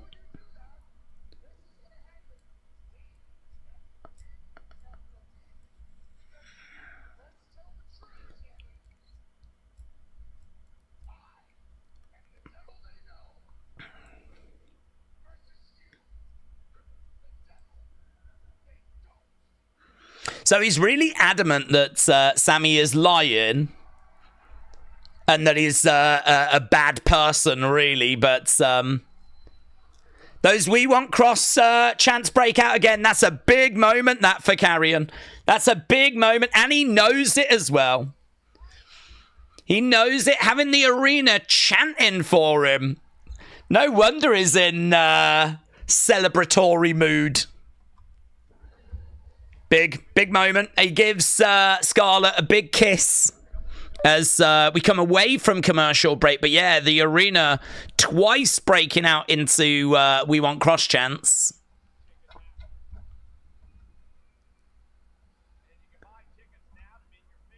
if this was a strategy, and I don't know that it was a strategy, there was a theory that it was a strategy. It's worked perfectly. Have someone like Carrion that's really good, really compelling, really charismatic, talks a lot on social media, puts out posts about how he's being held back and how they're not giving him opportunity and all that sort of stuff. You know, do that viral promo at on the Raw recap show during WrestleMania that flipping went everywhere and exploded. You know, do all of those things and just slowly bring him onto TV and use him on TV. But, you know, just kind of get the fans demanding him. If that was the play, and I don't know that it was, it's worked perfectly.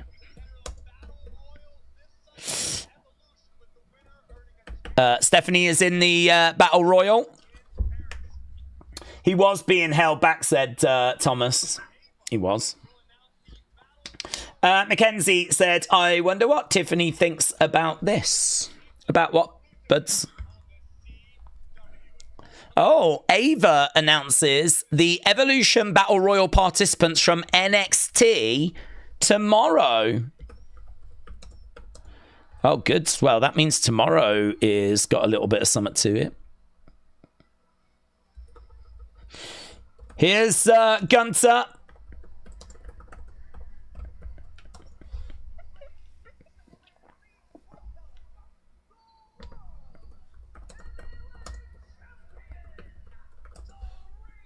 The Ring General making his way down.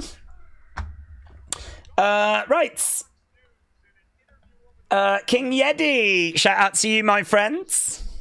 King Yeti said today's is going to be the days they're going to throw it back to you. How was the concert? Yeah, I was at Oasis on Friday. It was just absolute chance, luck, fluke that it was the first night. My brother just got tickets from a friend and he couldn't choose them. It was just whatever the guy had going spare. He was like, yes, I'll have them. So my brother got them. We didn't actually get any tickets at the time. We couldn't get them. Like, we really struggled. But, my brother managed to get them. So we were fortunate enough to go on that first night. And, it was amazing. It's one of the best gigs I've been to. They sounded incredible. Sounded amazing. Everyone was flipping, losing their minds. Everyone stood throughout the whole thing. No one sat down at any point. The set list was incredible. It was just, you couldn't really have asked for anything better, honestly. It was just as good as you could have hoped. So, had a great time, bud. Thank you.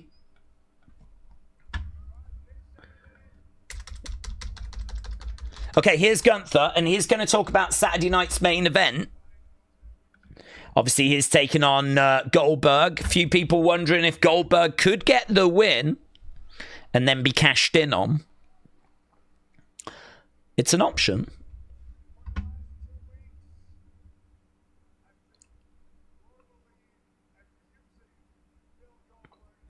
I've been verbally abusing Bill Goldberg these past few weeks, says Gunther. He has. That is true.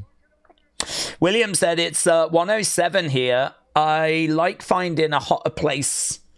In my mind, it's cool. William, shout out to you. What the hell's this? What the hell's that sound? Oh, we've got a car. We've got some sort of Corvette, is that? Here's Goldberg. Goldberg is here, jumps out the car. There was like a screeching noise as he was, I don't know why he was struggling to drive so much. But Goldberg gets out the car, starts making his way towards the ring. This, of course, our go-home segment for Saturday night's main event. Goldberg walking through, gorilla.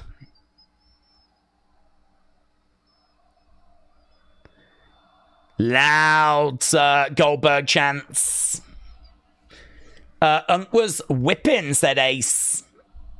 Wrestling Russ said, music, please. There we go. They've played it. It's on. Goldberg making his way down to the ring. Fans are chanting Goldberg.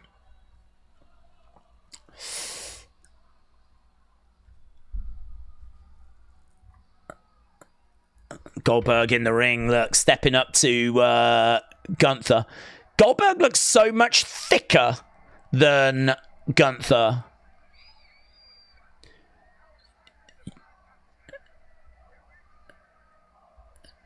Crowd are chanting, holy. Crowd are into this, you know. Loud.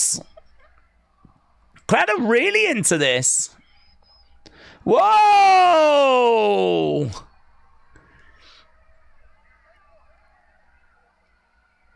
Oh, he went for a shot, but a big blow back by Goldberg. Gunther goes down. I mean, Goldberg is 58. He don't really look it. He still looks so good. Gunther gets out the ring. Gunther goes to the outside.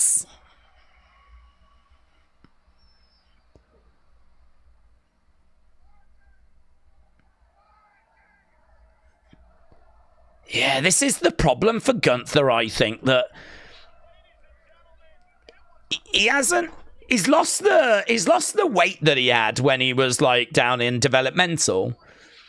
But he's not like got jacked. He's not turned himself into like a gym monster or anything. Like, even at 58, Goldberg is bigger than Gunther. Thicker, just bigger, just the arms look bigger, everything like at 58 he looks so good. The only thing is he's not going to have the cardio, the conditioning that Gunther's going to have. Obviously, I'm expecting Gunther to win. But then I said that when Goldberg faced The Fiend as well. Looks good, though, Goldberg. Got to give him props, man. Got to give him props. He looks good. Tanned and... He looks good. Scarlett and Cross's contracts might be coming up soon, said A. Jobson. They could be, yeah. Apparently they are coming up in the summer, but I just can't get a read on it, man. I don't know if WWE are doing this as a way of getting them over, or if the contracts are really coming up and they're on, you know, they might end up getting cut. I can't see him getting cut. Not if that support's going to keep building. I mean, they just had We Want Cross chants breaking out, you know. It also doesn't make any sense to me why someone like Carrion is just not given more opportunity. Okay, we've got the matchup made. So it is Zaruka, Alexa and Charlotte, Kabuki Warriors, and Judgment Day in that Fatal 4-Way. We've got JC taking on Jordan Grace. NXT Women's Championship on the line. Lyra, Becky, Bayley, Women's Intercontinental Championship. We've got the Battle Royal. Trish against Tiffany. Rhea against Io. It's a good card, this, isn't it? Actually, it is a really good card. I'm really looking forward to Evolution. I'm really looking forward to this weekend, honestly, because I think Saturday night's main event is going to be intriguing. I'm actually low-key really into Gunther Goldberg. Okay, we've got Grayson talking to New Day as Penta is making his way to the ring. And we obviously have only now got we only got 20 minutes. The flip.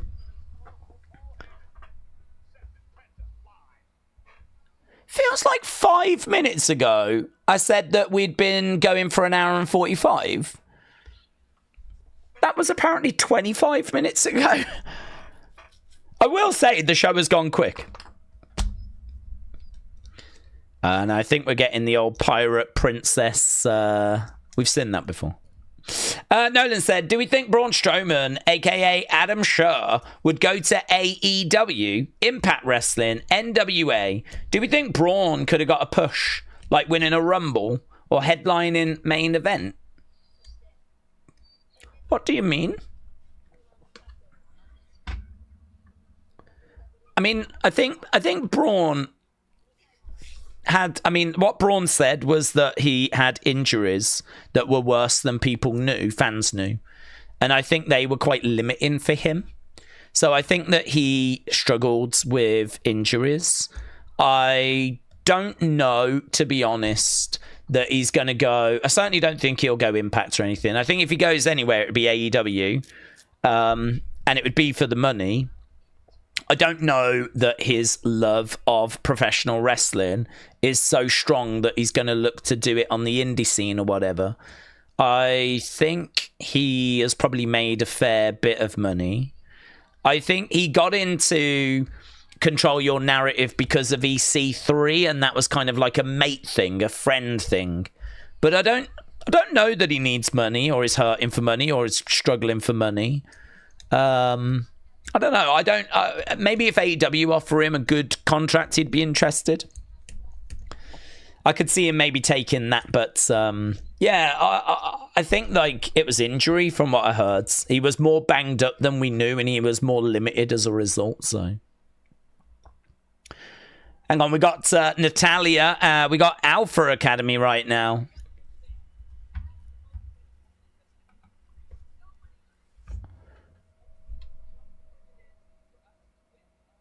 No one understands more than me what it's like to win. So yeah, that Braun Strowman. I don't know what you mean about like winning rumbles and that. Maybe if he wasn't as beat up.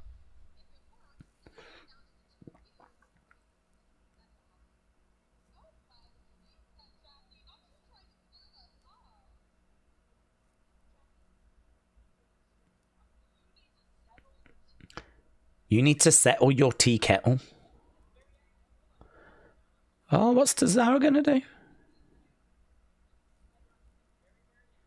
So I think Natalia is going to be... Oh, there we go. Akira rips the shirt.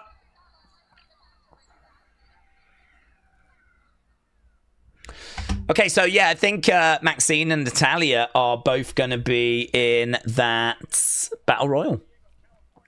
Amethyst said, what if Roman versus Seth at SummerSlam for the Money in the Bank contract? Paul screws over Seth. Roman and Paul are in cahoots all along, said Amethyst.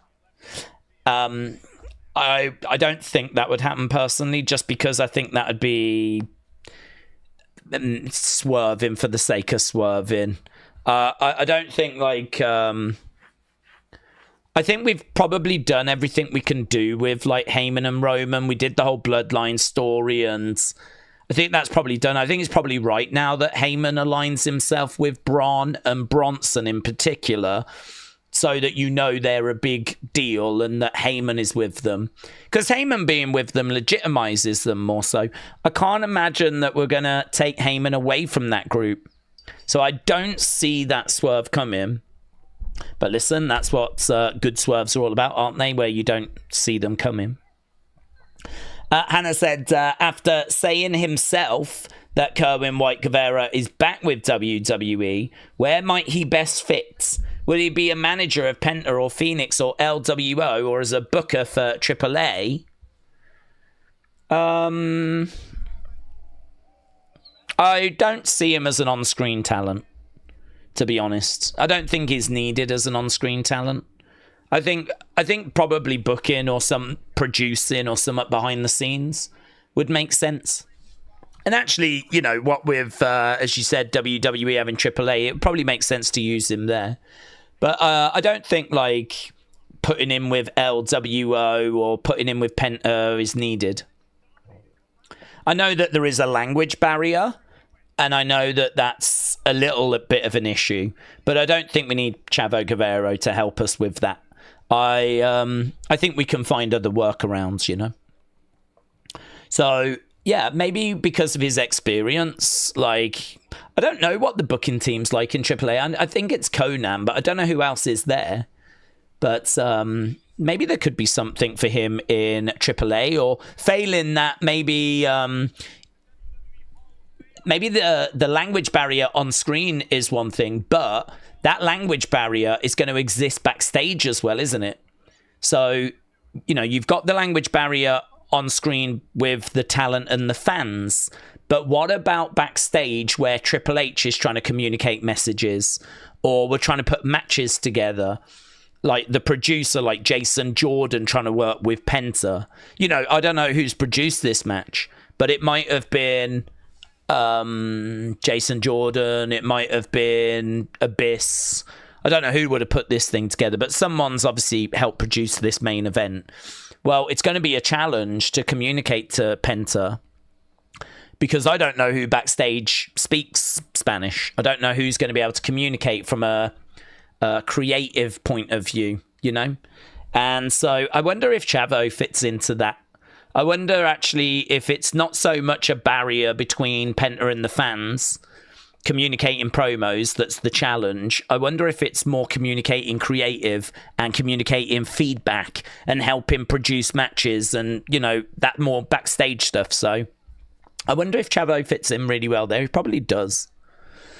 Probably does. I don't know that AAA needs anything. I don't know how they're doing. I don't know what their ratings are like, or what their financial status was like, or their popularity. You know, were they struggling in the ratings? I don't know how Mexicans feel about AAA. I don't know if they love it, or if it's seen as like being second behind CMLL and it's like a good distance second, or I don't know. Like, if they need a bit of support, then you could obviously send some support that way to try and make it the biggest promotion in Mexico. I would imagine it's second behind CMLL. I've always seen CMLL as being bigger. So you could use him that way, but I think it might make more sense to use him backstage, honestly. Communicating, producing, making sure that the messages are received properly. Jason Jordan, you mean Kurt Angle's son? That's the one. That's the one. Godspeed said, how do we even view AAA on TV? I don't know. I have no idea where you can even find it. I don't know. And I'm shocked that WWE have not done anything with that yet. The only thing I could think is that they're not quite happy with, or they don't feel like they can put their name on it yet, you know? Maybe they're looking to get a few changes sorted. Perhaps they've got some plans. You know, they're going to invest a bit of money into it, and they don't really want to kind of advertise it all until they have, you know, made the little tweaks they want to make. I think they're going to keep the wrestling the same, but, you know, are they happy with the commentators? Are they happy with creative? Are they happy with the roster? Are they happy with the production values? Maybe they're looking at these sort of things, and then once they're happy with it, then maybe they'll start promoting where you can watch it and whatever, because it is weird that they haven't really done any work on that. That Triple Mania show happened, and WWE did hardly anything to promote that. That Triple Mania show that took place. I believe there's another one, though. I think they do a couple each year. So I think there's another Triple Mania coming up. Maybe they'll promote that one a bit more. Seth going into the commentary table. Trini, hello. I don't know if Triple H did, but I think Steph learned Spanish, Italian, German, and French to help with WWE. I think H did some languages beside English. That'd be interesting. I mean, certainly Heyman is speaking more Spanish than I was aware of, so maybe there is some people backstage that can communicate. I think it'd be good if there was. It would make sense if there were. But I think if we're looking as to where Chavo could probably help out, I think that's why backstage would kind of feel like a good fit for me. Right now, we've got Seth on the outside being thrown back into the ring. James said WWE don't officially own AAA yet. Oh, don't they? I thought it had gone through. I thought it was done. Oh, maybe that's why then. Perhaps once it goes through, they'll start to shout about it all more. Because I agree, it's quite a surprise that it's quite quiet on that front. I would have thought they would have shouted about it louder. Forthcoming shows them. Perhaps it's that, James. Big Time said, I think it boils down to imagination. Triple H was a wrestler, and I don't know if he has those creative juices. That Vince role is a thankless task. He really did create so many moments. He did, but I wouldn't. I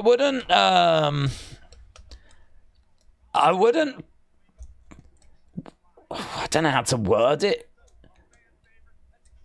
I think nostalgia is making people think that Vince was incredible and Triple H is struggling, and that's just not the truth. Vince went through horrible periods of bad creative. You know, you could say that most shows had bad creative on them. Like, Vince was able to create moments, but Triple H has created moments. Triple H finished Cody's story. Triple H helped bring back CM Punk.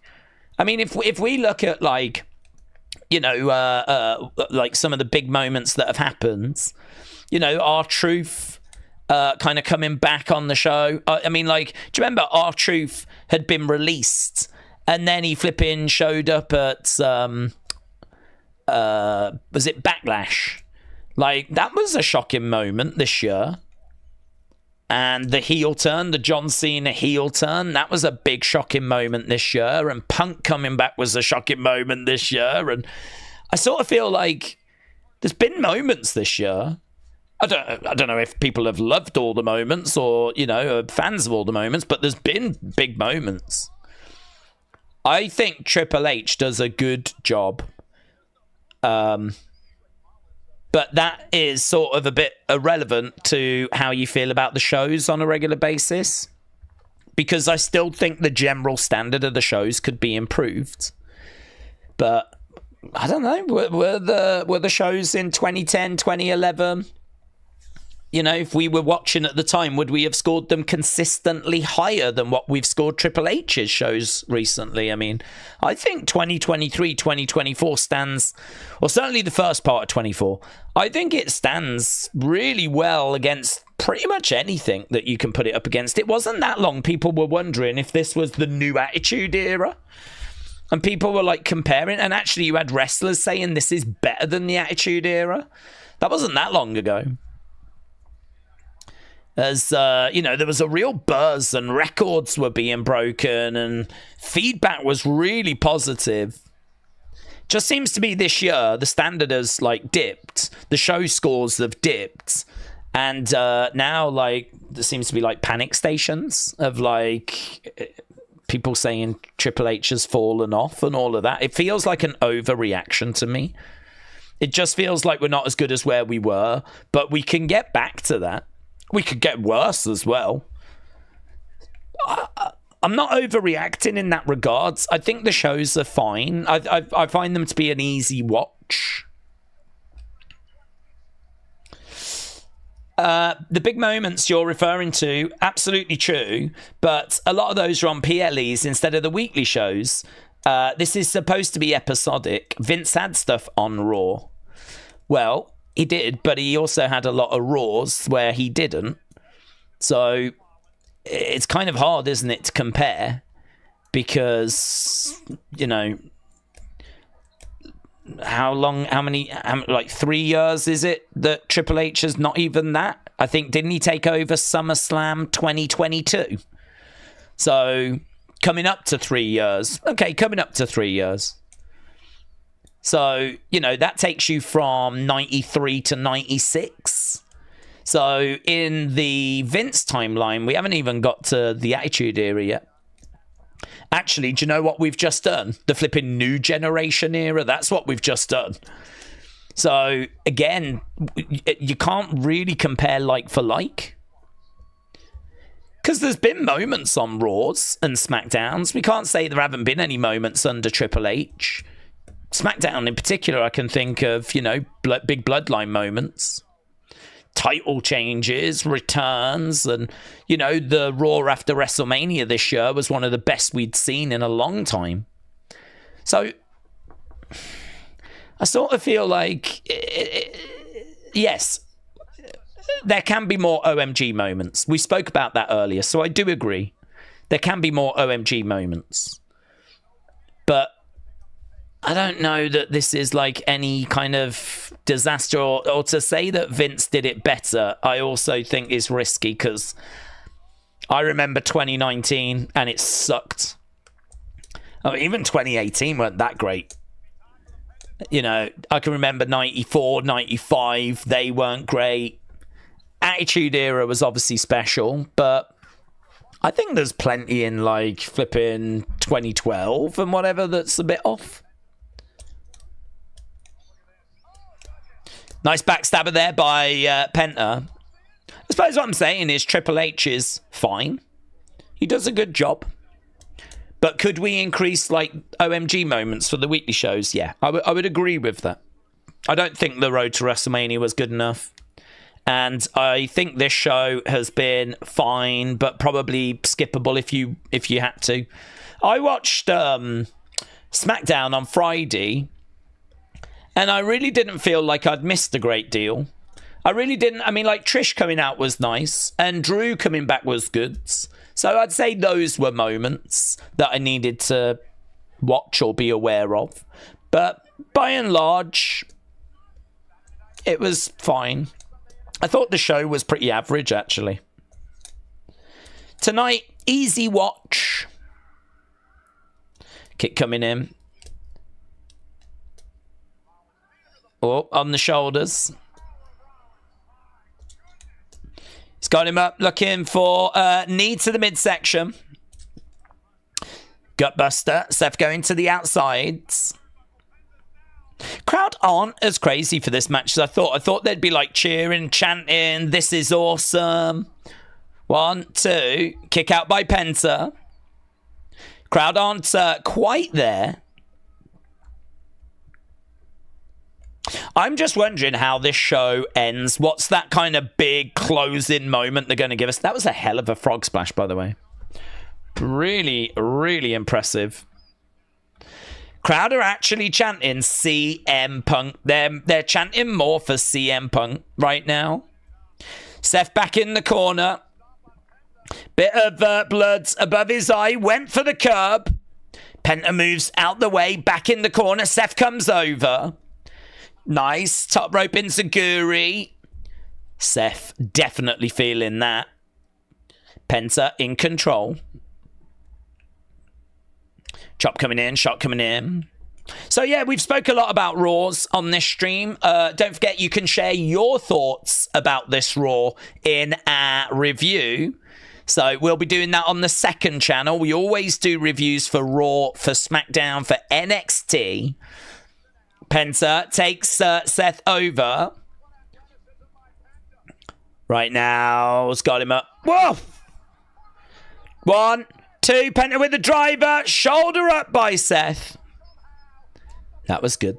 So, yes, you just need to reply to the post that's going to go up on X after the show. Leave your comment on there, and I'll hopefully get to as many as I can. Seth down, Penta down. Dad Stuff said, I agree. I've been going back and forth on a lot of these pay-per-views the past few weeks. I find myself choosing to watch mostly 2023 and forward, said Dad Stuff. Dad Stuff, shout out to you. I hope you're well, but Sting's WWE run should have been booked better. Oh, definitely. I found that very frustrating. But I did love how he came in at Survivor Series. One of my real favourite ever moments, that Sting finally arriving in WWE. It's one of my all-time faves. But I agree. I found his loss at WrestleMania very frustrating. Buckle bomb. Oh, Penta. Boom! Mexican Destroyer. Penta. 1, 2, and Seth grabs the rope. Seth grabs the rope. Judge said, this is the best match by far tonight. I watched a recap of SmackDown and I felt like I didn't miss anything, said Jeremy. I just, I felt like I had missed, like, Trish coming back and Drew. It was nice seeing the Wyatts as well, of course. Their entrance is great.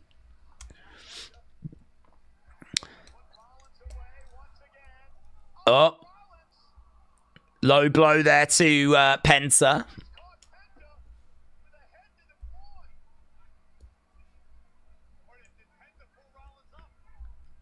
Penta goes down to his knees.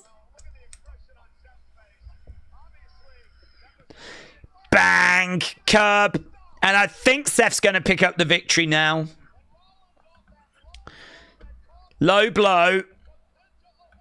So it was a low blow followed by a curb. That means that Seth picks up the victory. And I would agree that was the best in-ring match.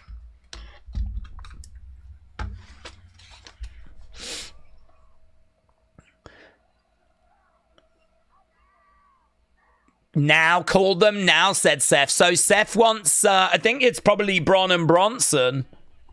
Is it? Yeah, here's Bron and Bronson. So, what's going to happen here?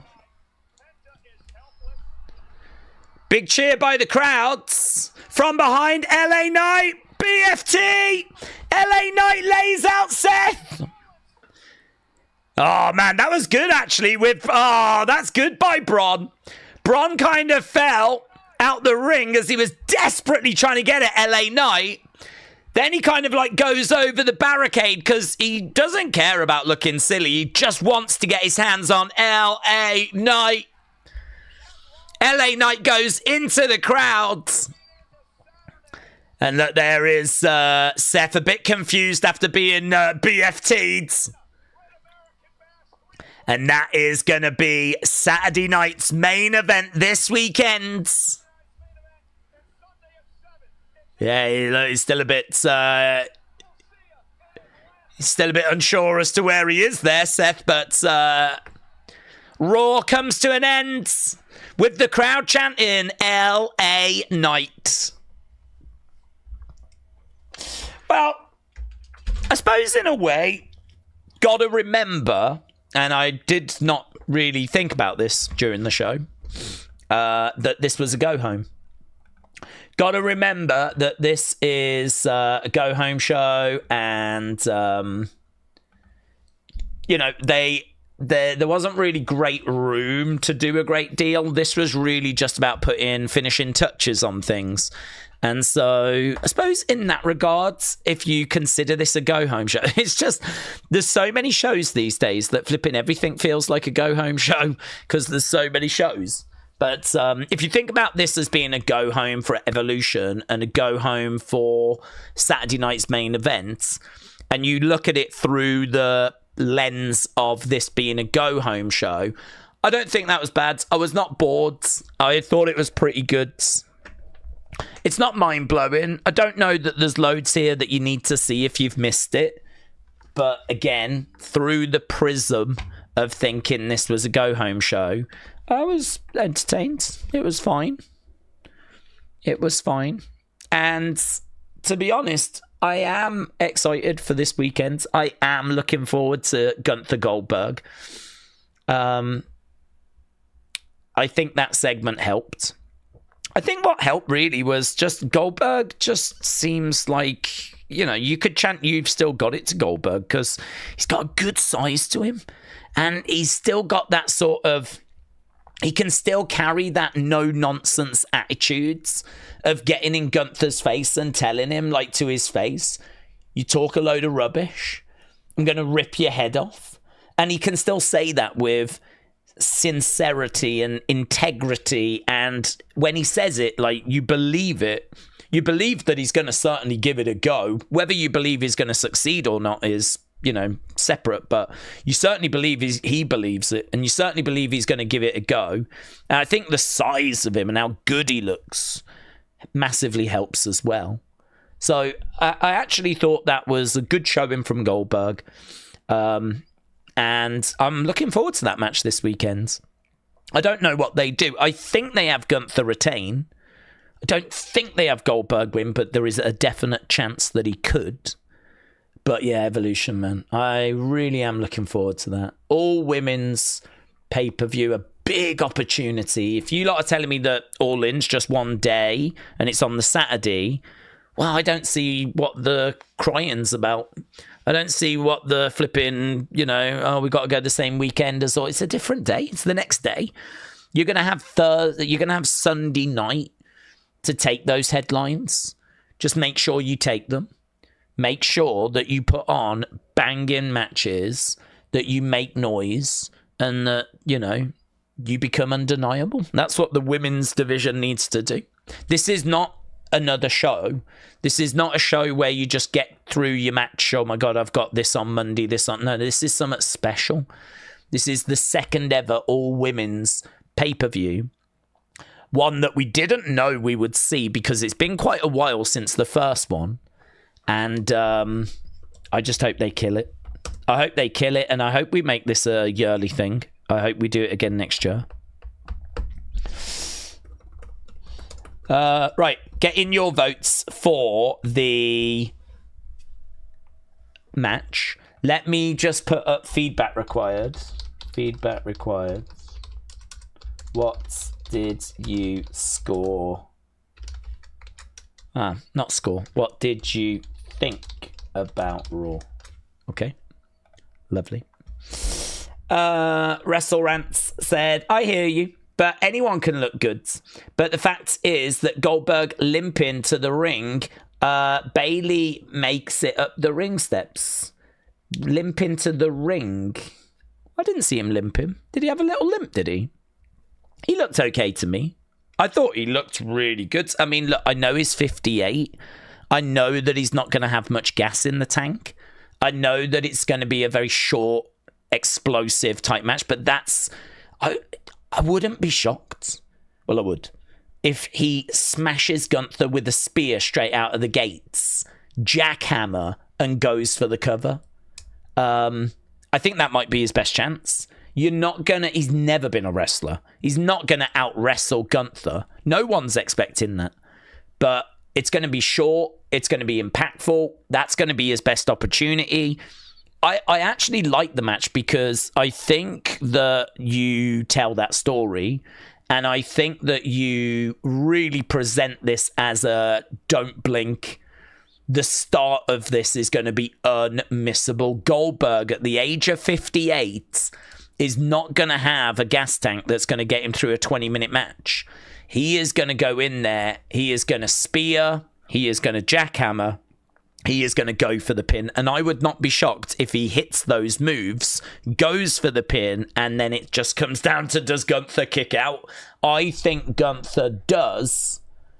But we've seen it before. We saw it with Brock at Survivor Series, as I said earlier, where Goldberg got in, spear, jackhammer, won the match.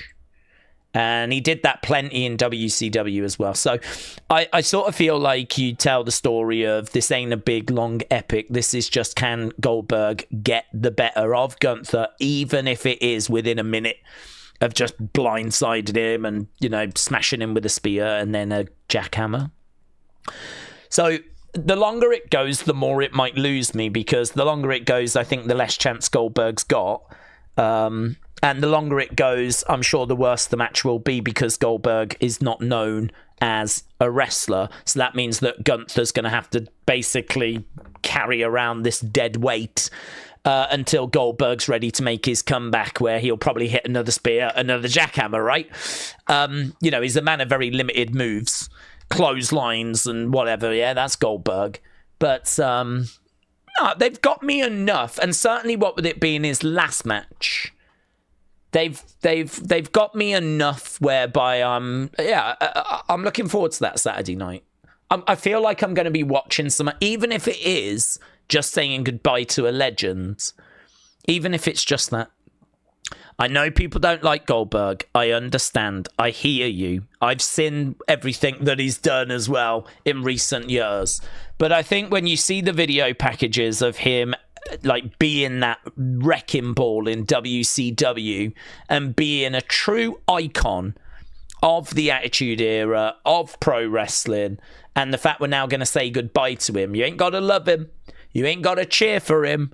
But I think saying, like, respect, that was a hell of a career. Don't love what you did at the end. The match with Undertaker, the match with Fiend, not keen on those. Constantly coming back, getting title opportunities, not keen on that. Like, I think it's the latter stage, really, that has kind of ruined his career for me. But, or not ruined it, but, you know, that's what people are focused on. But I'm choosing to not focus on that. I'm choosing to be like, okay, we're saying goodbye to a big name in the history of wrestling, you know? And I think that's pretty good for Saturday night. You know, that's pretty good for Saturday night. And it's a title match. And I don't know if he might win, because it is true he could win and then Seth could cash in. Even if he wins, he ain't got to leave with the belt. And what if he does win and does leave with the belt? What happens to the belt? Because he'll forfeit it on Monday. So it's not, you know what I mean? Like, I think it's quite interesting. I do think Gunther retains, but there is plenty of possibility for other outcomes. So yeah, I'm looking forward to seeing that, and then really, you know, Evolution the next day. NXT, I don't know what I'm getting out of that. What card is it? I don't even know if we got a card. Great American Bash. What is happening at Great American Bash? We have got, Obafemi against Inamura. So Obafemi against Inamura, that could have been bigger, couldn't it, really? Inamura, though, they've built him up. Don't think he wins it, but I think Briggs might turn on him. And then we might actually have Briggs Inamura feud, maybe. I don't know how long Inamura's staying around, because obviously he's over from, I think it's Noah. So he'll end up going back. But, I don't think he's going to win that. Well, it'll be interesting. Could have been someone that I think had a better chance of winning, but whatever. Jordan and Blake Monroe against Fatal Influence. Yeah. It's just a way of getting Blake on the card, I suppose. It's just a way of like getting JC and Jordan on before they have their match the next day at Evolution. I would imagine that it's going to be a lot of Fallon and a lot of Blake Monroe. I think it'll be a lot of those two, because I think the other's going to need to be a little careful because they're wrestling at Evolution. And then, yes, that's true. Sol Ruka against Izzy Dame has been announced. So 3 matches, plenty of room to add more, and we'll be looking to do that tomorrow. So NXT tomorrow, they need to get another couple of matches onto this card. And I'd like something juicy, man. I want something tasty on there. I don't know what that's going to be. But some sort of ladder match or multi-person match or a cage match, or give me something juicy. Give me something good. Don't know what that's going to be, though. We'll have to chat about that tomorrow. Saturday night's main event is at 11,000. Evolution at 4.8 in the same building.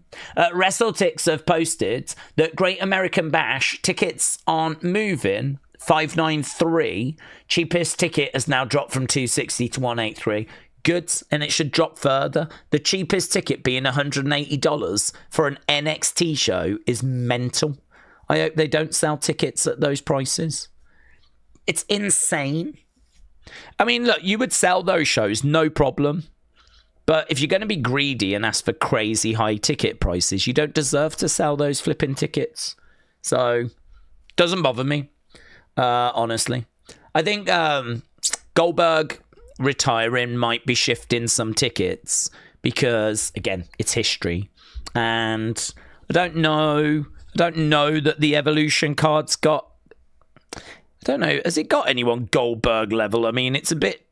You got Rhea and everyone. I'm surprised those numbers aren't better for Evolution. I'm surprised those numbers aren't better. I hope they improve. I hope they... everyone wants this to work. I want this to work. I don't know what the ticket prices are, like for Saturday night's main event versus Evolution. I don't know if they're the same price. Maybe Saturday night's main event is a bit cheaper. I have no idea. So without like lots of details in front of me, it's kind of hard to have a conversation about it. The only thing I would say is that same building, one show's done 11,000, the other one's struggling to do 5. That's obviously a concern. I hope ticket prices are the reason for that, and it's not that people are just not feeling Evolution. 'Cause that would be a bit of a shame. Could the card be a bit better for Evolution? I think the card's pretty good. Becky versus Lyra versus Bailey should be good. Rhea versus Io should be good. Trish in action against Tiffany. Battle Royal. NXT Championship match. Plenty of big names on there. I think it's pretty good. So, I don't know. Without seeing the prices, I don't know. But certainly disappointing it's not better numbers. Restaurant said, I'm intrigued. He looks good. I don't have a problem with Goldberg. I just can't get past limping. Barely getting in and out the ring. I just don't feel like he has a business in the ring anymore. Well, after Saturday, he won't do. But they've got combo tickets for Saturday night's main event and Evolution. Nosebleeds were like $300, said you folks. Yeah, it's too expensive, man. It's too expensive. I don't know why they're that expensive. I don't know. Listen, they're just going to try and get what they can get, aren't they? I think the truth is they're just going to try and charge the highest price they can possibly charge and, see what they can get away with. And then if they've got to drop it, they'll drop it. Right.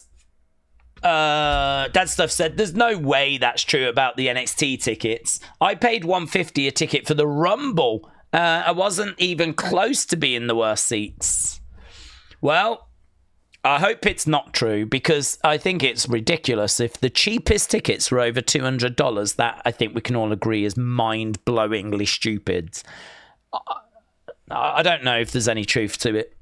I don't know. I do know that TKO obviously have pushed up ticket prices. We know they're just money hungry. I mean, could be true, might not be true. I hope it isn't true. But hopefully both shows have a really, really good crowd because obviously it'll add to the atmosphere.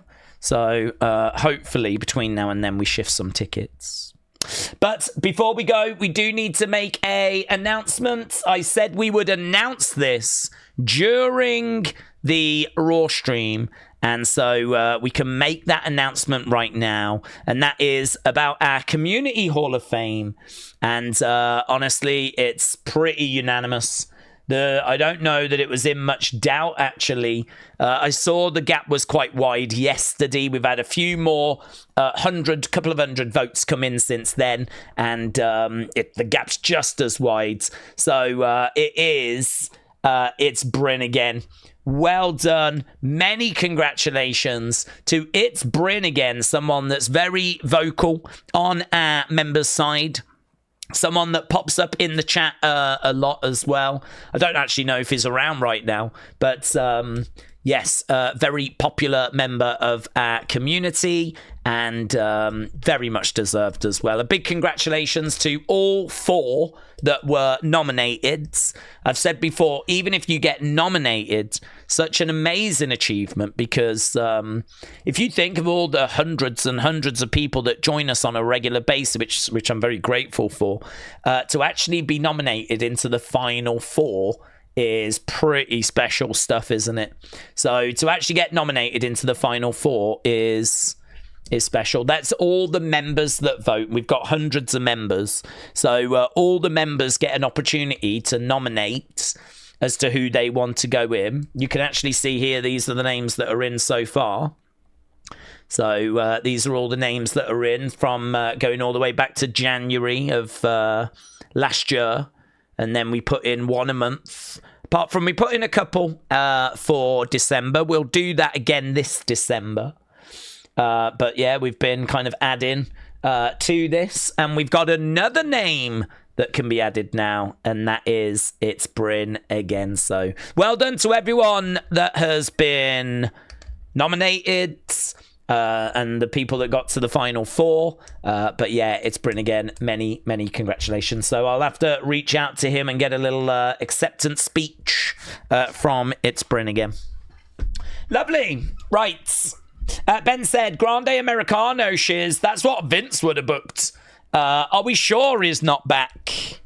Maybe. Perhaps he's just slipping a few ideas from underneath the desk in the creative meetings, getting a few of his thoughts on TV. But, right, I'm going to run away because otherwise, people want Unseen.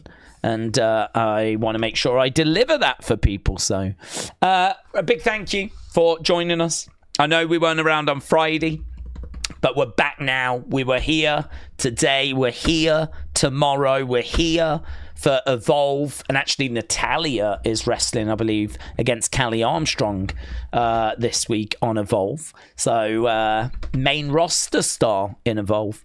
So that'll be good. Then, of course, Wrestling Escape Pod on Thursday. Then, of course, we've got SmackDown on Friday. And then, the weekend. Non-stop, mate. Absolutely non-stop. So thanks a lot for joining us. Appreciate the support as always. And I will see you again next time. Bye for now.